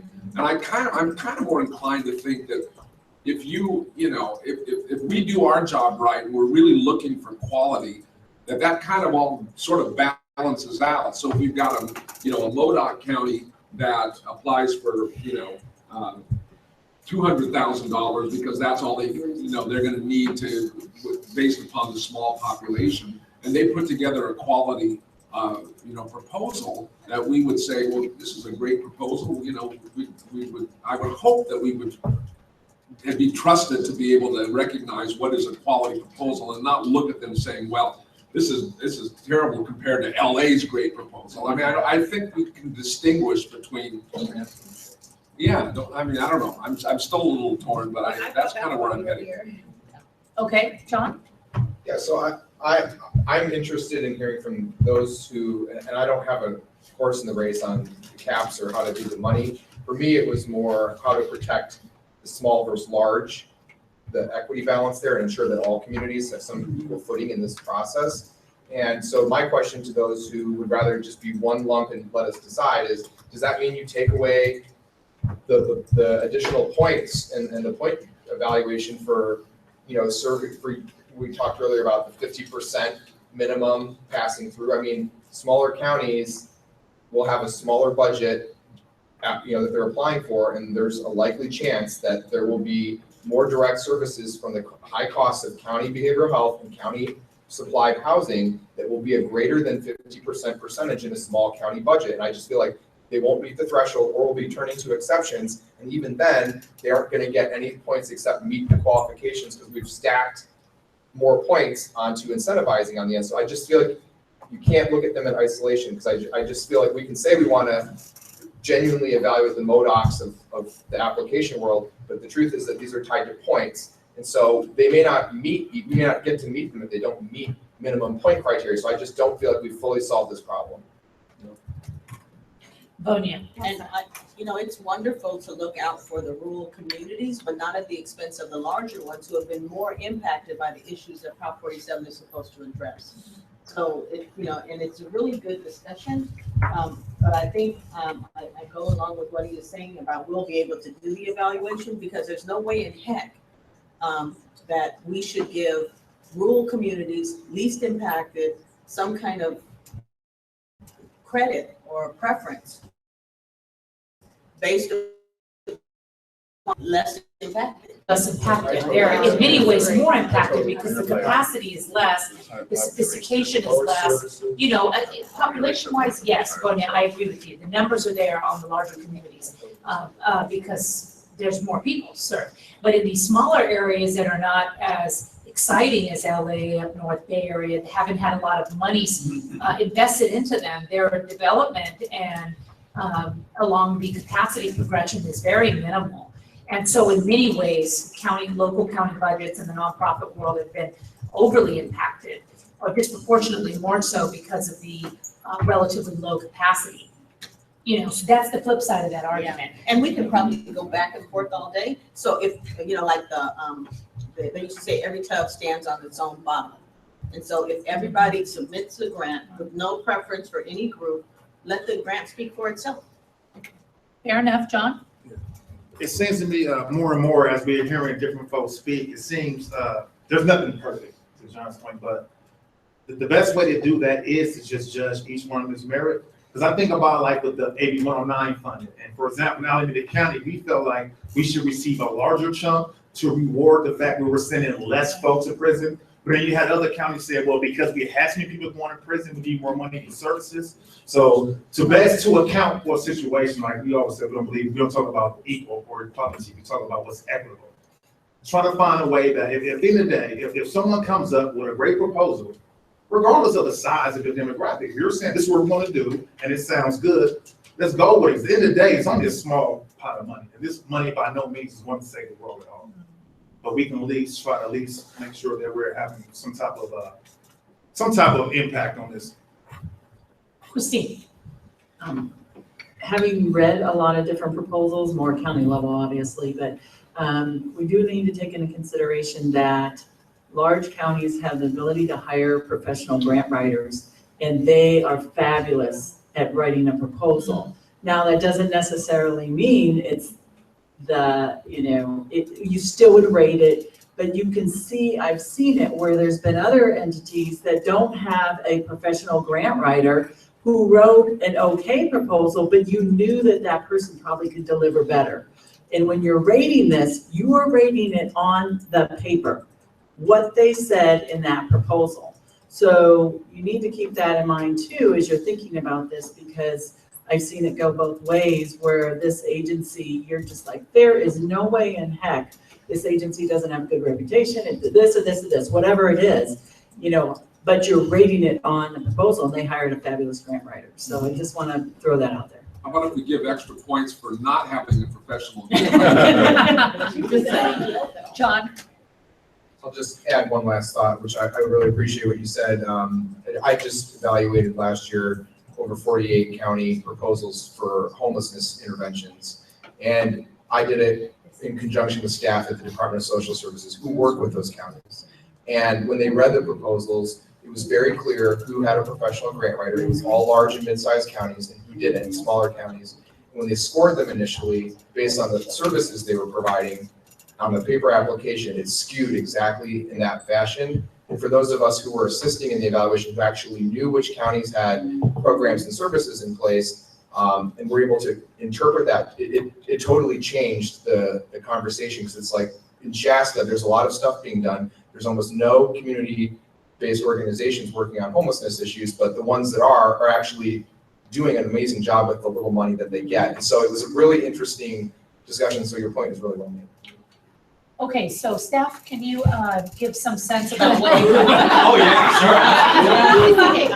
I mean, is it easier to just let everybody apply, and for those folks that have clear capacity to do great work, they potentially are gonna get more money, and the smaller people compete at their own, I see a lot of discomfort over there, so. I'll rephrase it in a different way, because it's easy. We're gonna read all of the proposals anyway. We won't grade them or rate them the way that you guys do, but we'll read them all the way as well. So it really is just your preference. I mean, not to like put it back on you, but you have to be comfortable with the end product. We wanted to just give you what the options are. We've seen communities that have done it both ways, and they've both been able to go to bed at peace with themselves. That's kind of what we're asking you to do. Like, if you will feel comfortable that 100 proposals are submitted in this scenario, and you're comfortable rating all 100 against themselves, we're gonna make it work. If you would feel better having a pot, being small, medium, large for the purpose of this example, we'll make that work too. So I think the options really are, it kind of lies with this group to just reach consensus on it. Okay, got it. We've got a subcommittee going on here, and then I see Shelley's hand up and also Stephanie. So Judge, and then back to.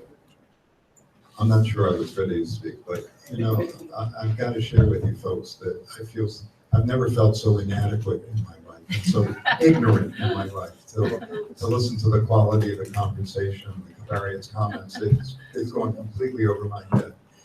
But I think it's important. I'm having difficulty, and I think I said this very early this morning with this large versus small. It's not large versus small, it's rural versus urban. There are 58 counties in California, and the vast majority of them are rural. Far more of rural, we're calling small counties than the urban counties. Probably 40 to 45 of the counties of the 58 are rural counties and don't have the resources. And it's important, and this gets back to a message I tried to convey when I spoke last time politically. It's important, I think, that the rural counties be given an opportunity to show what they can do, and they are impacted. I don't know where this notion came from that the metropolitan areas are more impacted than the rural counties when it comes to felonies versus misdemeanors and what Prop 47 was designed to accomplish. But it seems to me we need some success stories in these rural counties to show what the savings have been able to do across the state in order to keep Prop 47 viable and to withstand the attacks that it's being constantly subjected to by certain law enforcement interests. So I don't know how to formulate this thing. John Bowder said, I mean, he's talking a language that some of you understand that's just beyond my comprehension. And I'm not qualified to make the criticism of the staff's effort in this regard that he did. But there's got to be some way that we can ensure that a quality program coming out of a quality proposal coming out of some of our rural counties is going to be able to be recognized and not be subsumed by the benefits, the advantages that the metropolitan counties and the behemoth in Southern California has. We have to find some way to have a balance for spreading what little wealth we have. Richard? I feel like I'm just beating this into the ground, but my issue is I believe that the issues we're seeing that we're supposed to be dealing with follow poverty. They don't create poverty, but they follow poverty. And the poverty rates in some of these smaller counties exceed many of the poverty rates in the bigger counties. So the notion that we don't have the same issue, we don't have the same problems, I disagree with. And we're not looking at a 50-50 split. We're looking at 12 million to 90 million. 90 million go to the bigger counties and 12 million go to smaller counties. I don't see where the bigger counties are getting hurt on this. Split it up. Again, I'm going to probably keep beating it into the ground, but oh well, that's what we're here. Thank you. Okay, Shelley, and then back to Stephanie. No? Stephanie, you were in line? Yeah, And then Charity. I was just gonna propose we take an informal vote. Yes? Okay. Charity? So, I didn't initially have resistance to this whole plan. I just want to understand the logic behind it, but so I'm okay with the two subgroups, if and only if we're not saying we have $4 million to give to the rural, organizations, and we have, say, 2 million good applicants, $2 million worth of good applicants, and we're just giving away the other 2 million because that's all that, we have to give it to this organization. Like, we can move that money to the other pot. That's basically what I'm asking. So if we only have $2 million worth of strong applicants that we all agree on, we can take the additional funds and move it and give it to another applicant. We're not. That was in the proposal. Okay, because I don't want to say we have 4 million and we just have to give it to the other people that apply to this subgroup that weren't strong. So if we could agree to not just give it away just because we have to, then I'm okay with that. To the point earlier made, Shelley? Right, I mean, and that was the point I was trying to make earlier. For some, I would feel much more comfortable with all of this if there was an agreement that unless you score 80 out of 100, then you're not getting funded. And so, and I don't even know if we have to have a very set number. I mean, I think I tend towards the side of having a set aside for the rural or smaller counties, just to make sure that folks get an equal shot if they don't have the amount of money that it costs to get a professional grant writer. But I don't know that we necessarily have to set a set dollar amount with it. We just say they will be scored against each other, and it's a goal of the program to represent geographic and size diversity, something like that. And then it would give us a little bit more flexibility as we look at this stuff. John, thank you, Shelley. For myself, there's two things that come to mind.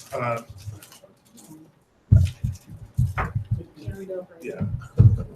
First one is, like for me, it's not even a matter of rural versus urban, but what immediately comes to mind that we haven't said yet is the impact of race on the criminal justice system.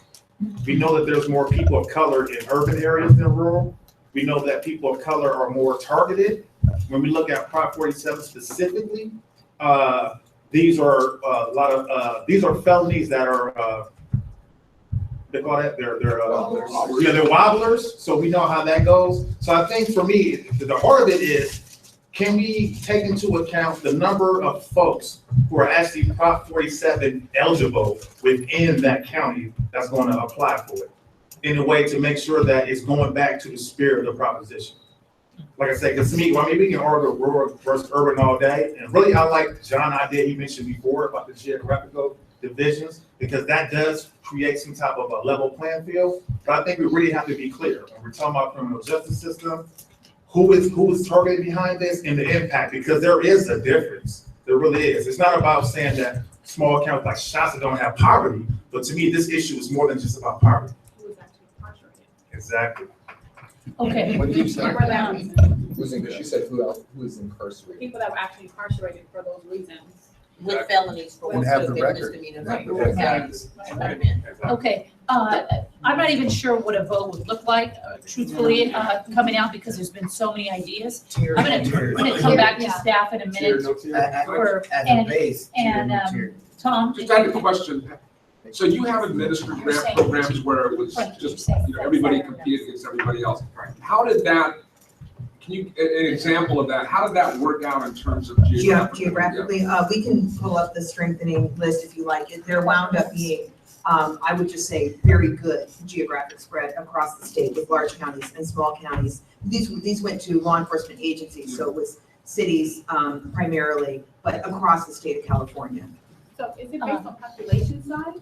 That's traditionally what we do. Can I offer a couple of clarifying, I'm sorry, Sam. Yeah, can we give Frankie a I'm sorry, moment? Frankie, your remarks, please?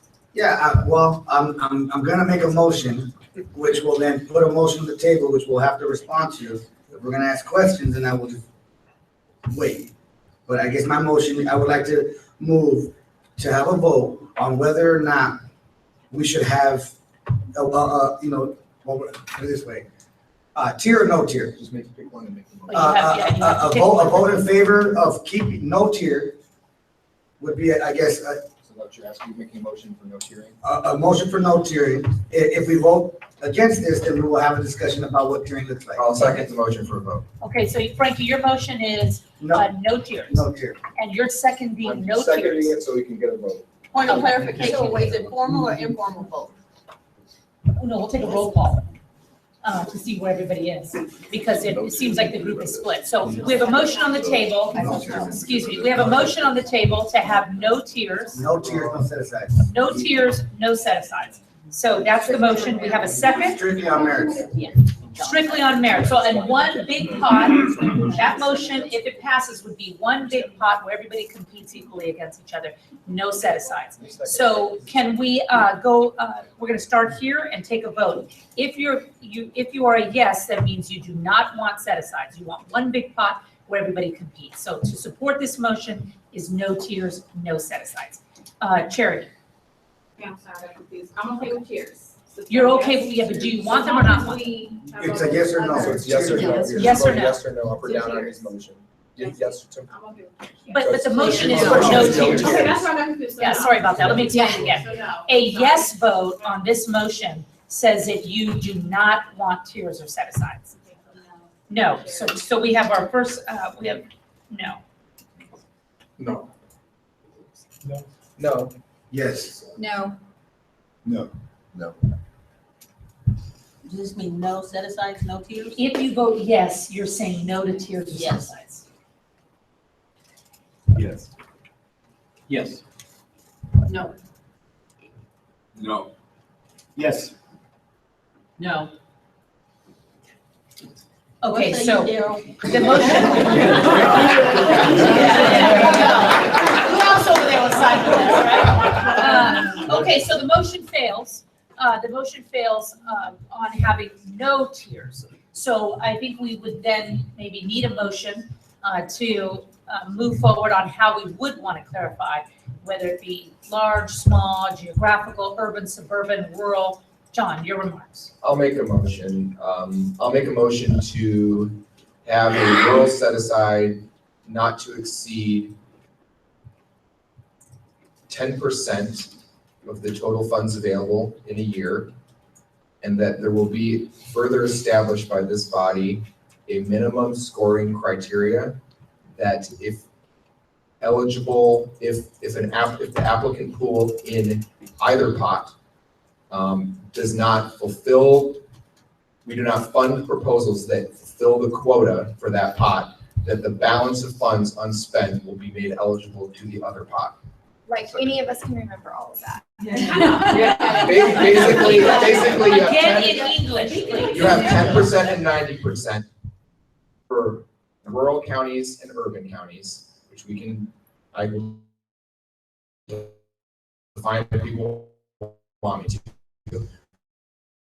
But maybe 8% of that money doesn't, 10% that 4% of the money becomes eligible to the larger county pot to be spent in that space. Can I ask you?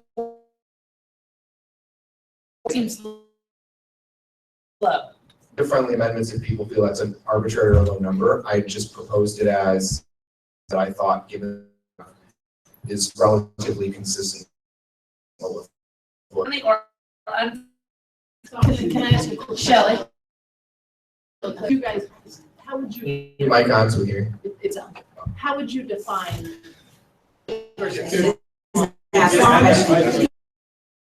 John offered to tell you what we have at the beginning of explanation, and John, I completely respect your disagreement with what we offered, but I want to explain a little bit more about how we got there. Traditionally, on set-asides, it is by county population. So if whomever the public agency is, this is what we would do, I think, for ease and consistency. Doesn't matter if you're a city, a county, or a school district, or whatever you might be. The county that you're in, we generally sort into 3 different population sizes, and our small counties are up to 250? 200, up to 200,000 residents, and then between 200 and 700, and then large are more than 700. We can get that list if that would be helpful. That's how we've done it traditionally. The material that John sent on the veterans, I'm sorry. Katie, do you know in terms of the state population, how that's represented? So if 50% of the state population lives above the 700,000 number, then I think we could do 50%. Colleen will pull it up. Okay. Yeah, the large counties are the vast majority of the state's population. Right, Vanya? The population numbers are challenging because it doesn't give me an idea of how many are impacted. And That's so what I was thinking. that's the slope that.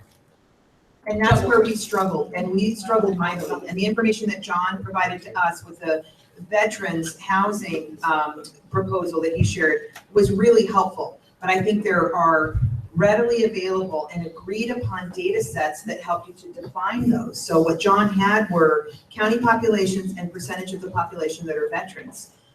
We do not have agreed upon data sets where we could easily get to things like, because you can't drill down, you could look at some big broad categories of arrests by type of crime, but to try to get into this band that we'd be really interested in, I mean, we looked at it and it would not be consistent. And that's why and I'm sorry for being too quick to come to the conclusion, but we felt like, gosh, who are we to say this is the competitive category that this county belongs in based on specific Prop 47 affected populations? Because we're just not going to be able to define that in a way that people would reasonably agree with. That was our conclusion. Complicated. Vanya? There is a very loud minority from rural areas, and I don't understand how we're going to determine how many people are impacted in a rural area unless you go through the public defenders or the district attorneys or the judicial system. How do you quantify how many people have been impacted?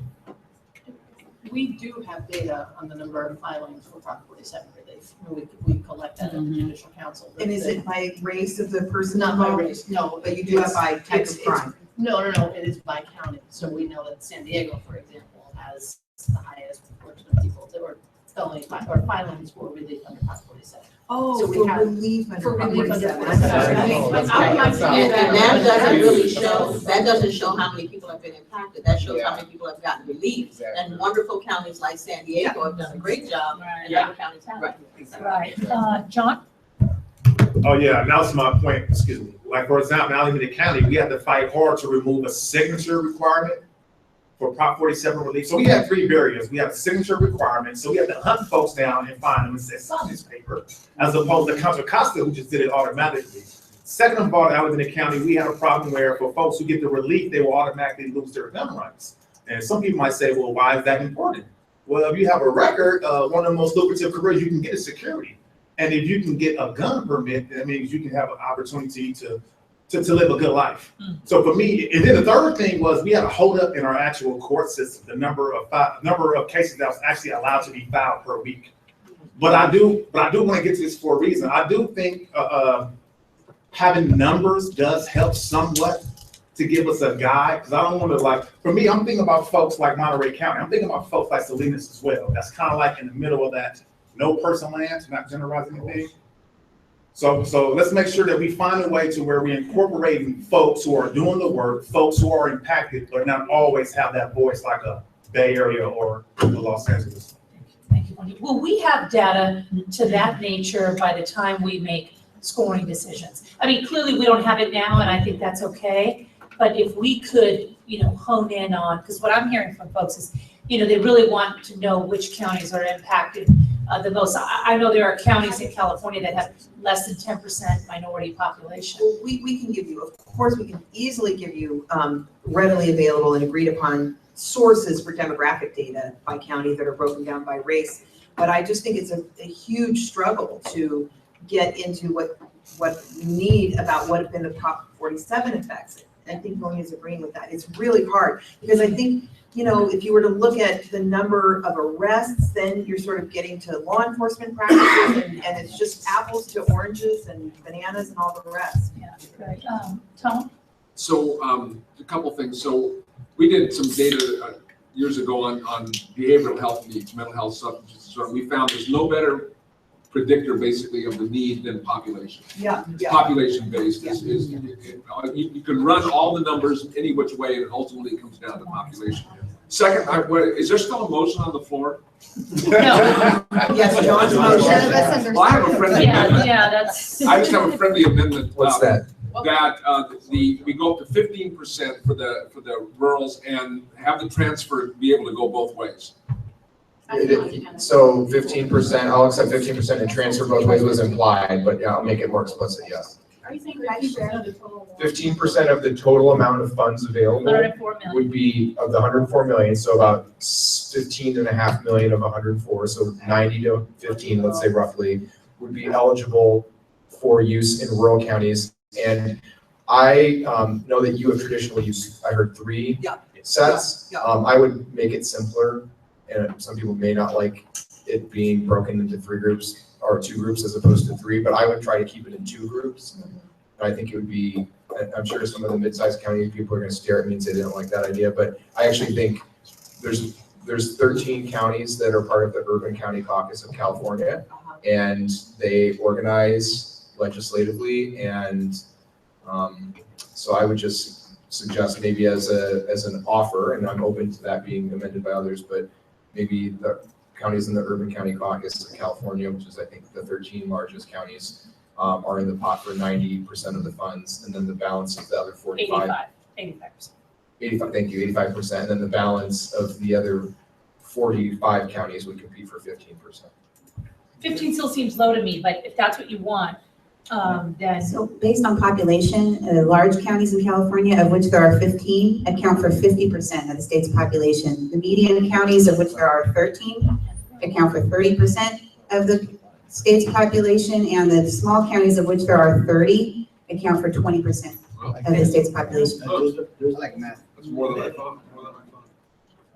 So under this proposal, 85% of the money would be focused on 50% of the population.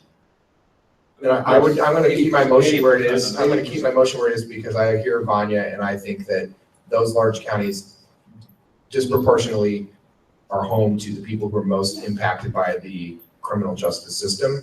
And so there are medium-sized counties that have larger numbers of people, but they are not as, they're largely white and suburban, and I don't think that they should have their own pot, so.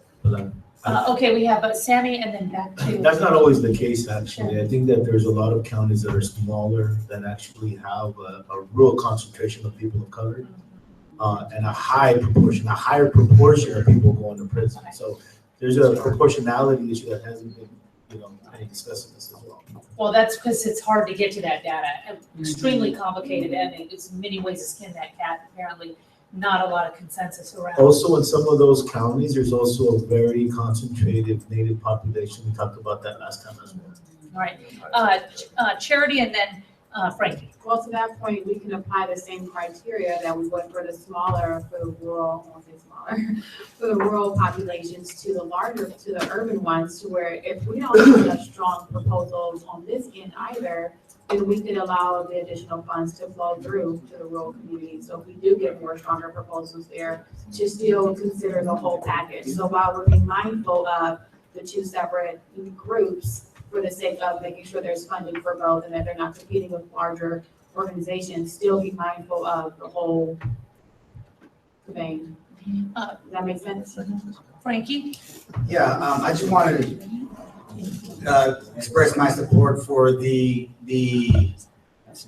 percentages that are up on that board. I do think that there is, it does make sense to tie it to population, and I do find the math to be persuasive. And to John's point, I grew up in Ventura, which would be, I think, considered a white affluent suburb county. But just because a lot of people there are white with money doesn't mean that the poor people are actually getting something. They're actually getting nothing. And so I think those are the kind of the dynamics we're trying to change. And so I would support, even under his proposal, the small counties under that scheme would be getting 20% of the money. But I don't think it's fair, for all the reasons that we've described before when we're comparing Los Angeles against others, to have even medium counties compete against LA. I don't know, but I do like the 3-tiered, because I did vote for no tiers, but if we're gonna go tiers, then I say let's do as many as we can, that makes sense, not arbitrarily. Okay, so we have a motion on the table, motion on the floor. It's the motion's from John. We had a friendly amendment to fit from 10 to 15. Is that accepted, John? The 10 to 15, yeah. Okay, so 15 is the new number. We have a second from Richard, and I think we'll go to a vote. But Madam Chair, John's proposal is that the 85% goes to the 13 most populous counties. Is that correct, John? Yes. No. Take a vote. Take a vote. Someone else make a motion then. Yeah. Ron, you want to add some? No, I was just going to ask, did the 15% apply to the 20% or the 50%? It applies to so they're using a division of 3 that I'm not using. Right. So it's not, none of those numbers. None of this. Madam Judge? Chair, Frankie's comment about Ventura caused me to think of something we haven't discussed at all. We talked about population in terms of number of people living in a county. But filing decisions by district attorneys have a profound impact on Prop 47 cases. So in the county which Frankie mentioned, the district attorney will file anything that he can possibly make a felony on. And in a county of similar size where the district attorney goes about his or her responsibilities in a different fashion of misdemeanors and misdemeanors. So, I mean, should we factor into this consideration in terms of impacted people, those who have been charged with felony offenses and should not have been under Prop 47, had Prop 47 been the law? I mean, we're talking about population but not the population that might be impacted by Prop 47, that might be impacted by district attorney filing decisions. Or is that just getting too complicated? You're just articulating the complexity and the difficult trade-offs in the analysis. Sammy and then Bonia. And I have to leave in 2 minutes, everyone, so it's great to see you. Okay, Sammy? I have a question and then a potential We have to vote? I think there's some Well, I think confusion there's some about what the discussion motion on- means and looks like, frankly, Right. so that's why I'm I'm not sure uncomfortable. and I apologize, I should know this, but I'm not sure where San Joaquin County falls, is it large, medium, or small? I just Well, looked yeah, up my large. thought. It's large. It's large? I know though, but I We'll know, still have two okay, different- I guess that kind of, that really affects my point, is that I know we're one of the highest in red files and sending children to prison, which is a huge concern, for us, right? That we're, so that we're classifying folks wanting to fill those state prisons up, the children up. And so I guess my feeling on it though is that wouldn't it be proportional, and equitable if we use the same formula in terms of like 50 allocation for large counties, 30 for medium counties, and 20 for small counties, and just call it a day? Is that okay or no? No? Can you reiterate what you just I guess what I'm proposed? asking is that maybe we use that formula as the allocations. Large counties will get 50%, medium counties will get 30%, small counties will get 20%. Doesn't that seem equitable? I like that one. Frankie likes that, Sammy likes that, I'm hearing some no's in the crowd. The suggestion by Sammy was that based on the breakdown of the population of the counties, that 50% of the monies would go to large county, 30% of the monies would go to medium, and 20% would go to small, based on a population allocation for the funds. Frankie likes it, Sammy likes it, that's sort of where the conversation is, or some of the conversation right now. But you're behind Vonia, so, Vonia. I think for the reasons that the honorable judge pointed out is that it really doesn't go just on county size. And San Joaquin Valley is a good example of what happens in larger counties. More people are criminalized at a much higher rate than in rural and smaller counties. And that's where the money should go. It should go back to who's been harmed, and if you fall into a small county category, get the small county money. But to say that medium counties are sending people at the same rate that the larger counties it's not true. It's not true. Urban areas have always carried the brunt of the criminal justice system, generationally. What would be your counter formula for the allocation for one? Well, I know that this is a very conservative bunch, so I would be in support of what John has suggested. The 15%. Yeah. Okay, so bonus seems to be moving in the direction of John. Did I ever get a second to my motion? You did get a second from Richard, but I do think that there's major confusion about what it means. Because as more information is coming out, I see in people's faces that it's clarifying what the motion really means. And I'm very concerned about it. Katie?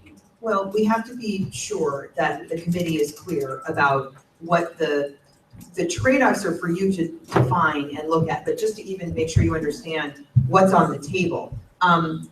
John, I looked up the Urban Counties Caucus and I'm seeing 12 counties in there. I think you mentioned 13. I thought it was 13. Okay, but- so may I just say these county names so you'll be reminded, and I'm not seeing San Joaquin on the list. So I believe the most populous counties, or the so-called urban counties, are Alameda, Contra Costa, Los Angeles, Orange, Riverside, Sacramento, San Bernardino, San Diego, San Francisco, San Mateo, Santa Clara, and Ventura.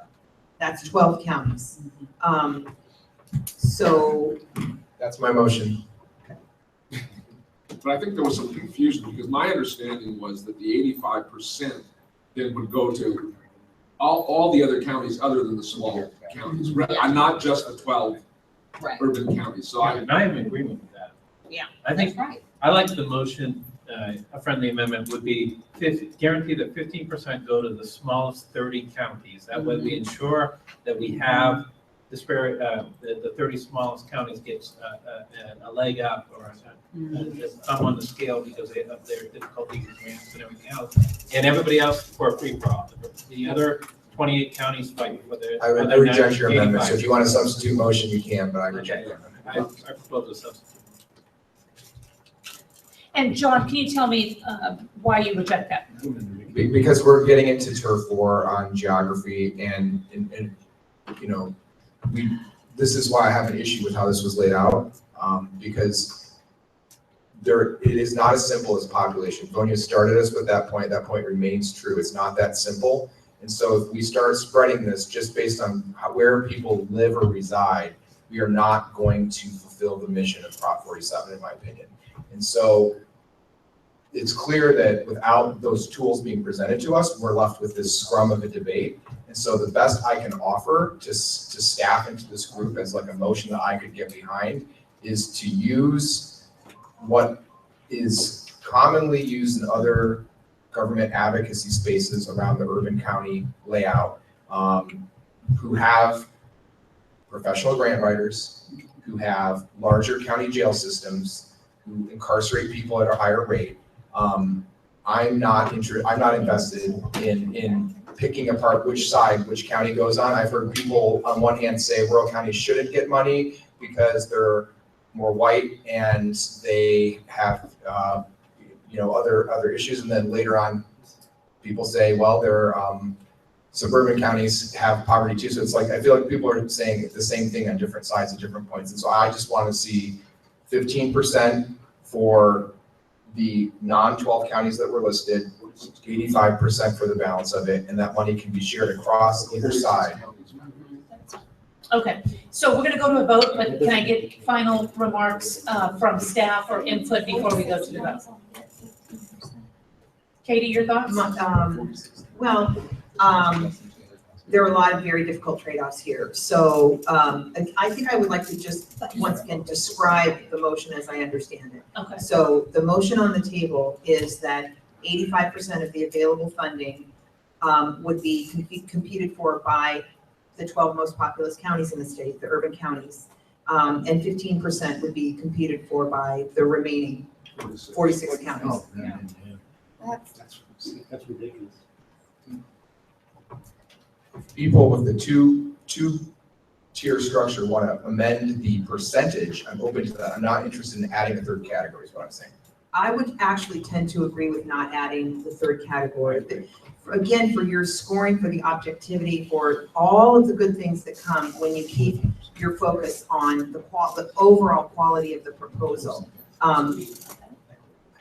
Having set aside to ensure that at least some of the smaller counties get funded is where this conversation started. And now we're in a different place that's trying to capture. So again, there are important competing priorities on the table. Now I think what this motion stands for is we're going to really emphasize the funding going to larger population parts of the state. Nothing wrong with that. That's what that's just what you're talking about. I understand Richard is the second on the motion, has a friendly amendment to offer. Richard? Yes. Well, if the 15% for the, what is it, 41? 46 other counties, then is the group more comfortable if you move that to 75-25? Is that a better? For me, it's better. Distribution. People feel better if it was 75-25. Sammy? I guess I mean, now that I know 17 counties, now I'm like saying everything. You revealed too much. No, that was the guy who put it down. Yeah. That woke me up. But yeah, I guess, for the sake of progress, I think that we're gonna get into the point. Does that restrict us? In other words, if there's a medium-sized county like San Joaquin County that actually submits a competitive proposal, does that mean, just for the sake of clarification, that they're in competition, our county is gonna be in competition with the 45 other counties over that 15%? Or 25%, I'm sorry. Yes, and to me, it would cut both ways because on one hand, you probably have more infrastructure. You probably are the county most likely to have a professional grant writer. You're the county with the most resources compared to the MODOCs and the INEOs. You are in the smaller pot. So there's the cutoff. That's how it ebbs both ways is the way I'm looking at it. You are more competitive most likely, but there's a smaller pot. Proportional rate of folks being sent to. Right. You're even some of the larger. You would have an easier San case Francisco, today, that's what I would argue. Yeah. You just have a lower overall pot. I see some hands, Judge Eskin, Bonia, and Did you accept the friendly amendment, John? I wanted to get the sense of everyone before I did that. So if people feel that that's a better distribution, I will accept it. If people don't, I don't want to accept it. Okay, Bonia and then Shelley. I was just wondering with all this discussion, if maybe we want to go back and consider no tiers? Just checking. Right, it's very interesting. Shelley and then John? Yeah, I just pulled something up online that CJCJ put together, and at least in 2014, Kings County ranked the highest in dependency on state prisons, for example, and for adults and Inyo for juveniles. So I think it's, yes, there's definitely poverty issues in the urban areas, but at least some of the rural places are the ones. Kern County is the same way, unfortunately. John? I say, you almost forgot my name. No, the problem I have is with how we cut large counties, like 10 to 13. Like, for example, 5 of these counties are in the Bay Area. And looking at 2 of them specifically, like San Francisco is a city in the county that has more people than San Joaquin County. But because of their district attorney, George Gascon, they've been so progressive, they have actually been sending less folks to prison. So that kind of like, although they're larger than San Joaquin, it gives them precedence. So my concern is not to trying to delay the votes. I know John want to get to that. I'm with him on that. But I want to feel comfortable that at the end of the day, whatever decision that we make, the folks who are impacted will have a real legitimate access. On top of that, all the poor folks in that area are getting pushed into our community as well. Exactly. So can we some kind of way fix like that cutoff on what's large and the rest? That's what troubles me. Well, that's the way the state breaks down the counties, and they have a whole host of criteria as to why they do that, and I think that breakdown makes a lot of sense. It's rational on a lot of levels. Whether or not we want to distribute monies based on that is our decision. John, you look like you have a comment. I'm gonna offer to amend in light of that, I'm gonna reject the friendly amendment, but make a separate offer. Do you want to make an offer? Well, I was gonna make a friendly amendment. Sure, what's that? 70-30. So you're really close to what I was gonna do. I was gonna propose 70, 20, and 10% available to the next highest, most qualified application, regardless of size. Second. You like that, Judge? Doctor? I like it as well. I think the more options, don't you? I mean, My colleague's concerned about the 20% doesn't seem like very much. Right. I want to go back to my friendly amendment, 70-30. Okay, I'll accept 70-30, and that's the final offer. The deal is sealed, price is right, price is wrong, voted up and down. Okay, 70-30. Move the vote. Sammy? All right, we're gonna take a vote. A yes vote says 70% of these dollars are gonna go to the 12 largest counties.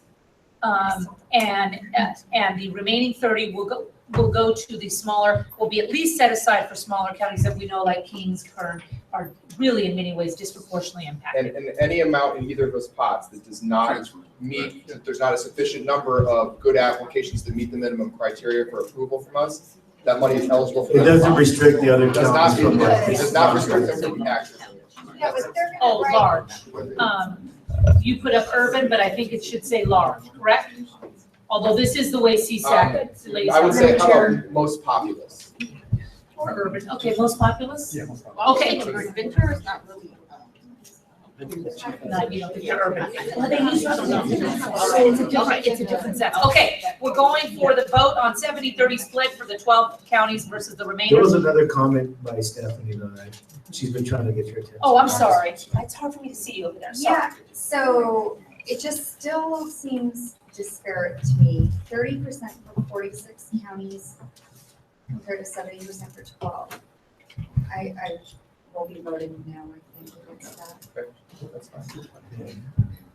Madam Chair, just one final point of clarification, because I just think this is so important that we at least are clear about how these two categories are defined. Because as I'm looking at these names, I was feeling a lot of concern and confusion. Are these the most populous counties, which is what I said? They are not. They are the counties that organize themselves as an urban counties caucus. They are not the 12 most populous counties in California. We're trying to find, which is a different thing. I just want to be sure that you're all comfortable with this designation. Urban counties, these 12. So not most populous, but like you've had. Urban. Urban. Yeah.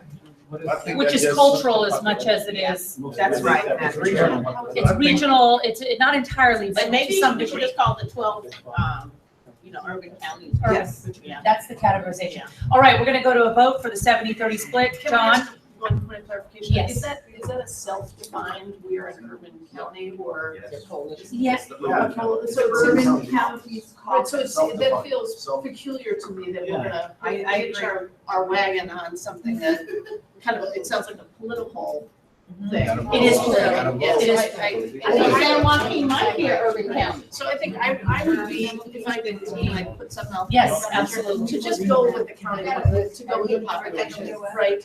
We have large counties defined as 47,000 people. Set aside an amount of money for them and then an amount for the rest. Okay, so we have we have a competing motion, but we are gonna take a vote on the first motion. The first motion being 70% of the pot goes to 12 counties. Let's be Can we clear. take out the number 12 until we determine what these counties should look like? No, I think. Well, no, because his motion is 12 counties. Yeah, you have to leave it. Yeah, his motion is 12 counties. I have two separate ones. So we have the one They're the urban counties. that reads like this. Self-identified. 30% to small counties, 70% to other counties. So we have John's that is 70% to the 12 urban. And then we Yes. have the other motion that's 30% to small, 70 to the large. Okay. So I looked up the most populous counties, and the two that are different are in the top 12 are Fresno and Kern. Right. Are the other two that are in there, and that pushes out of the top 12, San Mateo and San Francisco by population. To make Just things so you even know. more complicated, that's because we have another category in suburban, which Kern falls into, and that King and that Fresno always has, and only recently, because they've reached 1 million people, have gone into the urban. So that's the two that are different. Okay, so we're gonna take a vote on the 70-30 split, with 70% of 104 million going to 12 counties as we listed and identified as urban. So a yes vote means that you want 70% of the dollars to go to the 12 counties. John? Yes. Doctor? Yes. Frankie? No. No. No. Yes. Yes. I say no. Yes.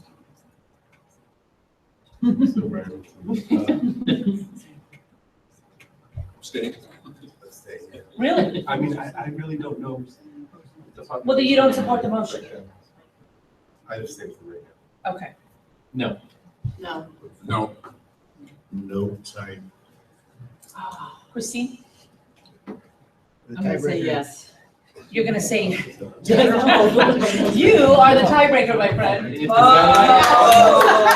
I did that on purpose. Oh, man, that was brilliantly played. Did anybody else count it that way? Yeah. Can we lobby Javier or? Yes, she said yes. No, she's not here. Yeah, she has to go. And what about Button?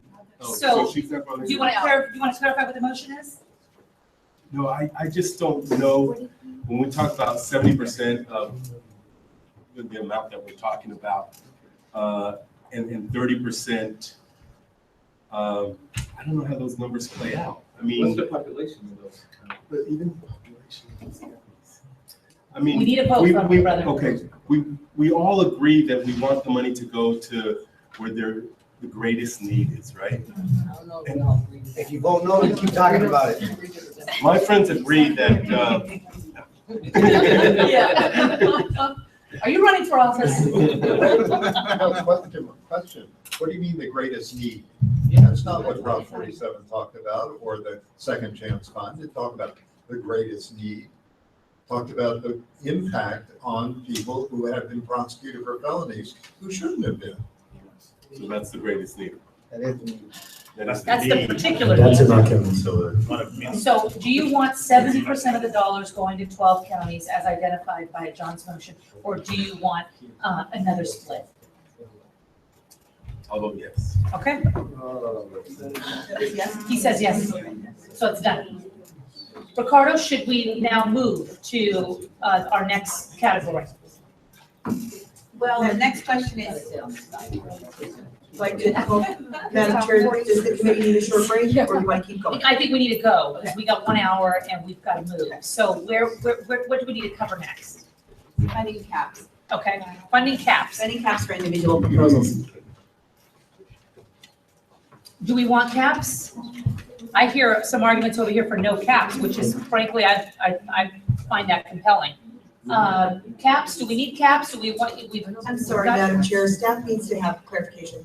Were the 12 counties the urban county? The urban counties as identified by CCAP. We just want to be sure, thank you. Right, John?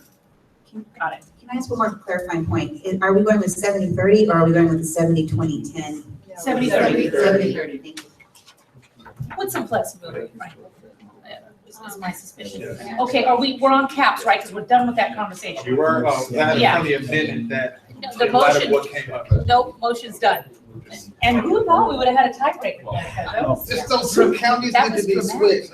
Fresno and Kern County, in my opinion, should have been switched with San Francisco and San Mateo. We're done. Oh, it was? It was. No. See, that's the confusion because there were two different things that were said at the end.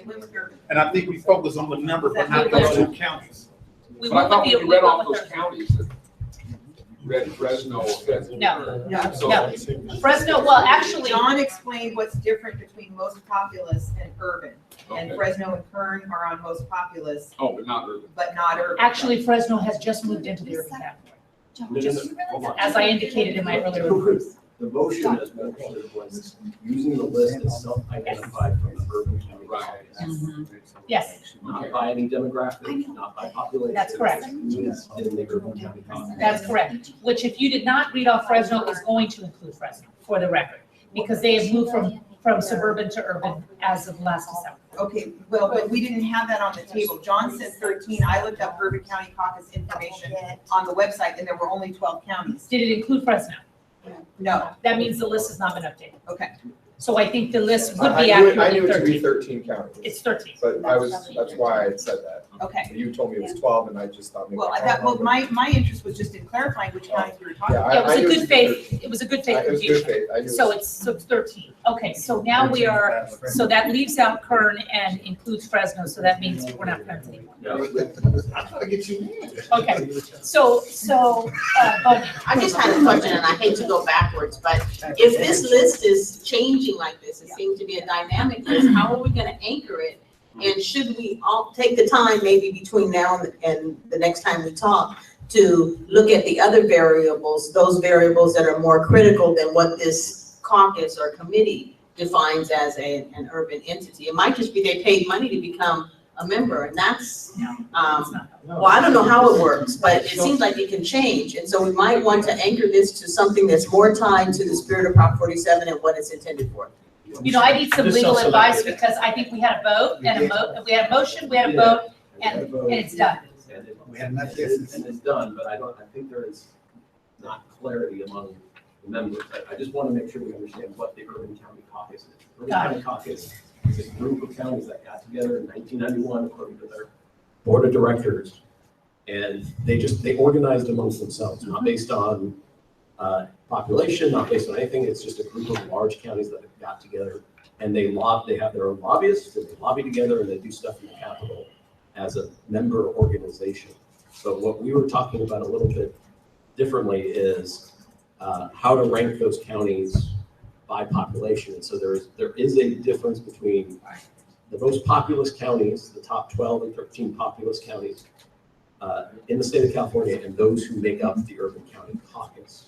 So the motion that was approved by the body was to go by who is in the caucus. And that's how they're in that caucus is irrespective of population or anything else. So we have some sense of what staff went through trying to figure out how to categorize and how to properly rank, et cetera, et cetera. So there's gonna be a rush on joining the urban caucus. It's actually very complicated, almost never, the list has not changed very frequently, it happened with Fresno, but that's a good point, I know. Will I rescind my vote? Can you do that? Can I do that? No.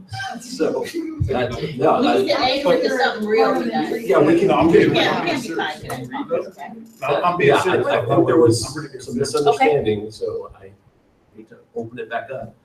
But if there's a motion for the top, was it 12 or 13 counties by population?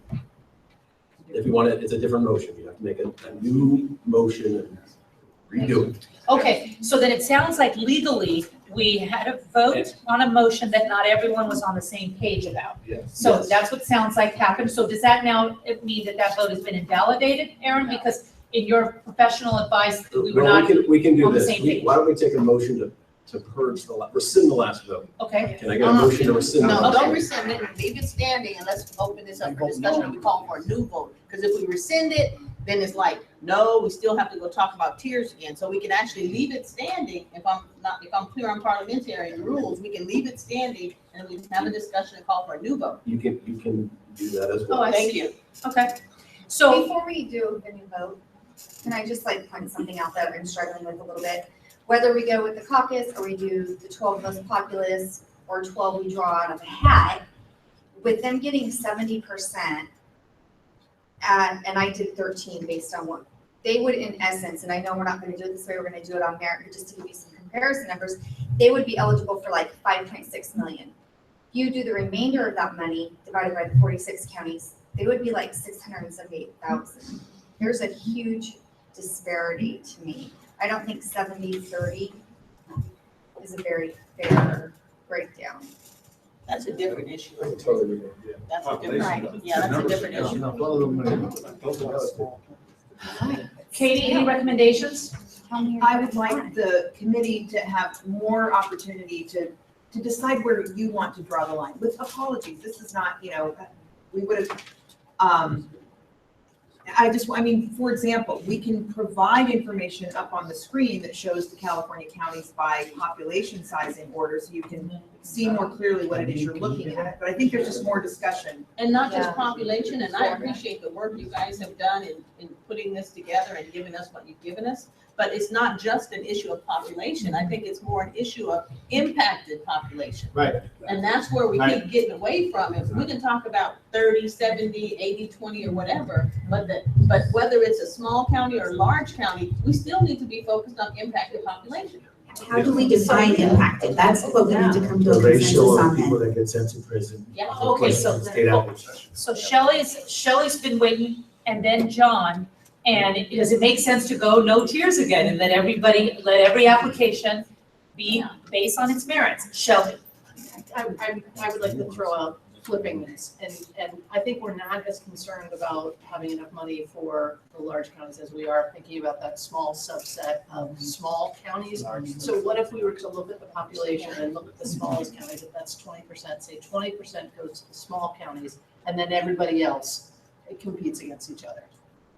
So do it from the bottom up. Well, but in terms of the, I mean, I would like to understand what impact means, because, or what you're thinking about in terms, because if you look at who at least is going to prison for these types of offenses, it's more the rural areas, because they're the ones who are getting arrested for the drug charges and these lower level offenses, and those traditionally are charged like felonies at higher rates than some of those more conservative areas. So if we're thinking strictly about 47, then I think that would sway it the other direction, that we were talking about more money going to more rural areas. But as Tom pointed out, it looks like at least historically your experience has been, when you break everything down, it all ends up fitting generally into population as a decent reflection of what's happening.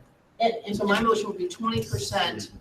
20, is it 20 county, what is the 20% of the funding? 20%. 30 smallest counties. To the 30 smallest. 30 smallest counties. Yeah. When I say impacted population, it's those populations or those numbers of people who have gone. And in the more urban communities, you'll often see the overcharging. So the person who has been a drug addict for 20 years and had rocks or crystal meth crumbs in his pocket is charged with a sales case, may not be eligible for Prop 47 relief, because the district attorneys in those counties are going to overcharge and make it a sales case instead of a possession. And if we don't consider that as more reason to consider large counties, then I'm not sure if just looking at population is the right way to go. I think we have to consider it. And it could be the same amount of drugs in an urban community, and in the rural community, yes, they're going to be charged with a felony, but it's going to be a felony possession as opposed to a felony sales. it's gonna be a petty theft as opposed to a grand theft. John? Yeah, I think for me, the thing was, I was confused at the end because when we started mentioning of the counties, I was cool with the number 13.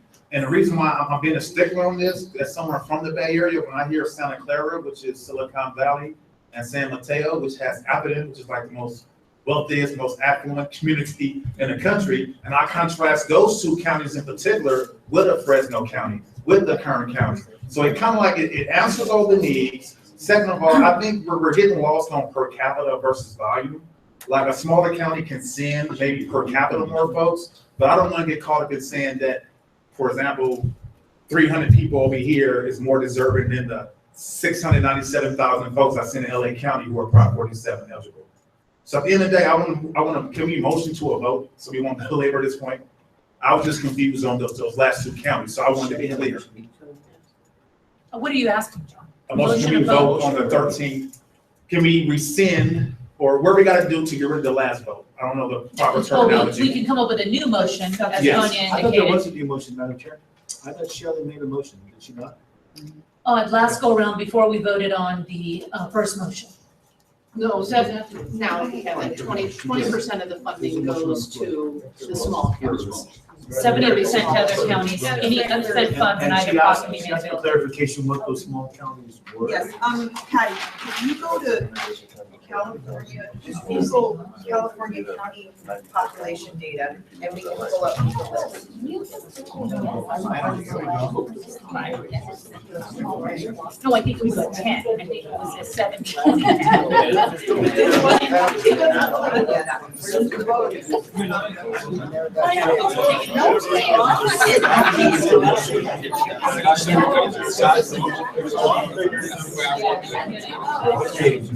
I know, then they went to Alderman and the Department of Finance. I tried to email it. It's a nightmare. There's no way. We're going to LA. Yeah. I do have a horse back today. And the RP's not going to November. Or the end of October. Yeah, oh, yeah.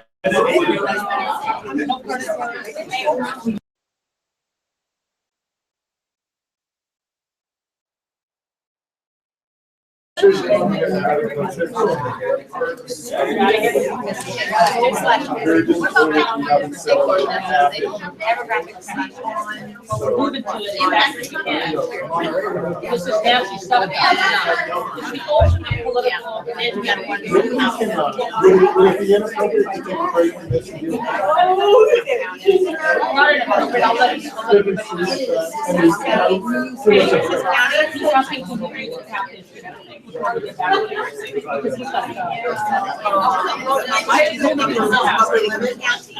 What?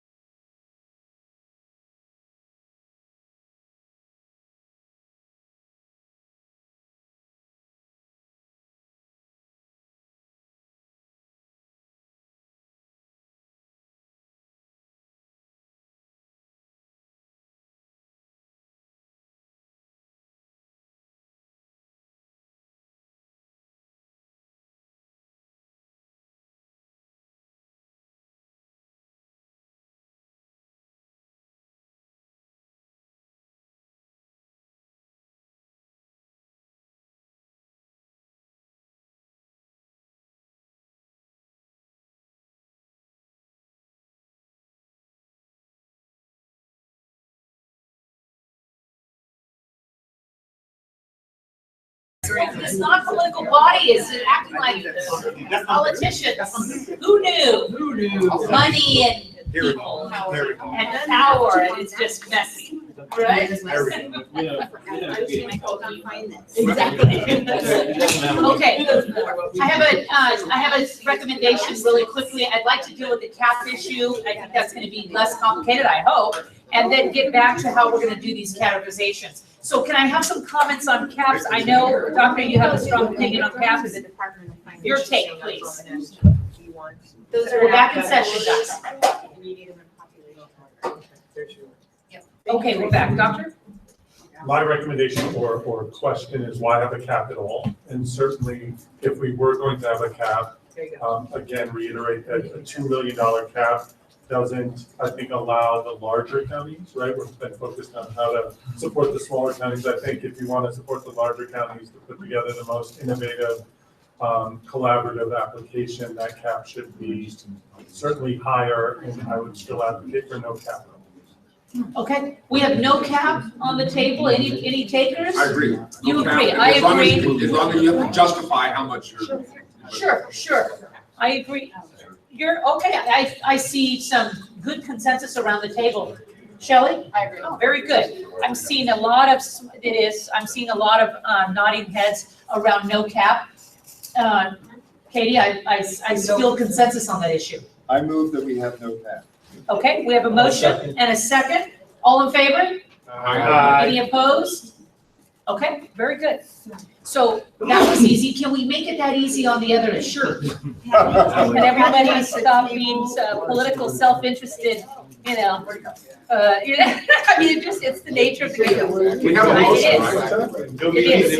Madam Chair, Yes. don't we have a motion? Did you make a Okay, motion? so we have a new motion on Which the I'm happy table. to second. Shelley, can you reiterate your motion, please? Sure, that 20% of the available Prop 47 funding will be set aside for the 30 small counties. Okay. Defined as populations with less than 200,000 people. That is And small. Patty's gonna pull up the county list. That is small. I And know. talk about what that is. So, let's see, if you scroll down, this is the ranked list in order, right? So you're talking about everybody who's, it's the smallest 30, so after 28, right? 30. Okay. So the line is called Yolo County at 212, so Imperial, all the way on down. Cut off at 200. That's 30. Well, that was, in 2014, there were 30 counties that fell into this category, so, and now it's may have moved. You can draw the line wherever you want. We're just showing you the county population in regular. That is. So a little bit about YOLO. So, okay, so here's YOLO at 28, rank number 28, and over 200,000. What is the other columns? Can you explain them? One is. Percent of the state population. What's the second one? This is percent of state, this one is, the change in population, so it's Los Yeah. Angeles By how much did it grow or change? Since, This in the is last year. the percentage growth. So the largest growth was Dallas County? Uh-huh, the largest growth, by numbers, I'm sorry, by percentage. You're right, we were wrong. Submittals by, sorry. You guys are, they're not moving in San Joaquin. They're being displaced and gentrified in San Joaquin. Those are poor folks going into. Where's Tahiti? Is this a motion without a second, Chair? No, I second. I'd like to make a substitute motion. Okay. A substitute motion for, no set-asides, the original motion set by Frankie. I second. Okay, so we have, No set aside. No tiers. No tiers. Oh, no. Or else we'll Okay. have many. so we need a vote on our original motion unless the motion maker wants to withdraw and go with no set aside. Okay, got it. We have a motion on the floor for 20% for this, you can see it on the sheet here, 20% of available Prop 47 funding set aside for small counties, that's population under 200,000. That would leave the remaining 80% up for grabs for everyone else. Okay? That's our motion. We have a second. We're gonna go to a vote. John? No. No. No. No. No. No. No. No. Yes. Yes. No. No. Yes. Yes. I haven't voted. Here? No. No. No. No. Yes. Yes? Yes? Yes. Yes? No. No? Yes. Okay, so my vote doesn't matter. That's a no, motion dies. We have a new motion on the floor, and that is no categories. No set asides. No set asides. Do we have a second? Second. We have a second from Frankie. No, that motion failed. So there's a new motion. There's a new motion on the floor for no set asides. Back to the original motion. Back to the original motion, and we're gonna start with the vote. John. No. John says no. Yeah. Yes. Yes. Yes. Yes. Yes. Yes. Yes. Yes. Yes. No. Yes. Yes. No. No. Yes. Yes. No. Yes. No. Yes. Okay, motion carries. Oh, So that's no Barely. tears. That's no tears. No tears, no set No asides. tears, no set asides. So, yeah, It's still- So, Madam Chair, so are we saying, so just bring it back, we're saying just based on merits Merits, all the one way pot, merits across the board. and no thresholds No thresholds, and no. we're moving forward. Perfect. And can I just say, I very much have appreciated the conversation. I think that we had to get there. It was a discussion we had to have. It's all stuff we've been wanting to air out, if we're honest. So we got it out there. It's a done deal. We've learned that we're all altruistic, caring, loving people. And so we are moving forward for a vicious battle of pure competition. Nice job, everyone. I'd like to just point out that what made this the most, I think impossible was just lack of information. So we were being asked to make decisions without any homework. Staff did not And give us information. and staff did not give us any information. Yeah. So that's really the big That's the issue. problem. I apologize for that. I would love to talk more about that here or at another time. There were important, I really, really do apologize, so I don't want to sound defensive, and I take the critique to heart. And so I hear you, and we won't do that again. And I certainly would have welcomed the suggestion for having information already here at the ready, like population size and so on today. It took us a little while to get it. We did have it. But this is I would add, this is an extremely well-informed group who comes to the table ready to talk about things. And my view is that we work through a good process with hearty debate, different views brought to the table, and we landed in a good spot. I mean, really the issue was, and I take responsibility for the staff recommendation that we couldn't come up with good measures of the affected population. Of course, we can come up with an agreed upon list of county populations, and that's where we landed. So I think that's probably all I need to say at this point. Okay, so Ricardo, we took a vote on caps, no caps, and a pure competitive pot, and let's move on. So actually, and I'll defer to you, I'll talk about this out loud. So in the agenda, so it's 2:30, and originally we had this meeting ended at 3. So I think about this point, originally we had it transition to public comment, and we could pick up the rest then at our next meeting. So are you comfortable just transitioning to public comment? And then we convene on October the 17th. Well, Ricardo, the adrenaline is flowing now. I mean, I'm ready to go till midnight. I posed the question. Nice on. The fight is To the on. chair, so. Can we make a motion? Is there public comment at this time? I'm gonna lose that one, I guess, huh? All right, John. Okay, so it sounds, how does the group feel about moving to public comment and transitioning the rest of this a debate and discussion discourse to our next meeting? Yep. Yes, okay. I'm going to reiterate, I think this was an excellent, healthy conversation that needed to happen. And so I don't feel that anything has been lost, and I very, very much appreciate everybody's input. Doctor? One last suggestion comment is, I think that the remainder of the application that we have to go through has some obvious areas for discussion.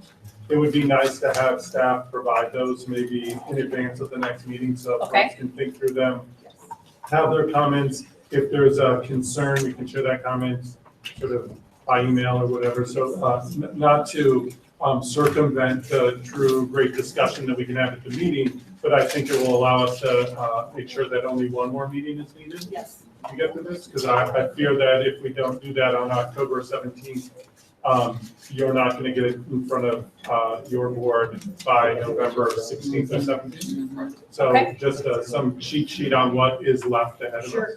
Like in Dodo. Very good.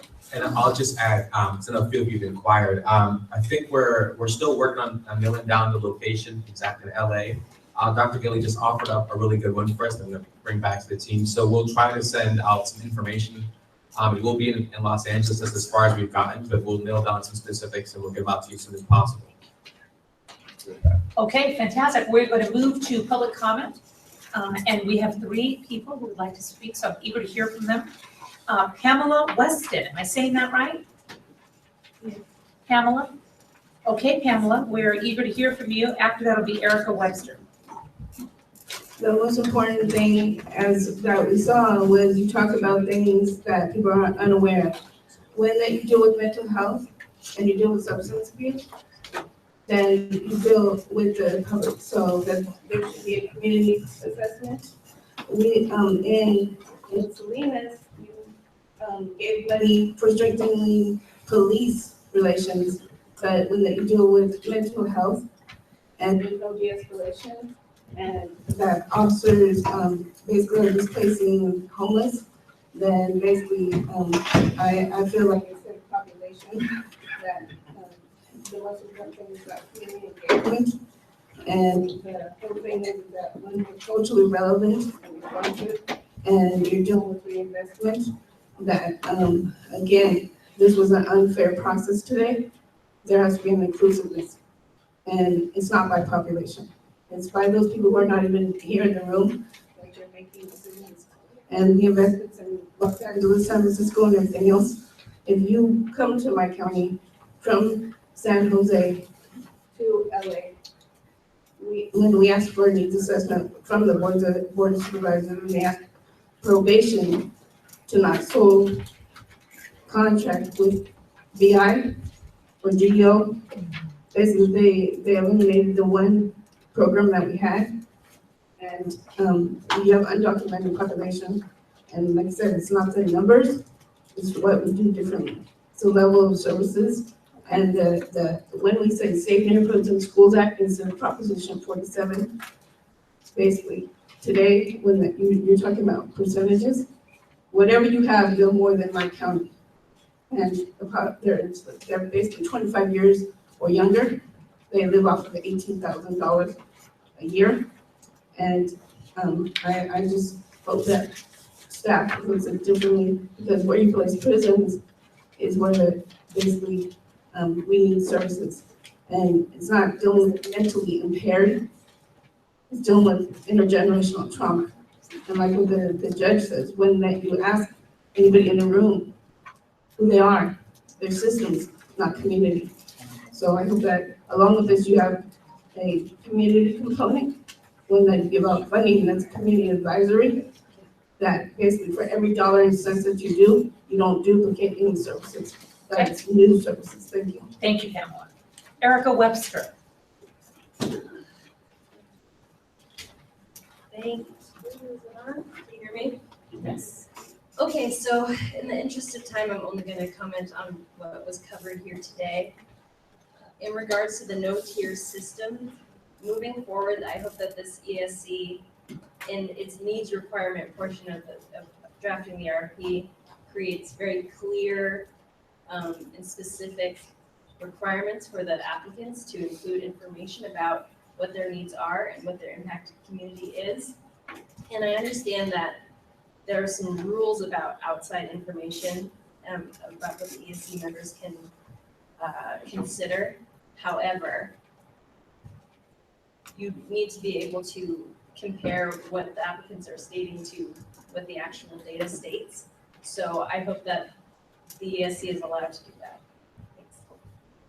Thank you very much, Erica. Dominique Nam, am I saying that correctly? Yes. Thank you. Hello, I'm actually going to do the opposite of what Erica did, which is to hopefully flag some issues to be discussed at the next meeting, because I know there's supposed to just have decisions getting made and have things finalized by the next meeting. So the first thing I wanted to talk about was the Proposition 47 advisory body that applicants are required to create as part of the application. Now, there's requirements that that advisory body include a broad number of stakeholders. But I would suggest, especially given the conversation reflected today about the desire to really include the community, that there be a minimum number of people, specifically system impacted individuals, faith-based organizations and community-based organizations, and I would throw out 50%. That be the minimum of those members specifically that be included in the advisory bodies for the applications. Secondly, I think there's great requirements about a requirement in regular community meetings, but I think that there's a lot of discussion about monitoring and making sure that there's follow through on the intentions and spirit behind these proposals. So I'd also suggest requiring documentation of those regular community meetings to make sure that there's sufficient public notice and outreach, that they're held at convenient times and locations so that people who are directly affected can actually give their input at those community meetings. And even simple requirement as submitting attendance sheets during those quarterly updates that the BSSC staff gets, I think could be really helpful in that. And the last thing is that I know at the last meeting, about a month ago, there was a discussion and I believe an understanding that there be a requirement that services that are provided by these agencies and these community-based organizations be provided in the community rather than inside institutions to sort of promote the spirit of decriminalization of Prop 47. That's something that I think was an important decision that the committee came up with, but isn't reflected in the current RFP. Thank you. Thank you very much for your input, Dominique. And that brings our public comment period to a close. Thank you, everybody. Madam Chair. Closing remarks, yes. Well, Chuck. there's been some pretty harsh comments about the staff work today, and we even had an apology from the perspective of someone who's never been through a process similar to this before, and hearing language that's really foreign to me.